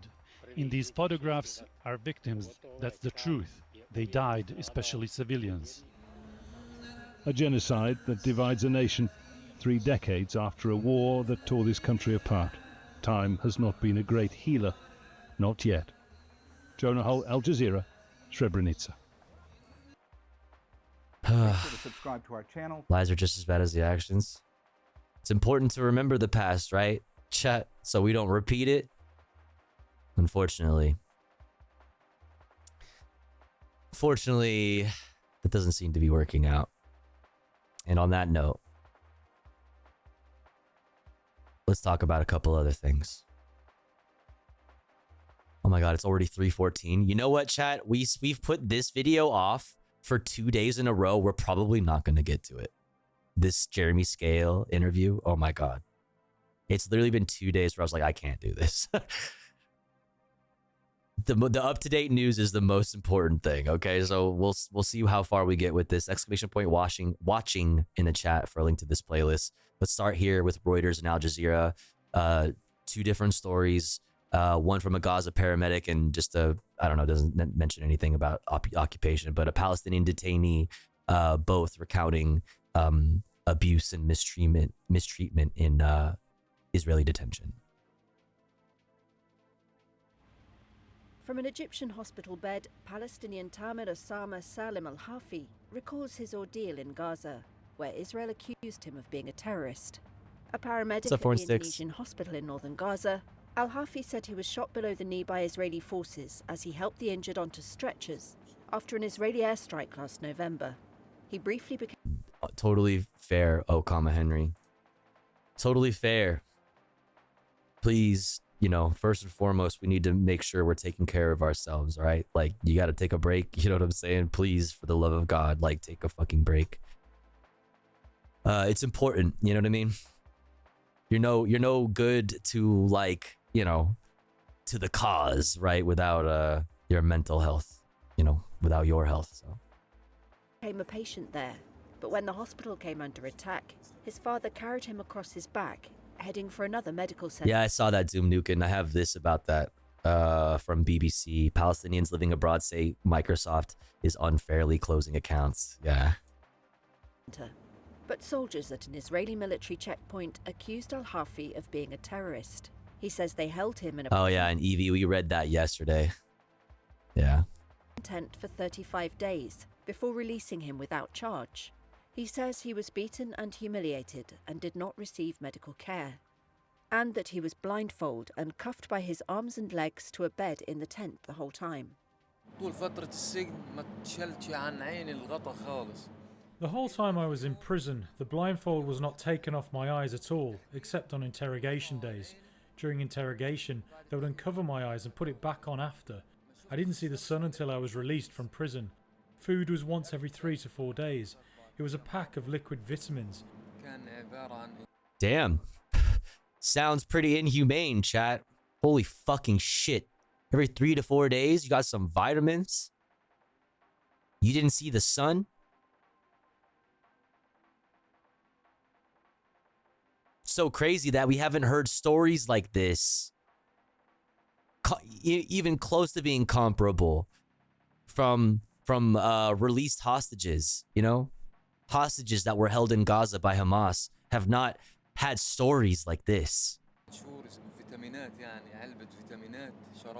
In the morning, they would wake you up to drink, and the same at night. They'd put a straw in my mouth, you take a little, and then he says, "That's it, enough."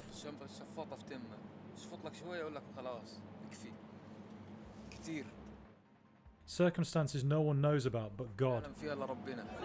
Israeli authorities did not respond to a request for comment on al-Hafi's account, and Reuters could not independently verify it. But it is consistent with those of other Palestinians who've been detained by Israel, like these men, and with statements by human rights groups on alleged abuse and mistreatment. Israel's military has said allegations of abuse against Palestinian detainees were being investigated. Al-Hafi is being treated in an Emirati-run hospital on a cargo ship docked in Egypt, where he longs to return to the wife and 4 children he hasn't seen since November. On release, he says he was dumped in southern Gaza and had to crawl for a couple of miles. He was treated in 4 different Gaza hospitals, then suffered from a blood clot on his lung and fell into a coma, he says. When he awoke some 25 days... What does this? Posted this as a counter response. Tomorrow I kill you. Rescued hostage details psychological abuse during 8 months of Hamas captivity. Psychological abuse? Damn, you want to know what also CNN reported on, broke the story on?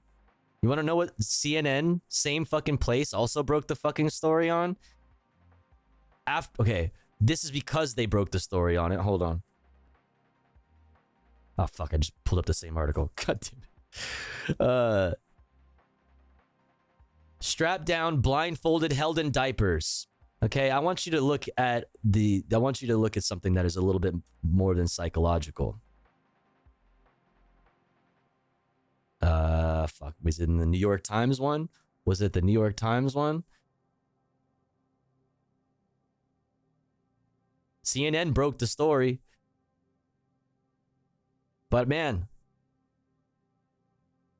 did you know that amputations, I just meant they're doing propaganda. Okay, I'm sorry. I'm on edge. Okay, I'm sorry. I'm on edge. I'm sorry. I have the no follower, so I usually keep this thing at 15 minutes, right? The follower only chat. I don't know if you follow or not, Mesos. I think you've been here before, but I'm like, when I have that off so that you could just chat, I'm on guard more. I might have misunderstood. I apologize. I apologize. Yeah, I just wasn't shoved. Okay, my bad. I'm just on edge, okay? I'm on edge. I was like, listen. Okay. No, okay, you're my bad. My bad. Later, he had lost sight in his right eye. Al-Hafi believes that being... Somebody should gift Mesos a sub. Oh, wait, you have a sub. Wait, what happened? Did you sub? Now I feel extra bad. The medic made him a target. Oh, you subbed? I'm such an asshole. I hate myself.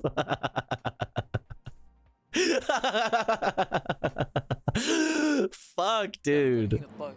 They already hated the medical team. They'd humiliate us only because of the fuck, man, I'm so mean. medical personnel without any charge. The words medical personnel and working... Thank you for the sub. I appreciate it. At a hospital, that was enough for them to treat you as suspects. Israel's military has accused fighters... I'm not enjoying my stay. Hamas and Islamic Jihad of hiding in hospitals and using human shields. Allegations they Who's deny. doing psychological torture now? No, I have become what I've always hated. Oh, God, what have I become? I have become the very thing I stood against.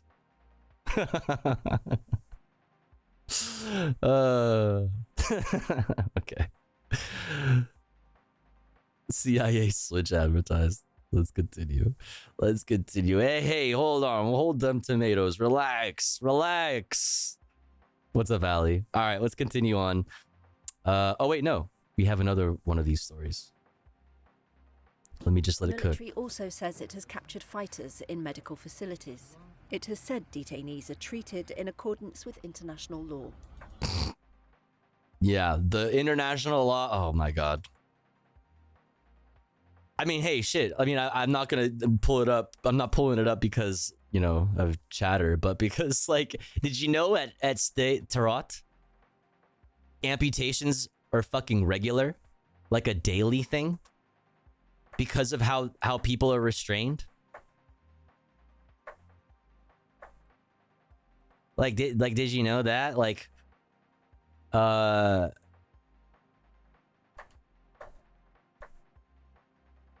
where's the fucking shit? How are you gonna do me like this? Was it?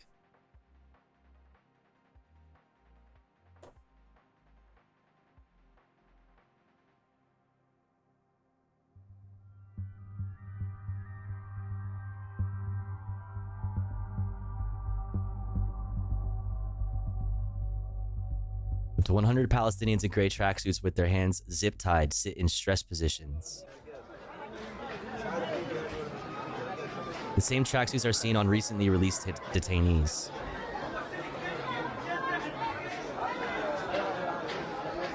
Their wrists show injury from zip ties.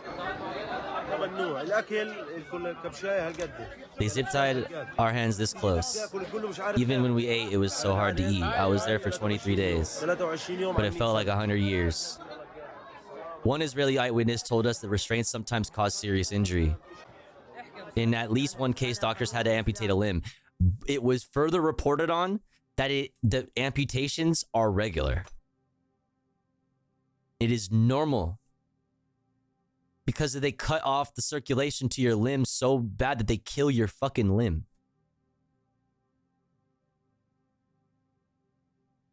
Strapped to beds.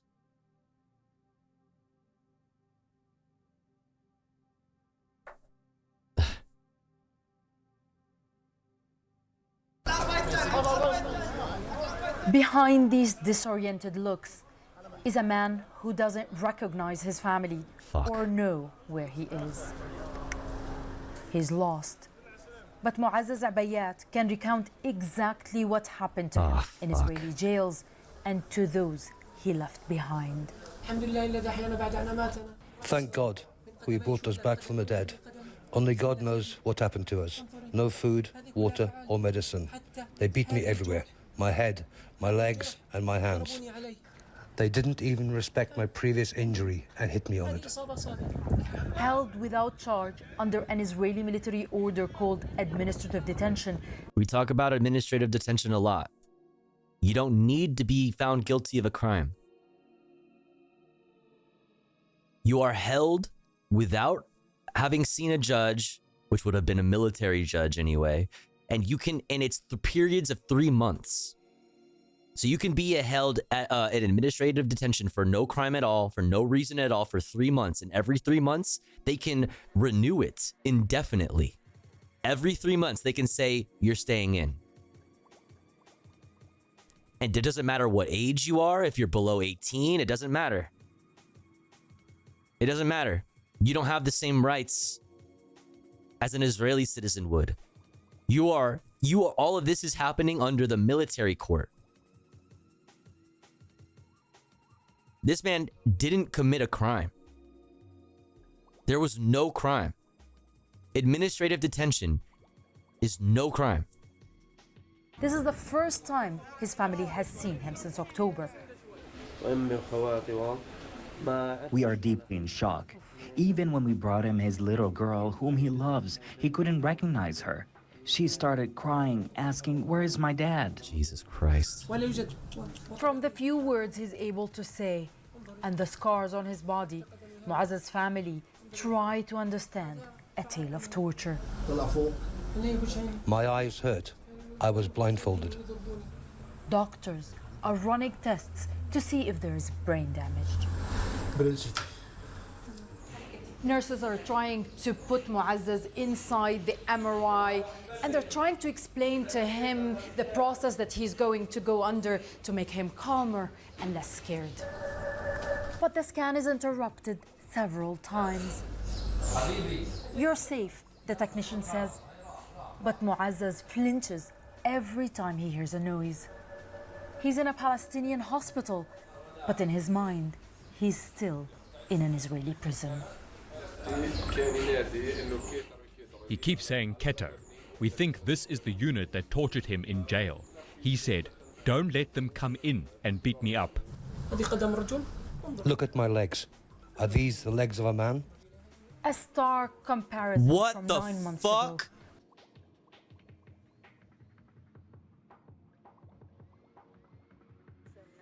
What the fuck?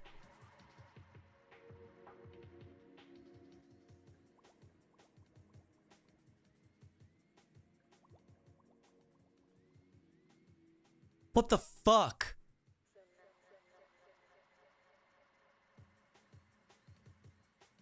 Oh my god. When he was a regular at the gym. Muazzez will hopefully get better in time and realize he's no longer a captive. But he is still in the occupied West Bank, which is often described as one big prison. Nida Ibrahim, Al Jazeera, Palestine. Make sure to subscribe to our channel to get the latest. Holy shit, man.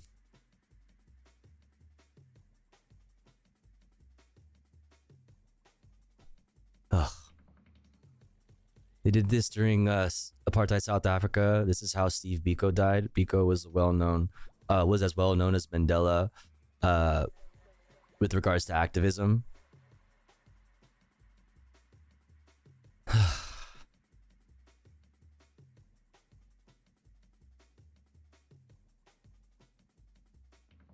Dude, that image really... Dude, he was ripped.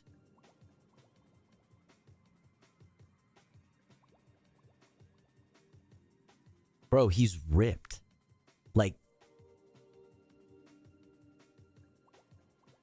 Like he's jacked, bro. Like, how...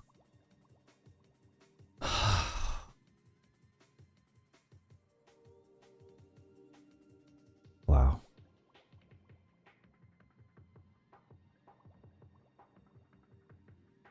Anyway. Let's continue. U.S. built aid pier. We already talked about the fucking aid pier. God damn it. It's quick. We'll continue. Joe Biden announced that the U.S. would construct a pier to transport aid into Gaza during his State of the Union address in March. It was a time of growing anger in the Democratic Party base at the U.S.'s unconditional support for Israel's campaign of bombing and enforced starvation. The temporary pier will enable a massive increase in the amount of humanitarian assistance Pepe La. getting into Gaza every day. The announcement was reported to have taken many in the Pentagon by surprise, but the U.S. military vowed to construct the pier and have it operational within weeks. And over 2 months later, on May the 17th, the pier did become operational. Since then, the Pentagon says it's unloaded more than 8,100 metric tons of humanitarian aid to Gaza. It's a fraction of what Gaza needs, and it's unclear where much of that aid ended up. In late May, Pentagon spokesman Pat Ryder was asked if any of the aid had been delivered to the people of Gaza. This was his response. As of today, I do not believe so.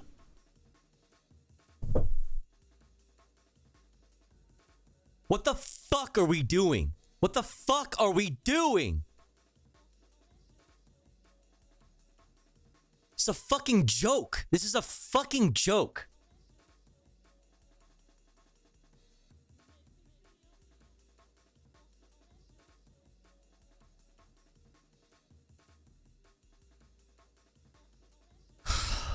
God, man, it's a fucking joke, dude. I'm very frustrated right now. To the people of Gaza. This was his response. As of today, I do not believe so. In recent weeks, much of the aid was piling up in a staging area adjacent to the pier. Humanitarian groups were unwilling to transport the supplies out of concern for safety, and the US has long insisted there would be no US boots on the ground. But what's finally been the fatal blow for this project is that it appears the Pentagon was surprised by the Mediterranean's There's US policy. United States policy, baby. Conditions in the summer, conditions that this American type of taxpayer pier is not dollars designed to withstand. The pier had to be dismantled several times due to motherfucker. These are glorified buoys, dog. That ain't no damn pier. And man, you know what? If only Gaza was not an island. If only there were land routes. Too bad Gaza is definitely an island with an ocean on all of its sides, and the only way to deal with this is a fucking glorified set of buoys tied together. It's a damn pontoon. It's like fucking 4 or 5 pontoon boats tied together, dude.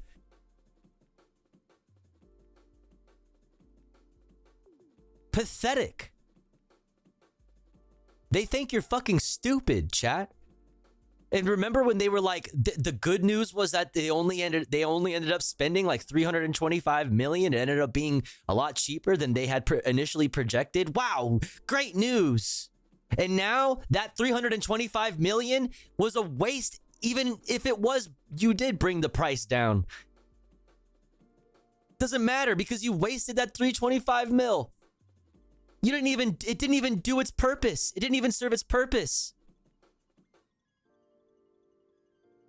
The actual purpose being a PR stunt, you know what I mean, for the Brandon administration, but also like even it said supposed alleged purpose.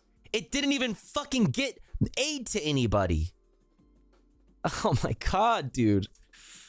Technical and weather-related issues, most recently. And this is what I'm talking about, chat. This doesn't stop. The genocide doesn't stop for Palestinians.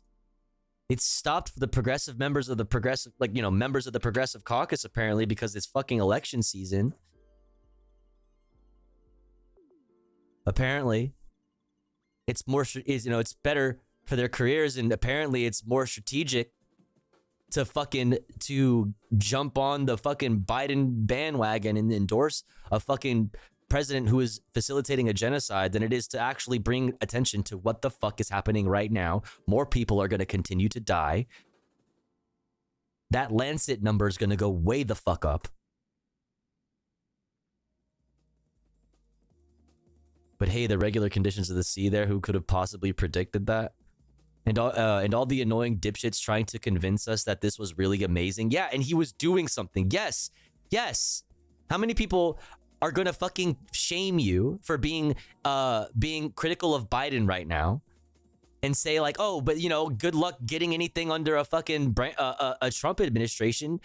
What did you get during the Biden administration? What promises were kept? Which ones?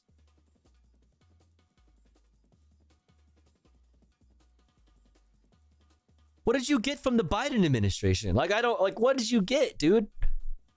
You've been lied to over and over and over and over again. Where's the public option? Where's our public option for healthcare? How come you continued fracking? How come you continued construction of the border wall? How come you gave us fucking scraps in the form of a fucking pier that ended up not delivering any aid to anyone and only wasting $325 million? How come? Oh, I'm supposed to vote for you because the other guy is worse, huh? What does that mean for the rest of us who have already got the shit end of the deal? That might make sense to liberals who have been living comfortably. But what about poor people?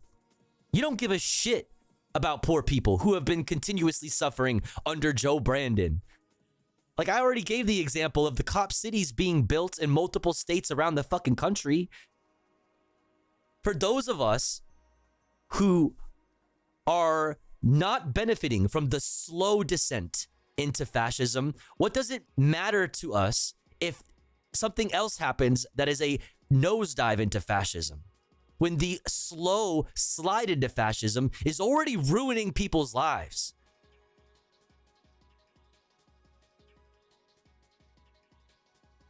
We constructed temporary artificial harbors for the D-Day invasion of France. They worked out for long enough, but the weather eventually destroyed them. They were called mulberries.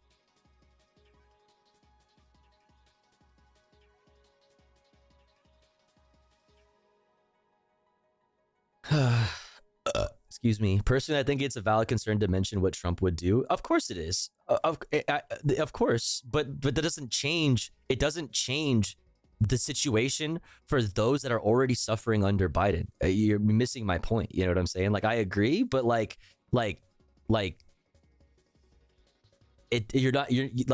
it is still a privileged perspective to have to say, I would prefer the status quo over the nosedive into fascism when the status quo is already a slow descent into fascism.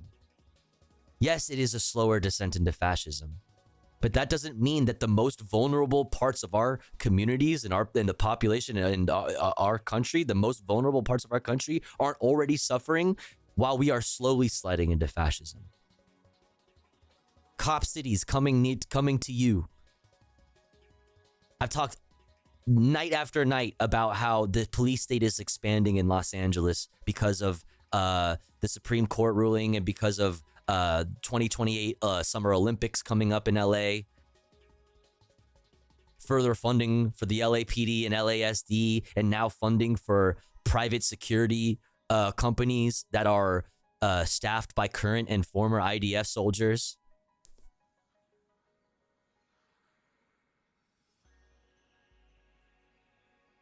Fascism is here, fam. Like, we live under a police state right now. So for like I'm saying, my point is it is a privileged perspective to prefer the status quo over the nosedive into fascism, because for some people the status quo is already fascism.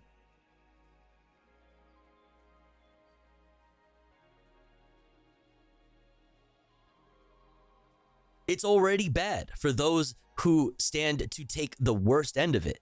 Like, I don't know, trans people, which I know a thing or two about. I already don't feel fucking safe as a trans person, even in California. It's not even, let's talk about POC people. Let's talk about poor people generally. Let's talk about the disabled who are under threat of mask bans from Democratic fucking mayors and shit.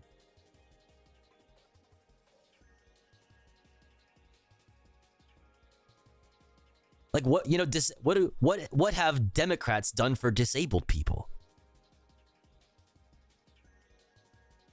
Like, man, I'm not trying to blast you, dim fool. You know what I mean? I don't mean to blast anybody. You know what I mean? I welcome differing opinions. It's good to not keep an echo chamber in a hug box, right? Like, I care a lot about these things, and I get very passionate about it, and I don't mean to get, to blast you. But yeah. Several days ago. Now, due to high sea states expected this weekend, Central Command has removed the temporary pier from its anchored position in Gaza and will tow it back to Ashdod, Israel. An attempt to reattach the pier was aborted on Wednesday, and soon the entire project will be scrapped. The $230 million pier was in operation for a total of 20 days. Since its construction, areas of Gaza have officially been declared as entering full-blown famine, and at the end of May, the UN said aid deliveries had dropped by some 2/3 due to Israeli military action. Throughout the conception, construction, and brief operation of the pier, the land routes that could supply the people of Gaza with what they need were available. Wait, Gaza's not an island? Are you telling me that Gaza is not surrounded by water on all sides, by an ocean on all sides? You mean to tell me there's land routes that we could just be taking land routes, and that's probably the bet that would probably make the most sense, because you still need fucking trucks, even if you use a Gaza aid pier, even if you fucking airdrop shit. You still need trucks. You still need land routes. You still need roads. Holy. WCK is typing, do you think that they feel safe driving around? Like, fuck, bro. My dad was a teacher for 20 years and he can't watch the news because of what's happening to the kids. Well, your dad has empathy and compassion. You know what I mean?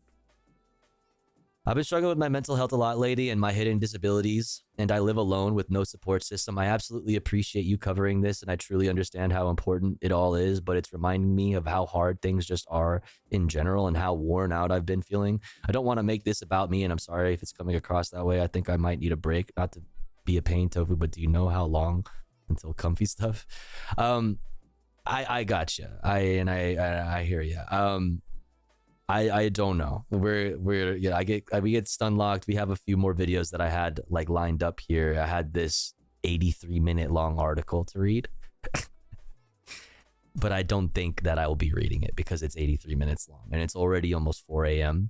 I apologize. Like, I know I want to be able to get to comfy content sooner rather than later, and it's important that we like have moments to chill and you know, just have fun.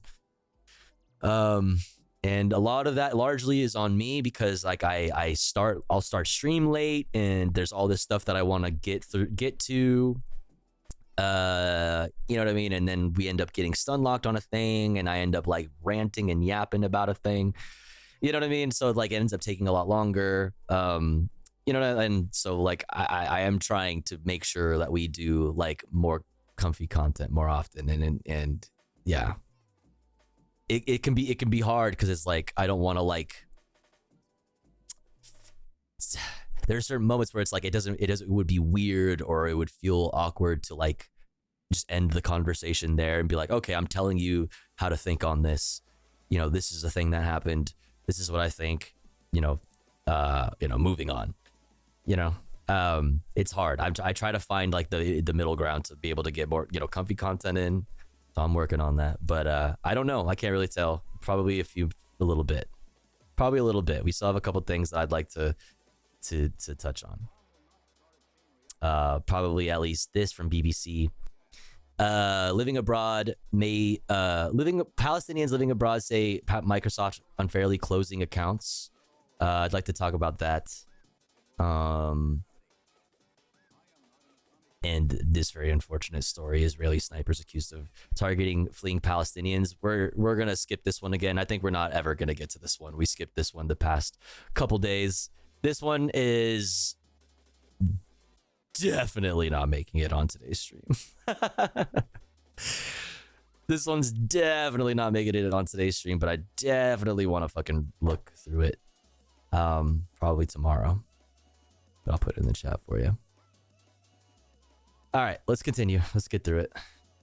The US didn't use its leverage to force Israel to open them for the safe delivery of aid.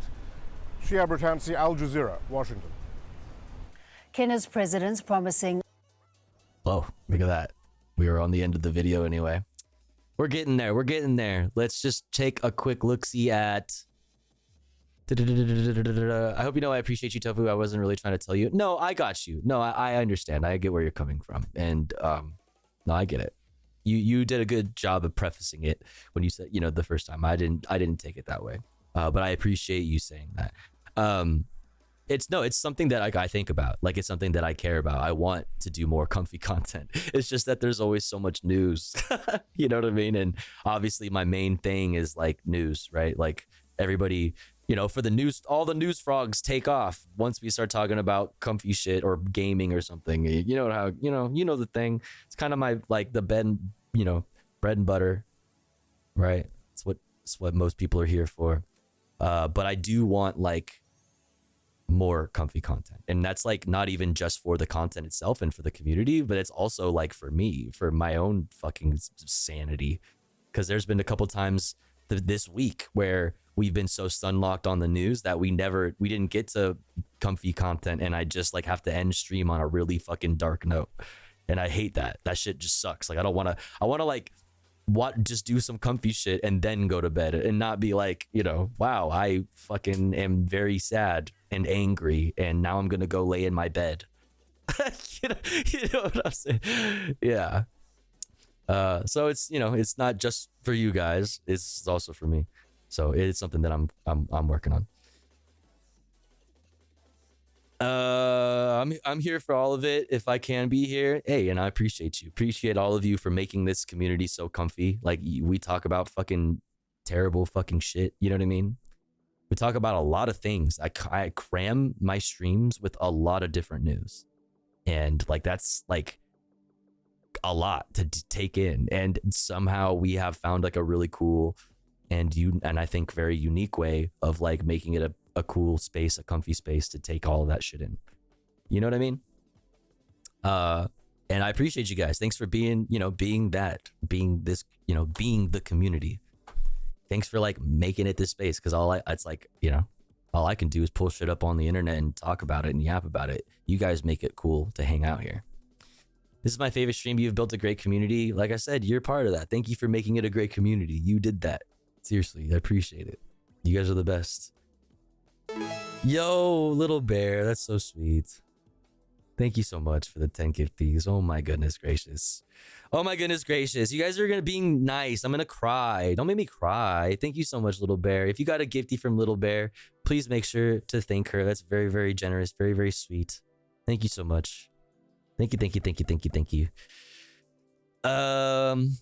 I can be there at Hassan's anymore because I'm night shifts. So you're my full-time Hassan now. Let's go. I'm the D-Gen Hassan. I'm the fucking vampire, transgender vampire Azan for you. Thank you so much, little bear. Very, very kind. We love you, Tofu, and I love you too, Chad. Hey, you guys are the best. Oh, okay. Vibe check time. It's okay. Okay. All right, everybody, bring it in. Mandatory dank hug spam. Mandatory dank hug spam. Goon time. Yeah. You know what? All right. You know what? I can't come back from this and go all right. Anyway, that's enough hugging. Palestinian, you know, Israeli snipers. Like, I think we need to maybe call it there for news and maybe go to comfy content now. I think that's the move. I think that's the move. You know what I mean? I think I need a little urban rescue ranch. We have new Steve Wallace. Dude, we have brand new Steve Wallace. Bro, it would be such a shame if we didn't watch the new Steve Wallace today. You know what I mean? And urban rescue ranch, of course. There's there's new Fantano, Aphex Twin tier list, bruh. Like, bruh, come on, bruh. We got like tons of cool shit that we could watch, bro. Like, there's so much fun shit that we've been putting off. Let's do that. Let's do that. That's the move. Yo, oh my goodness. Oh my goodness gracious. Cro-Magnetron with the 10 bomb. Thank you so much. Thank you, Cro-Magnetron. Thank you, thank you, thank you, thank you, thank you, thank you, thank you, thank you. If you got a gifty from Cro-Magnetron, please thank them. So kind. Thank you so much. Thank you, thank you, thank you, thank you. Also, little bear, I really appreciate you both. Thank you, thank you, thank you. We're at 24 out of 25 for the daily sub goal. Just one away? What? Just one? Just one away? That's crazy. That's crazy. Thank you so much, you guys.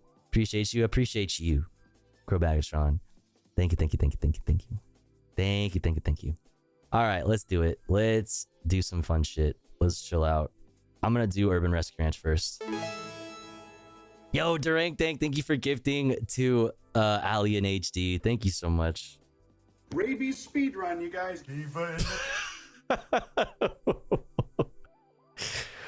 Rabies speedrun. Let's fucking go, dude. Hell yeah. Durang, thank you so much. Little bear, thank you so much. Cro-Magnetron, thank you so much. Thank you, thank you, thank you, thank you. Got chopped up by a tractor. Kinda cringe, TBH. They're all hanging out here. He took the barbed wire out of his wing. Yo, Christener, thank you so much for gifting to Cheeky Goose. We have officially annihilated the sub goal. Thank you, guys. Thank you, everybody.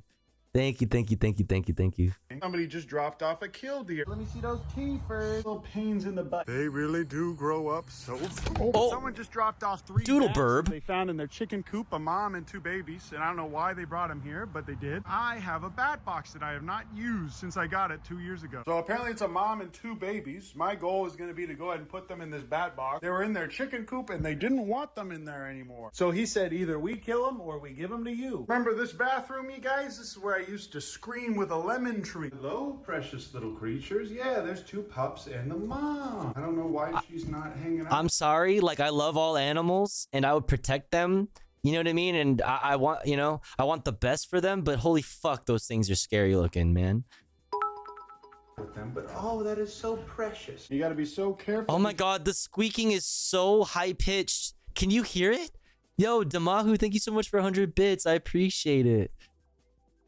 Can you hear them? I don't know why she's not hanging out with them, but oh, that is so precious. You got to be so careful. Oh my god. These guys are very, very. Oh my god, it's so small. What the? Fragile, but look at that weird little creature, you guys. And normally I give my bats to Austin Bat Rescue because they do an amazing job, and I show They are really cute when you look at their faces, but they also are scary. Guys, a video of us taking them there before. They specialize in bats, and they have one of the most impressive. Oh, okay. When you look at his little mouth. Okay, wait, hold on. That was adorable. Run that back. But I showed you guys a video of us taking them there before. Hello? They specialize in bats. You see his little mouth? Impressive facilities I've ever seen, just in someone's backyard. All right, you guys. Okay, it's cute now. Honestly, I don't know what to do with these things. Doesn't penetrate my tinnitus.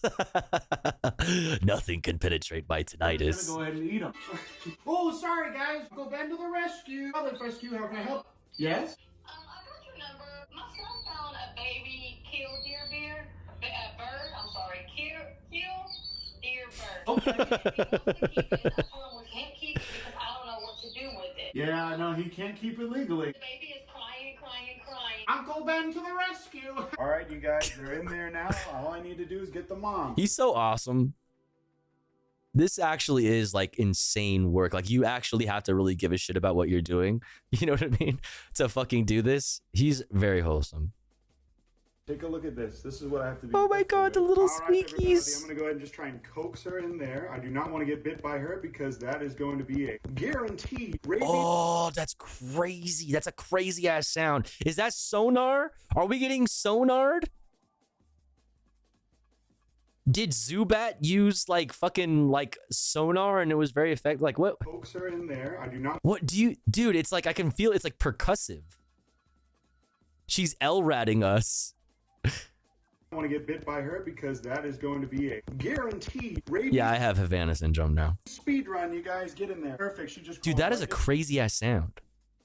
In through there, and we don't have to do a rabies speed run tonight. Then we'll hang it and take the towel off when Wait, so we're not doing a rabies speed run? Right there by the garage where it's nice and shady all summer, but in the winter it's nice and sunny. But first I gotta warm up this bottle for that cringe little deer that we have. All right, everybody, this is not my dog Boo Boo. She just had a real nice. That's Bambi. So she's gonna be able to take this bottle. Sometimes they're just little pains in the butt, you guys. Sometimes you just kind of have to make them. Rabies speed run for today. And this is why I want Ian and Sky to do it. You need to have one person. All right, everybody. He just... New harsh noise concept contact mic on a bat. Oh my god, bro.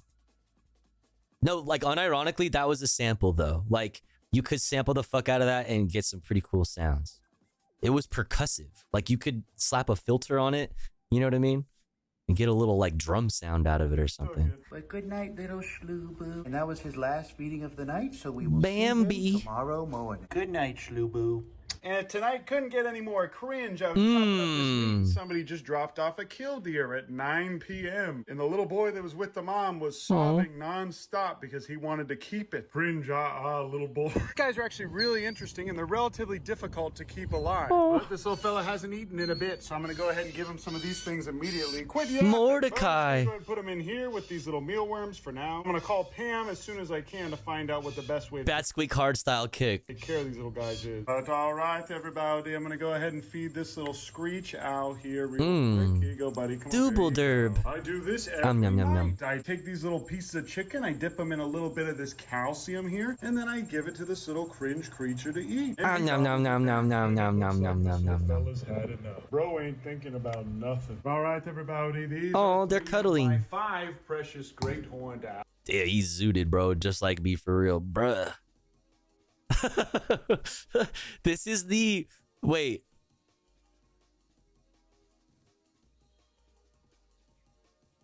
This is literally the burb equivalent of...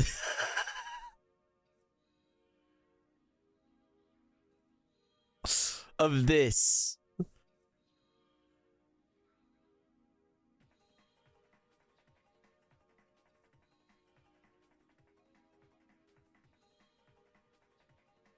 It's literally, that's the same guy.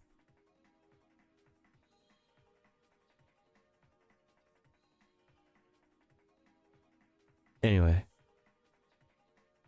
And this little guy is doing much better now. Feels a lot better. Yes, a meme for us olds. Damn, that meme really did fucking just date the fuck out of me, didn't it? Barbed wire out of his wings. He's so zooted though. I do the same thing for these guys. I just take bits of this stuff and I dip it in the calcium and Yum. I feed it to them. That's it, you guys. It's not that hard to take care of a cringe owl. The only hard part about it is when you lose your long tongs and then they bite your fingers. Not the long tongs. Over it, and they both got a little piece. Now this guy's doing a lot better ever since we took the barbed wire out of his wing. He is not. So what I found with this little guy is if I put it far enough into the back of his throat, he will swallow. Hey, yo! 5 precious great horned owls. Yeah, he's zooted, bro. Just like me for real, bruh. 5 precious. Yeah, he's zooted, bro. Just like me for real, bruh. That's true. Great horned owls. Yeah, he's zooted, bro. Just like me for real, bruh.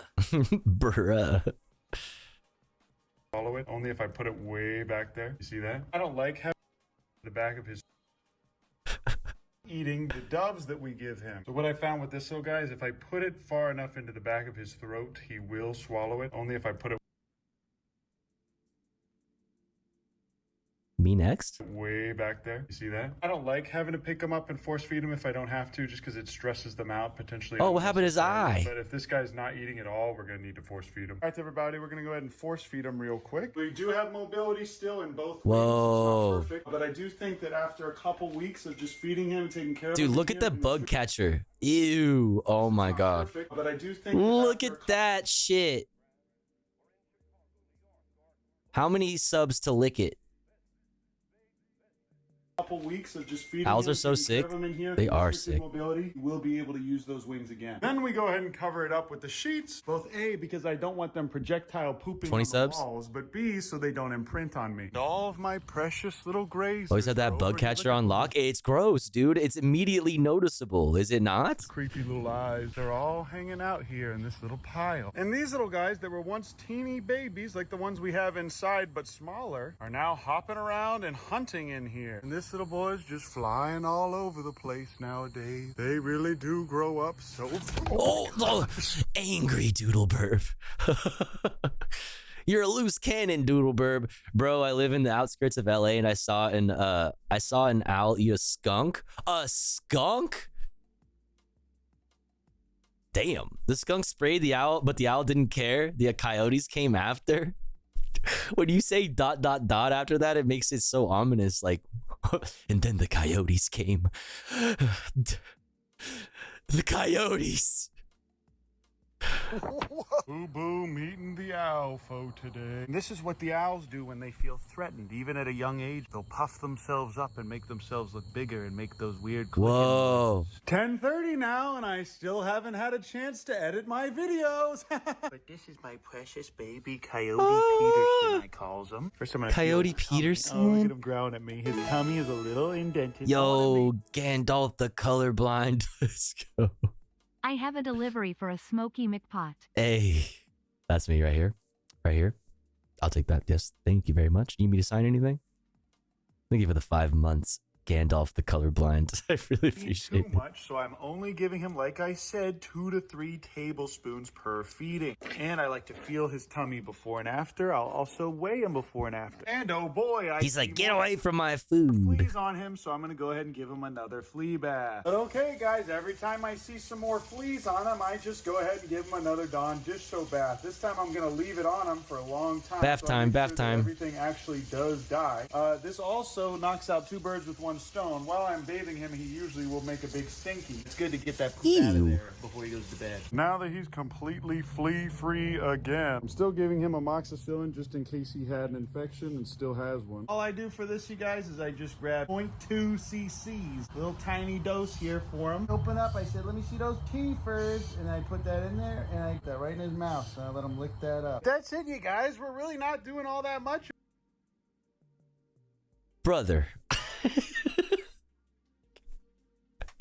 Over here, ooh, dirty feet picked for free. That killdeer is for still free? alive and doing okay, and that blue jay is his little friend now. Go ahead and end the night. I'm gonna give Poo-poo Pivo bath. his last bath of the Poo-poo bath. Poo-poo bath. Making those little logs. Ew, the bubbles! Dude, why did you show me that?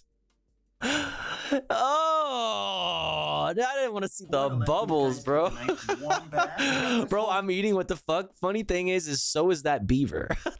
The beaver is taking a shit and drinking some water and taking a bath all at the same time. Set up where he can poop in here whenever he wants, but they prefer the nice warm water, and you can see those logs coming out. That's how you know he's been eating a lot of good wood. Bevo. Good wood? Who else but Bevo? AKA living the dream. Right. Closet. Look at this precious little creature. Don't mind if I do. That's right. It's July. Get back in that closet.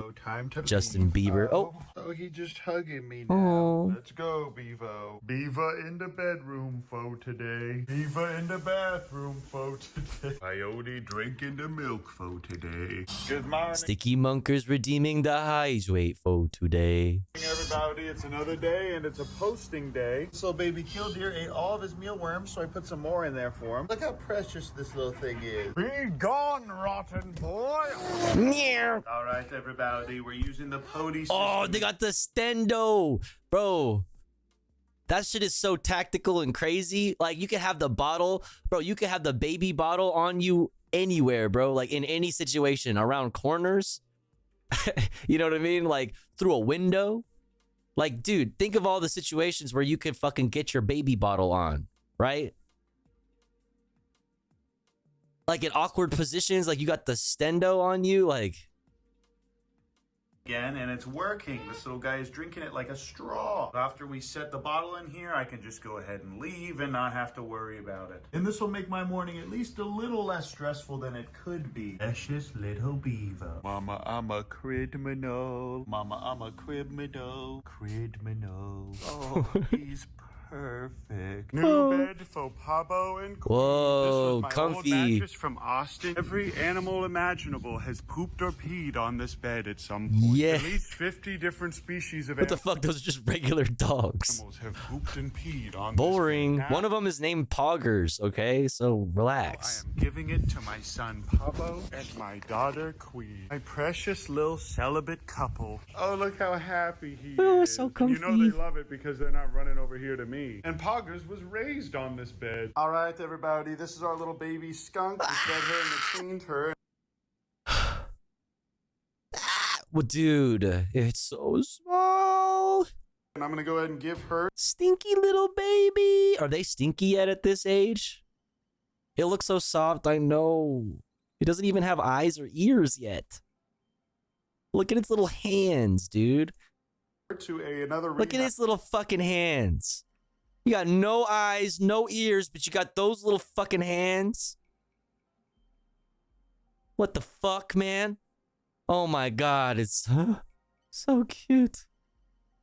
Who is sub-permitted under me, who actually has a lot more experience than I do with skunk. And she's going to do an amazing job. Oh, is that its little chirpy noise? Care of this little baby, and we will see her Oh my hopefully when god. she gets a little bit older. But I just do not have the bandwidth to be taking care of all these little creatures, plus this adorable little neonatal skunk. For my own sanity, my cutoff right now Oh is my if their eyes are god. closed, I cannot take care of them. But look how precious this little creature is. Look at this little guy. You have to be so slow because, or you could tube feed. I could just put a tube straight into his little belly and then do that, and that would be fine too. But the person who gave us this little fella shot the mom and all the Oh no. The little babies were nowhere to be found. He didn't have the heart to kill this one for some reason. Kind of cringe, TBH. We actually just got another call about another baby skunk that's going to be dropped off here with eyes closed. The good thing is he'll have a little friend. This little killdeer here is still doing pretty well, and he's eating just on walking his own. around. I just got a text about a mama duck. It's a whistling duck who's got, I think, 12. Oh my God. It's the whole family. Ducks following her in a really suburban area that has no water anywhere near it. She's calling me concerned. I also wouldn't mind getting some Bush's chicken. This is where they are, you guys. There's Bush's really no chicken. water anywhere near here, but that's what whistling ducks do. We might just have to go get it. We're also getting another skunk pretty soon too. All right, everybody, it's real windy, so I might have to do a voiceover, but look at this. This is another fawn that we just got. So this is our third boo-boo of the year, or maybe our fourth actually now. Fourth of many. Until they're at an age where they're only taking about 3 bottles a day or 2 bottles a day. Some will have them back there in the fenced-in area. They'll do really well. But like I said, you guys, I was supposed to post a video today, and I didn't get to post the video today because I've been so busy. And if I don't post videos, we don't make any money. Oh, here you go, Shlubu number 2. Here's Shlubu number 3. What's up, Now we have 3 Shlubus in total. So many Slubus. One was with Oh my another God. one, but it got chopped up by a tractor. What?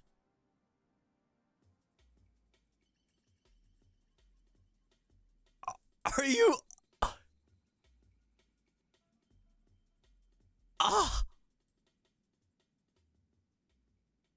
What?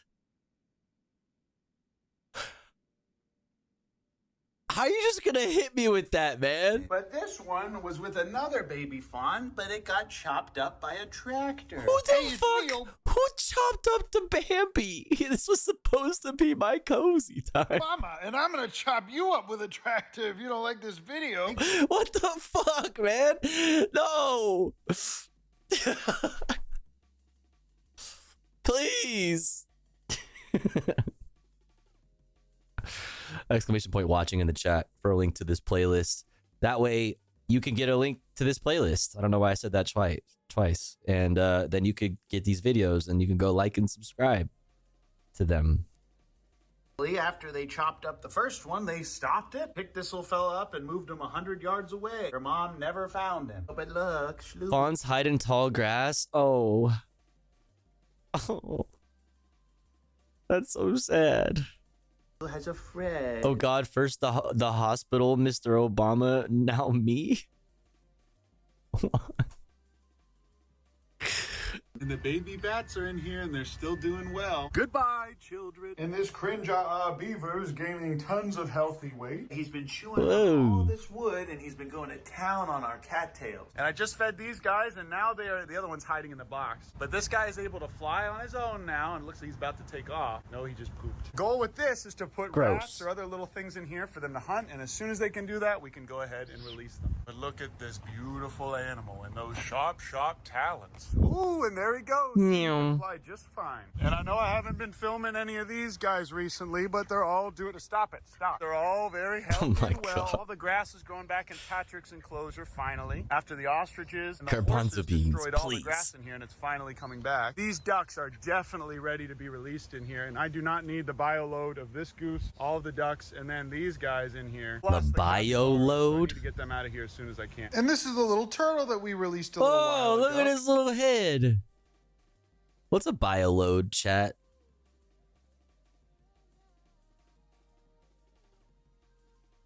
Bio load. I feel like I'm afraid to fucking look this up. Noun, bio load. Plural, bio loads. The nitrogen processing demand placed upon the filters of an aquarium by uneaten food, decomposing inhabitants, and other waste. Ah. I got a bio load for Hey, yo!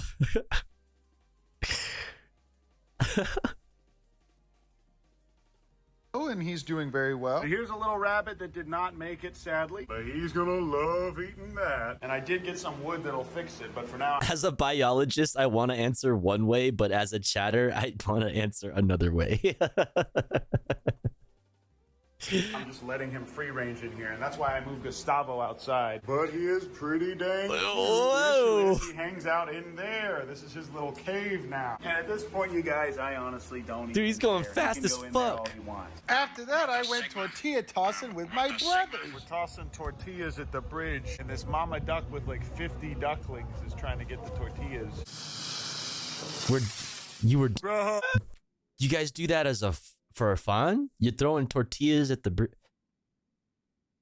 This is a with my brother. Also Waco, city with the soul. Fuck yeah. Tossing tortillas at the bridge, and this mama duck with like 50 ducklings is trying to get the tortillas. I want a tortilla. Bro. Luke, you're Well, okay. Well, okay then. Sorry, Luke. We gotta check in with our best friend Steve first, okay? Before we fucking hang out with you. All right, Steve Wallace dropped a new video today. Welcome to glamping with. Welcome to glamping with Steve. This is Heatwave Yurt Glamping. Heatwave Yurt Glamping. A yurt is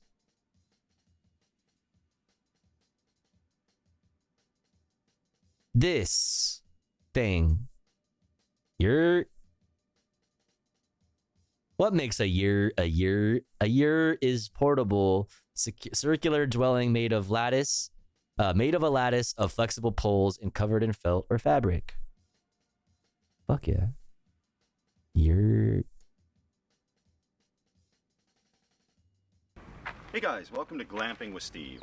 I am in beautiful yet hot Georgia and camping in a yurt. That's the only way I can pull this off yurt without melting. So it's got air conditioning. Let's get in there.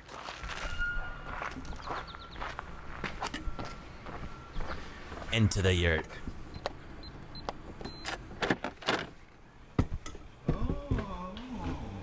Wow. This is all right.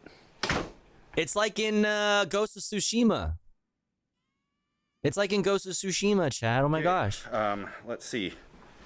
There's an air I could live in a yurt. there. Yeah. 72. I don't know about that. Oh, these aren't buttons. There sometimes is a remote. Yes. Huh, that's more like it. Totally glamping this time. There's no way I could do this heat outside. I'm totally glamping. And I'm planning on that. That's nice. But yurts, yes, the traditional portable Mongolian structures made out of bamboo and whatnot. They're designed to be taken down and put back up. This one is a fancy one. Real floor, AC, ceiling fan, skylight, furniture, bunk beds. They even got a light here as well on there. Oh, hell yeah. So, yeah. So wait, is the top open? This is cute. Oh, this is cute. Oh. It's got a bit of a rustical theme to it. I like that. Rustical.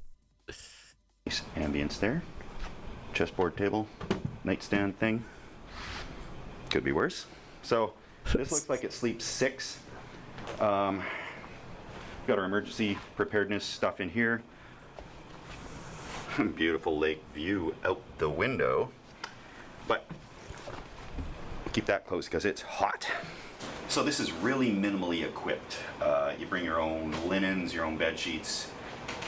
It costs about the same as a hotel, but you've got the yurt factor. But you got the yurt factor. I was gonna say, but you got a yurt. But you the yurt factor. That's true. You don't really, you don't really consider the yurt factor. It's about the same as a hotel, but you've got the yurt factor, right? Which you can't put a price on. All right, and it's priceless. Got plastic sheets on the mattresses, just in case of accidents. Gross. And not much more to it. Beautiful park though to explore, and there's no cooking facilities. So first thing, I gotta actually go grab a few quick food items so I can eat something. Oh, what are we gonna eat today? Oh my God, is it gonna be good, chat, or is it gonna be horrible? It is hot. We get these tastes. Oh, this is his first time in the U.S. Oh shit! So when I showed you the other day, him at the Lincoln Memorial and being like, "Should I camp behind the Lincoln Memorial?" That's his first time. He's never been to the U.S. That's crazy. In Canada sometimes, except they don't last that long. It cools off at night, and it's usually just a week or two. Has he not been in the US? It's not. He's Canadian as fuck. Okay, so we're cooking up something. We're chefing some shit. Got it all, and they had firewood. Oh. I guess. Need some ice. 10 pounds for $2, 20 pounds for $2.50. Only a fool would buy 10. Yeah, only a fool. Put money in. U.S. has some pretty forgiving bill readers. Really? I guess Canadians have like plastic money, so it's probably like really like hard. I don't know. Canada, they gotta be kind of perfect. I feel like that's the case for American bill readers, but then I'm thinking about Canadian money, and they're like shiny and shit. So, okay. 20 pounds.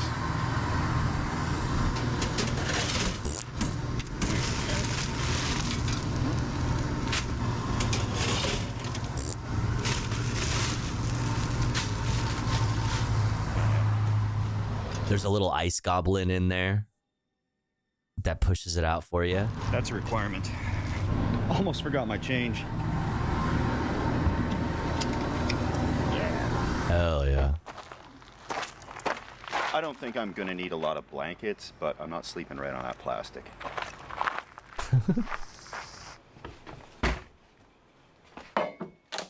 Got all my stuff in here, just enjoying the air-conditioned air for now, but I hear rumbles of thunder. And I want to check the park out a little bit before I'm hunkered down and before that thunderstorm rolls in. Hopefully it'll cool things down, but I think it's just going to make things more damp, humid, moist, and uncomfortable. Not good. That's a bio load. Cumulonimbus is threatening to unleash on me. So just going to get down here as quick as I can to see these falls.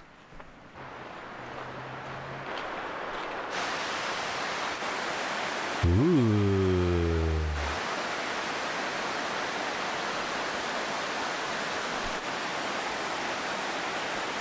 That's on the other side of that bridge, there's a dam, and this is the overflow from the dam. But you can see, historically, this has been a massive flowing river down here. And there's some guy down there that looks naked, so let's go. What? Why didn't you do... What are you doing?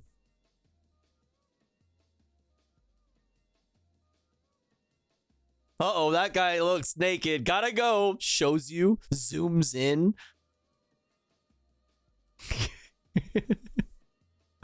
Welcome to America. You can't see shit. He's not naked, chat.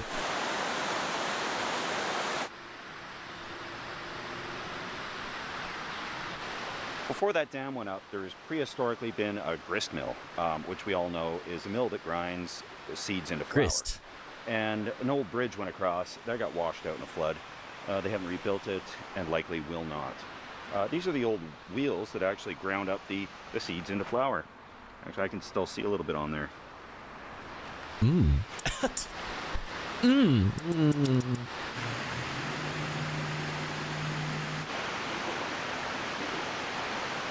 I've made a life out of dodging grizzlies, hiding from cougars, security guards, etc. What he means is hot old ladies. But out here poses a whole new threat. We're talking black widows. We got water moccasins, venomous snakes, alligators. Damn. Things that sneak up on you. Like a bear is not going to sneak up on you. It's going to come roaring. And so I got to keep an eye out. I have no tan. Look at that. It's bad. I'm going to burn to a crisp in no time. And this is a beautiful tree. I'm just going to stop for a brief moment here because I'm out of breath and it's a nice tree. This little guy here.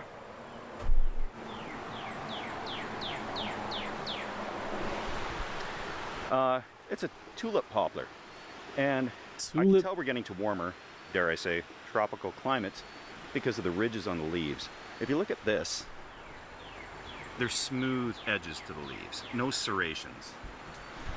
Now, back where I live, every single leaf on every single tree has these little sharp edges on it. And there are some here too, but the more tropical you get, the smoother the edges are on the edge of the leaves.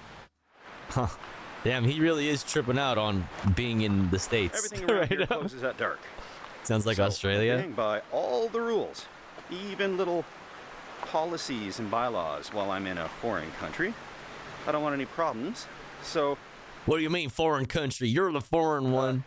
We're just gonna come up with some interesting videos. I got a pretty fun one coming up in a few weeks here, so that's kind of why I'm here. But let's get back to the yurt. Enough about the trip, more about the yurt. Yurt. Yurt. Looks like a pretty standard state park. It's a yurt community. The one I've seen. Pretty much like a provincial park in Canada, which I'm used to. Oh, home sweet yurt. I think acclimatized to this temperature. It's gonna take a little work, but I'll cool off for a little bit. Still waiting on that storm, hasn't happened yet. And let's explore the yurt. Yurt.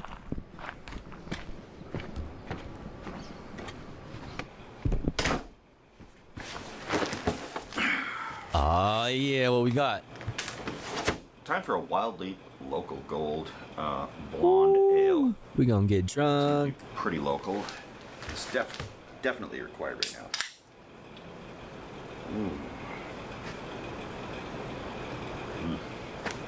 Got to do something about sitting on this plastic though. The yurt is a fine construction. This one is manufactured and assembled. It's PVC tarp on the outside. Seems to be insulated. It does look pretty like easy to like set up, especially with this type of like lattice or whatever you call that, lattice, I guess. You know, you could probably like pick it up and go somewhere pretty quickly. Looks like they're using cedar, wired for electricity.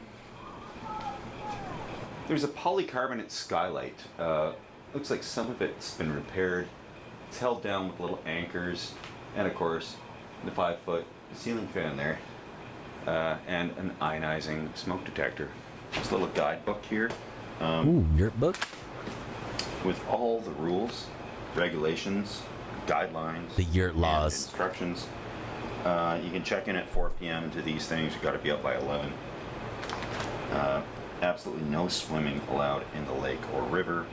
Little prep table. I have cringe. No here. Swimming. Swivel stools. And there are windows with screens. They are staying closed, and for good reason. Outside, it is still well into the high 80s. Oh yeah, Georgia's miserable. 30 degrees Celsius range.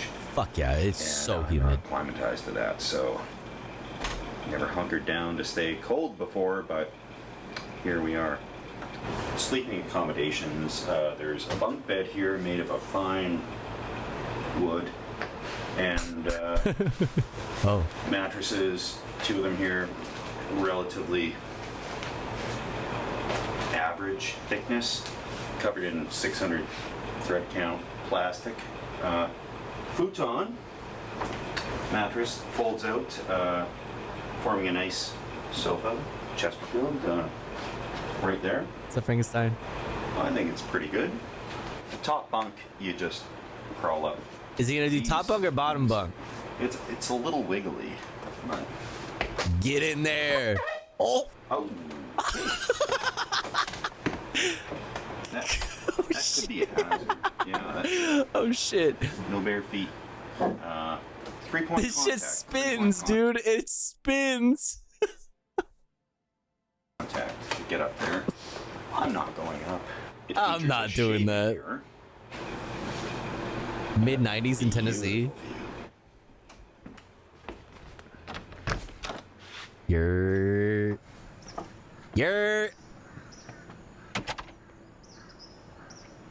wow, really pretty actually. So this is the outside of the yurt. These are the flaps that... Those are yurt flaps. The Velcro's a little worn, understandably because of the heat.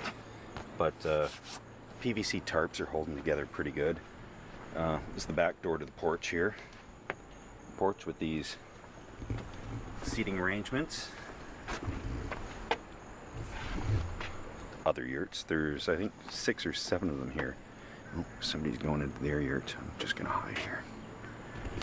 Okay, Bro, why are you hiding? You're not okay, dude. He thinks he's doing stealth camping right now. You rented this, sir. You paid money for this.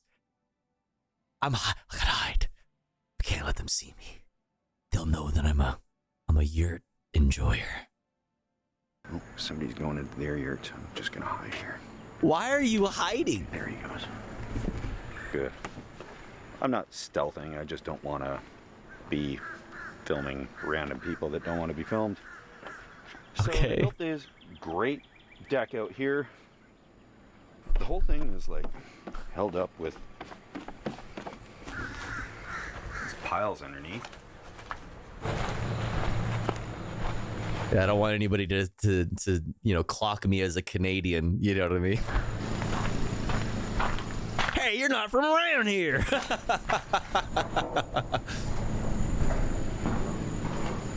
Papers, please.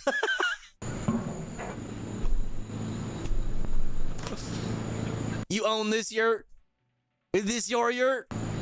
I'm not sure if I mentioned that Who'd you steal this yurt from? the ticks here drop right out of the trees onto you.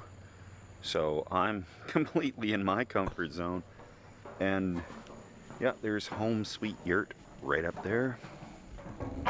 Yurt.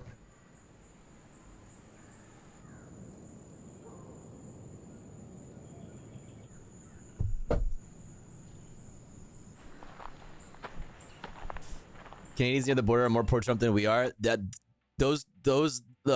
MAGA Canadians, the fucking like the Freedom Convoy head ass motherfuckers would deport themselves, and honestly, I respect them for it. Oh, don't you know I'm here without overstayed my visa, friend?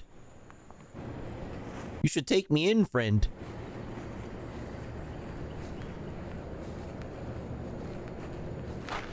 It's hotter than sin out here.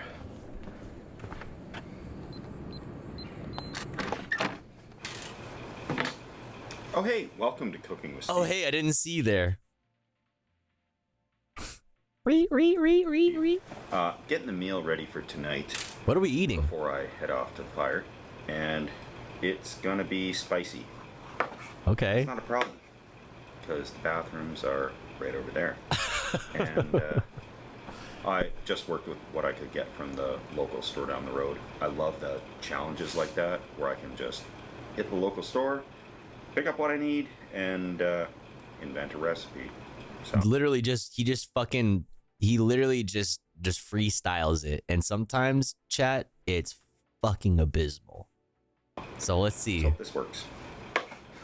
Like he has like a legit place, you know what I mean? He's not like in a dumpster somewhere camping, like, you know what I mean? So like he can make good food. Will he? Let's find out. Ah. There's ants everywhere and they're crawling all over me. Those aren't just piles of needles. Those were carried there by ants. Anyway. Is it weird that I'm turned on by this? Yes. Yes, it is. Gotta cook outside. So the last thing I want to do in there is cook anyways. And I was sure to grab a couple of different fire starter options.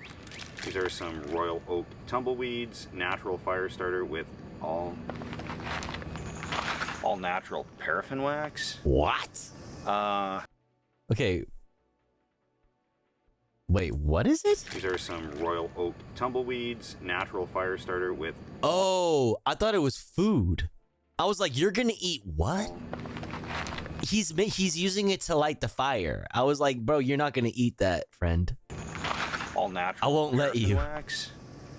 I don't know if paraffin wax is that natural, but I don't care. We're gonna get this started. And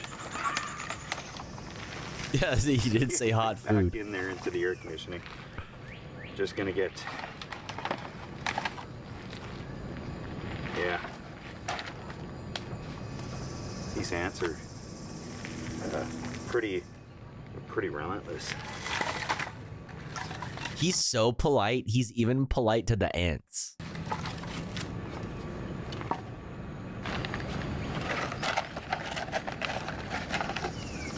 How well do they burn? Oh, not bad, I'll say that. Ow. Okay, in they go. Ouch. That should do the job.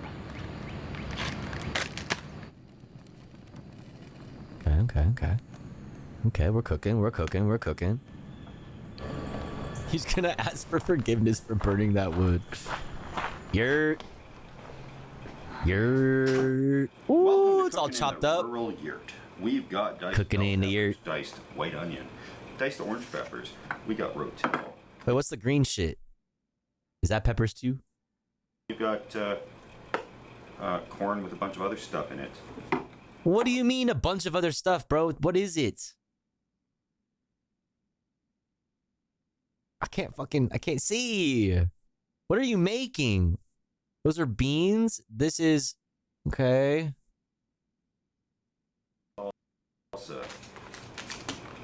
Taco seasoning. Taco packages. seasoning. Tater tots and beef.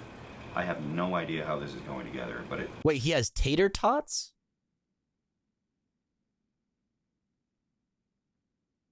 Does he have...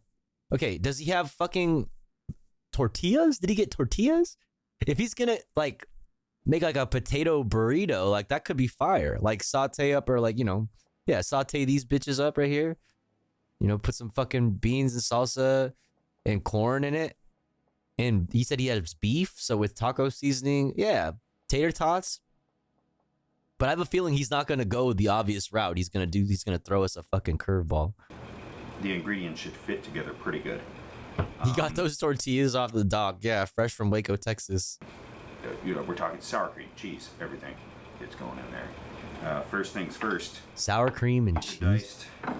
So is he making white people tacos? I think he's just making white people tacos. Fry up a little beef.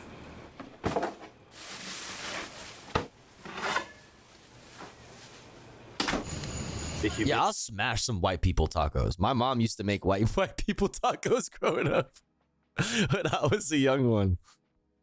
I'll smash a white people taco. It's so high. This wood sounds dry, but it burns like wet wood. Ugh.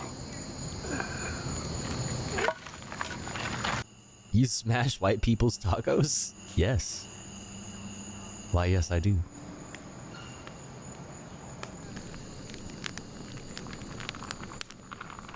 Does it taste dry? No, it's just like basic, like, it's like white people taco is like soft, like, or like crunchy or soft tortilla, or like a crunchy taco thing, but it's usually like a soft tortilla, I feel like. But the crunchy taco, actually, that's what my mom would make, was the soft tortillas. But then there are people who get like the pre-shaped, like, hard taco shell, which is like definitely laying in, you know, leaning into the white people part. But it's just like ground beef with taco seasoning. It's like sour cream, like, you know, like three cheese blend. You know what I mean? Like diced tomatoes and like some bell peppers, maybe, if you're, you know, feeling spicy. Less seasoning and sour cream. Yeah. Love my 3 cheese Mexican blend. They got these bull crickets here that just don't stop. They're way up in the trees too. It's upsetting. Wait, what is upsetting? Stop. They got these bull crickets here that just don't stop. He's losing it. They're way up in the trees too. It's upsetting. The voices in my head, they won't stop.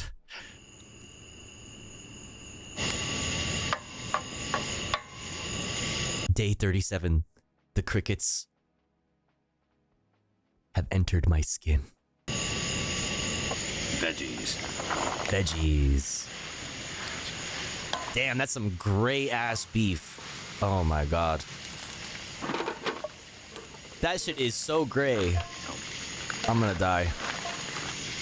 tater tots should probably be frozen until you cook them because they. Yeah, because you're gonna get. Oh, this is gonna be a mess, dude.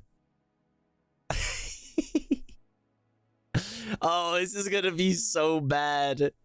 Just turn into hash browns, but that's okay. Dude, it's gonna burn, and it's gonna like, you know what I mean? It's gonna be like certain parts are gonna be burned to a crisp, and then other parts are gonna be way undercooked. Oh, dude. Got my ground beef, etc. concoction with some taco spice in there. Ew, dude, so it's. add that back in. Oh, we're just throwing it in, dude.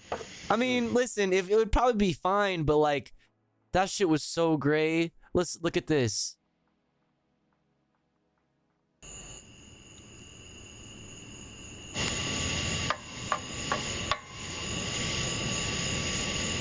Veggies. Bro, what color is that?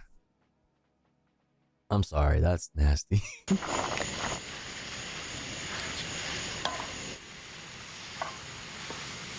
There's no... You had taco seasoning, my brother in Christ. Put the taco seasoning in there. For the love of God. Oh. This was a huge mistake, doing the tater tots like this. Dude, look at those.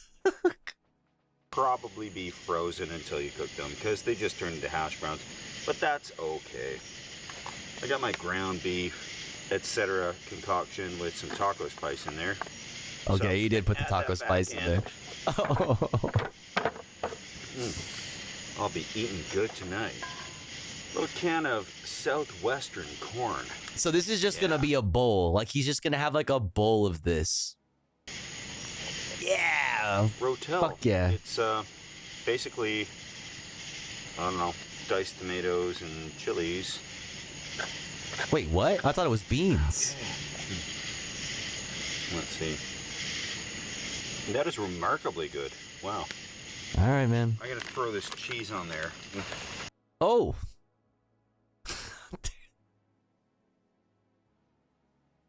Oh. I think it was fine before. Like, all right, I'll take a bowl of that because I don't want to die. But like, he put the fucking 3 cheese on there. Well, get that melting, and I'll get out of the anthill here. Yeah. Meanwhile, during all of this, he has ants crawling all over his body. Okay. Honestly, that probably isn't too bad, chat. It's like, you know, casserole. It's like you casserole it. You know what I mean? Just like, I don't know, we have all these ingredients, these random ingredients. Make it a casserole.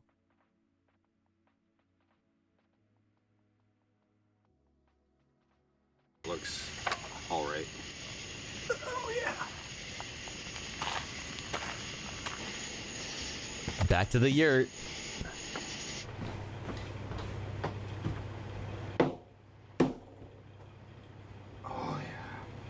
The best part is like the behind the scenes of this is like him setting up the camera.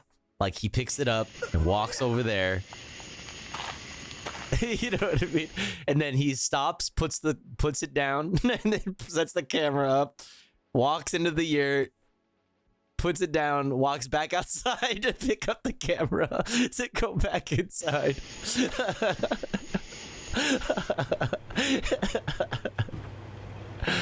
Oh yeah. Damn, dude, that cheese. Oh god, that cheese. This looks pretty good. No, he's gonna. Okay. He keeps making it worse, dude. He's just gonna plop that shit on it. He's just gonna slap it on, dude. Oh, damn. And the paste. He's got the paste salsa. Oh. He's just gonna slather it, dude. No. Missing a little sour cream, of course. Slap it on there, baby. Yeah. Bow. Bow, bow, bow. Throw that back. Which, will rectify. And possibly a little salsa. Ooh, glug glug. Oh, Dig into this. Is this a bio load? He's gonna friend. Not yet. Not yet. But give it, a few hours, bro. Give it a couple hours, and you're getting a bio load, all right. Good thing there's a bathroom in this yurt. And catch you guys in a few. Wait, you're not gonna show me? Oh, you better eat it in front of us. Now that is good. Damn! Oh! Yo, he cleaned that bitch. Yo, he fuck. Yo.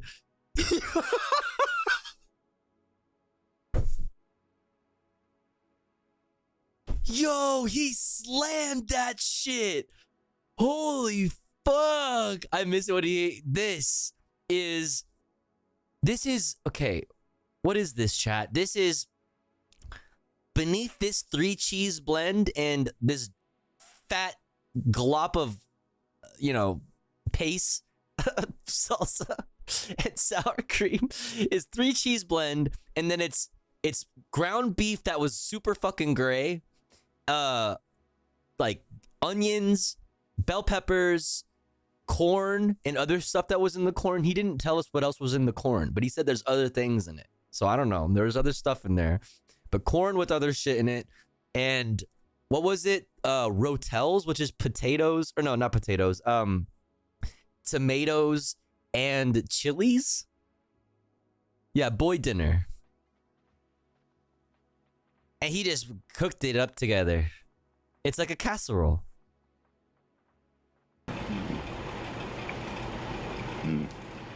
Now that is good. Dude, he smashed that.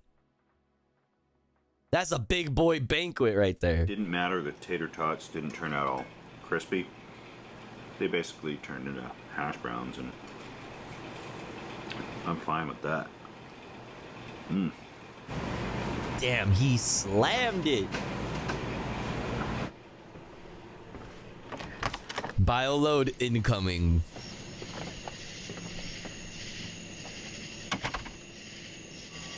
How's he still awake? All the crickets in his mind. Not taking the top bunk for obvious reasons that we saw earlier. But ready to hunker down tonight, guys. Wait, no Dookie report? Oh, I guess it's coming in the morning. Thanks for following along on the adventure. We'll see you in the morning.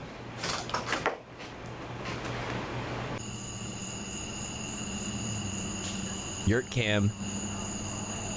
Good morning, my yurt friends.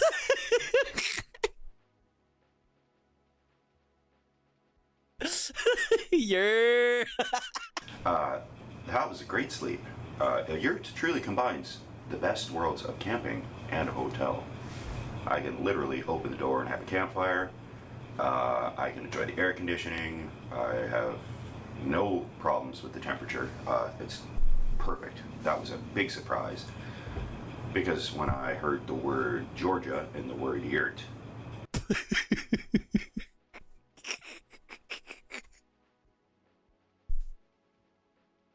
Sorry, it's so funny. It's such a funny word.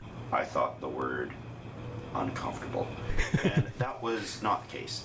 When you thought the word uncomfortable, not jurt or yurtja. Because when I think of Georgia and yurt, I think of yurtja. So with a yurt, it's different than camping. Usually at a campground, George yurt. You wake up whenever, and then you go, and you can sleep in quite a bit. Not so with a yurt. The checkout's like 11, so and I got pretty comfortable here. Unloaded a bunch of stuff in here, so I didn't sleep in very much, and I got to get all this stuff packed up in the car. So I'm gonna do a whirlwind pack up thing and a bunch of trips out of the car, and then we'll touch base after I've got everything loaded up. All right. He didn't even put his shoes on all the way. He's such a legend. Looks better than I found it. Actually, definitely looks better. It was pretty clean, but there was ants crawling. There was something sticky on this when I showed up, so Ew. Ants no more. I took care of that. Clean your. I'm in the United States for another 2 to 3 weeks. Dude, I wonder where else he's going. I wonder if he's gonna. Bro, he's in. Yo, he could come to LA. The fucking stealth camping capital of the world. I've been trying to meet up with somebody to do a bit of a video. I'm trying to get up in a yurt too. Bit of a meetup for. Yo, abandoned zoo camp would be good. That'd be a good spot to do that. Year now. Yo, stealth camp in the graffiti tower. Oh my. Yo, graffiti tower stealth camp would be fucking next level.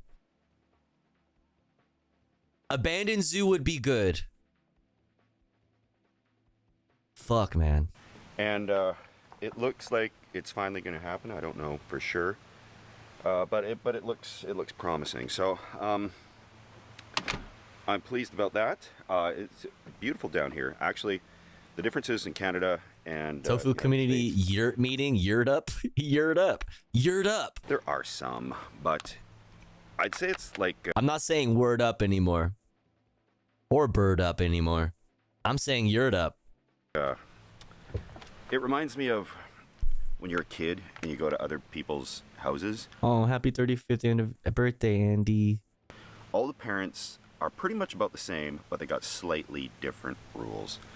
And, you know, some parents might let you stay up later. Other parents might let you drink if you're not quite old enough yet, as long as you're being responsible. Yo. It's that type of a thing where everything is just a little bit different. Most of my apps work just fine. So, you know, Uber Eats, DoorDash, my bank cards work just fine. My cell phone works great, like as if I'm right back in Canada. So it's very, very interesting. I just thought about it. Worst time to come to the United States to do some stealth camping after the SCOTUS ruling.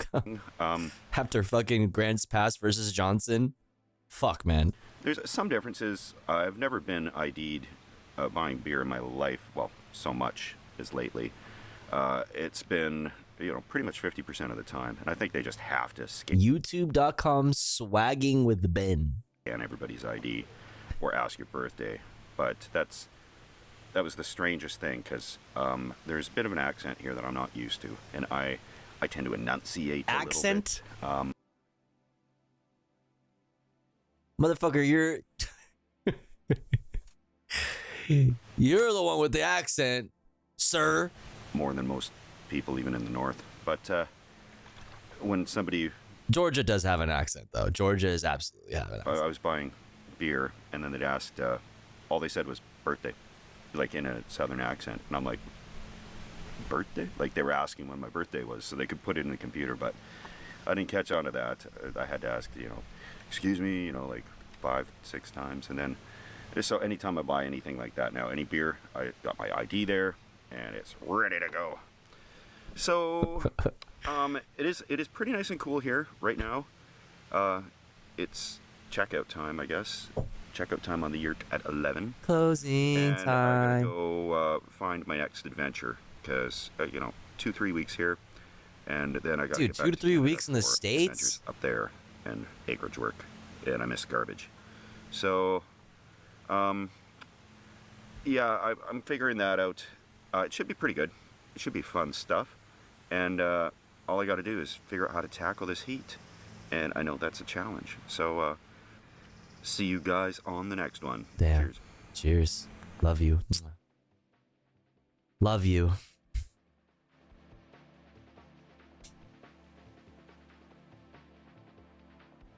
Bye, Steve. Love you. Well, that was nice. I'm glad Steve's doing good. I'm glad Steve's doing well. That's nice to see. Bye, Steve. Well, you know what, chat? We have to say bye to Steve. And you know what? You might also have to say bye to me. That's right. We must call it here. I'm kind of tired. I'm kind of hungry. And I'm kind of trying to just chill out and, chill out. But I hope you enjoyed the stream, chat. I hope you enjoyed your stay. because I enjoyed your company. Thanks for hanging out with me. Thanks for getting through all that fucking news. Thanks for doing some comfy content with me. And I hope to see you guys again tomorrow, aka later today, for more news, more comfy reacts. You know what I'm saying? More hangouts, just generally more good vibes. Let's take this party somewhere else. Where though will we take it? Where will we go?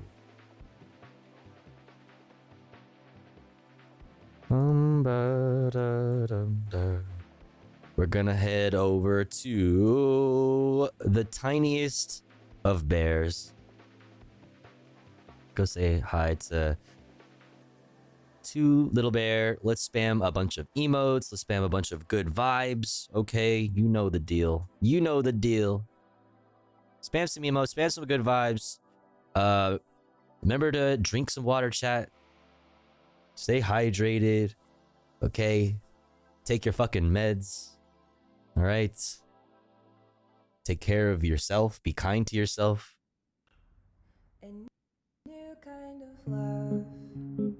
Be kind to others also. Don't be a dick, but also don't be a pussy ass bitch. I'll see you guys tomorrow. Bye everyone. Much love. Any last minute tippers? Any last minute gifters? Mod check pausers? Thanks for all the support. Bye everyone. See you guys. It spikes across flesh.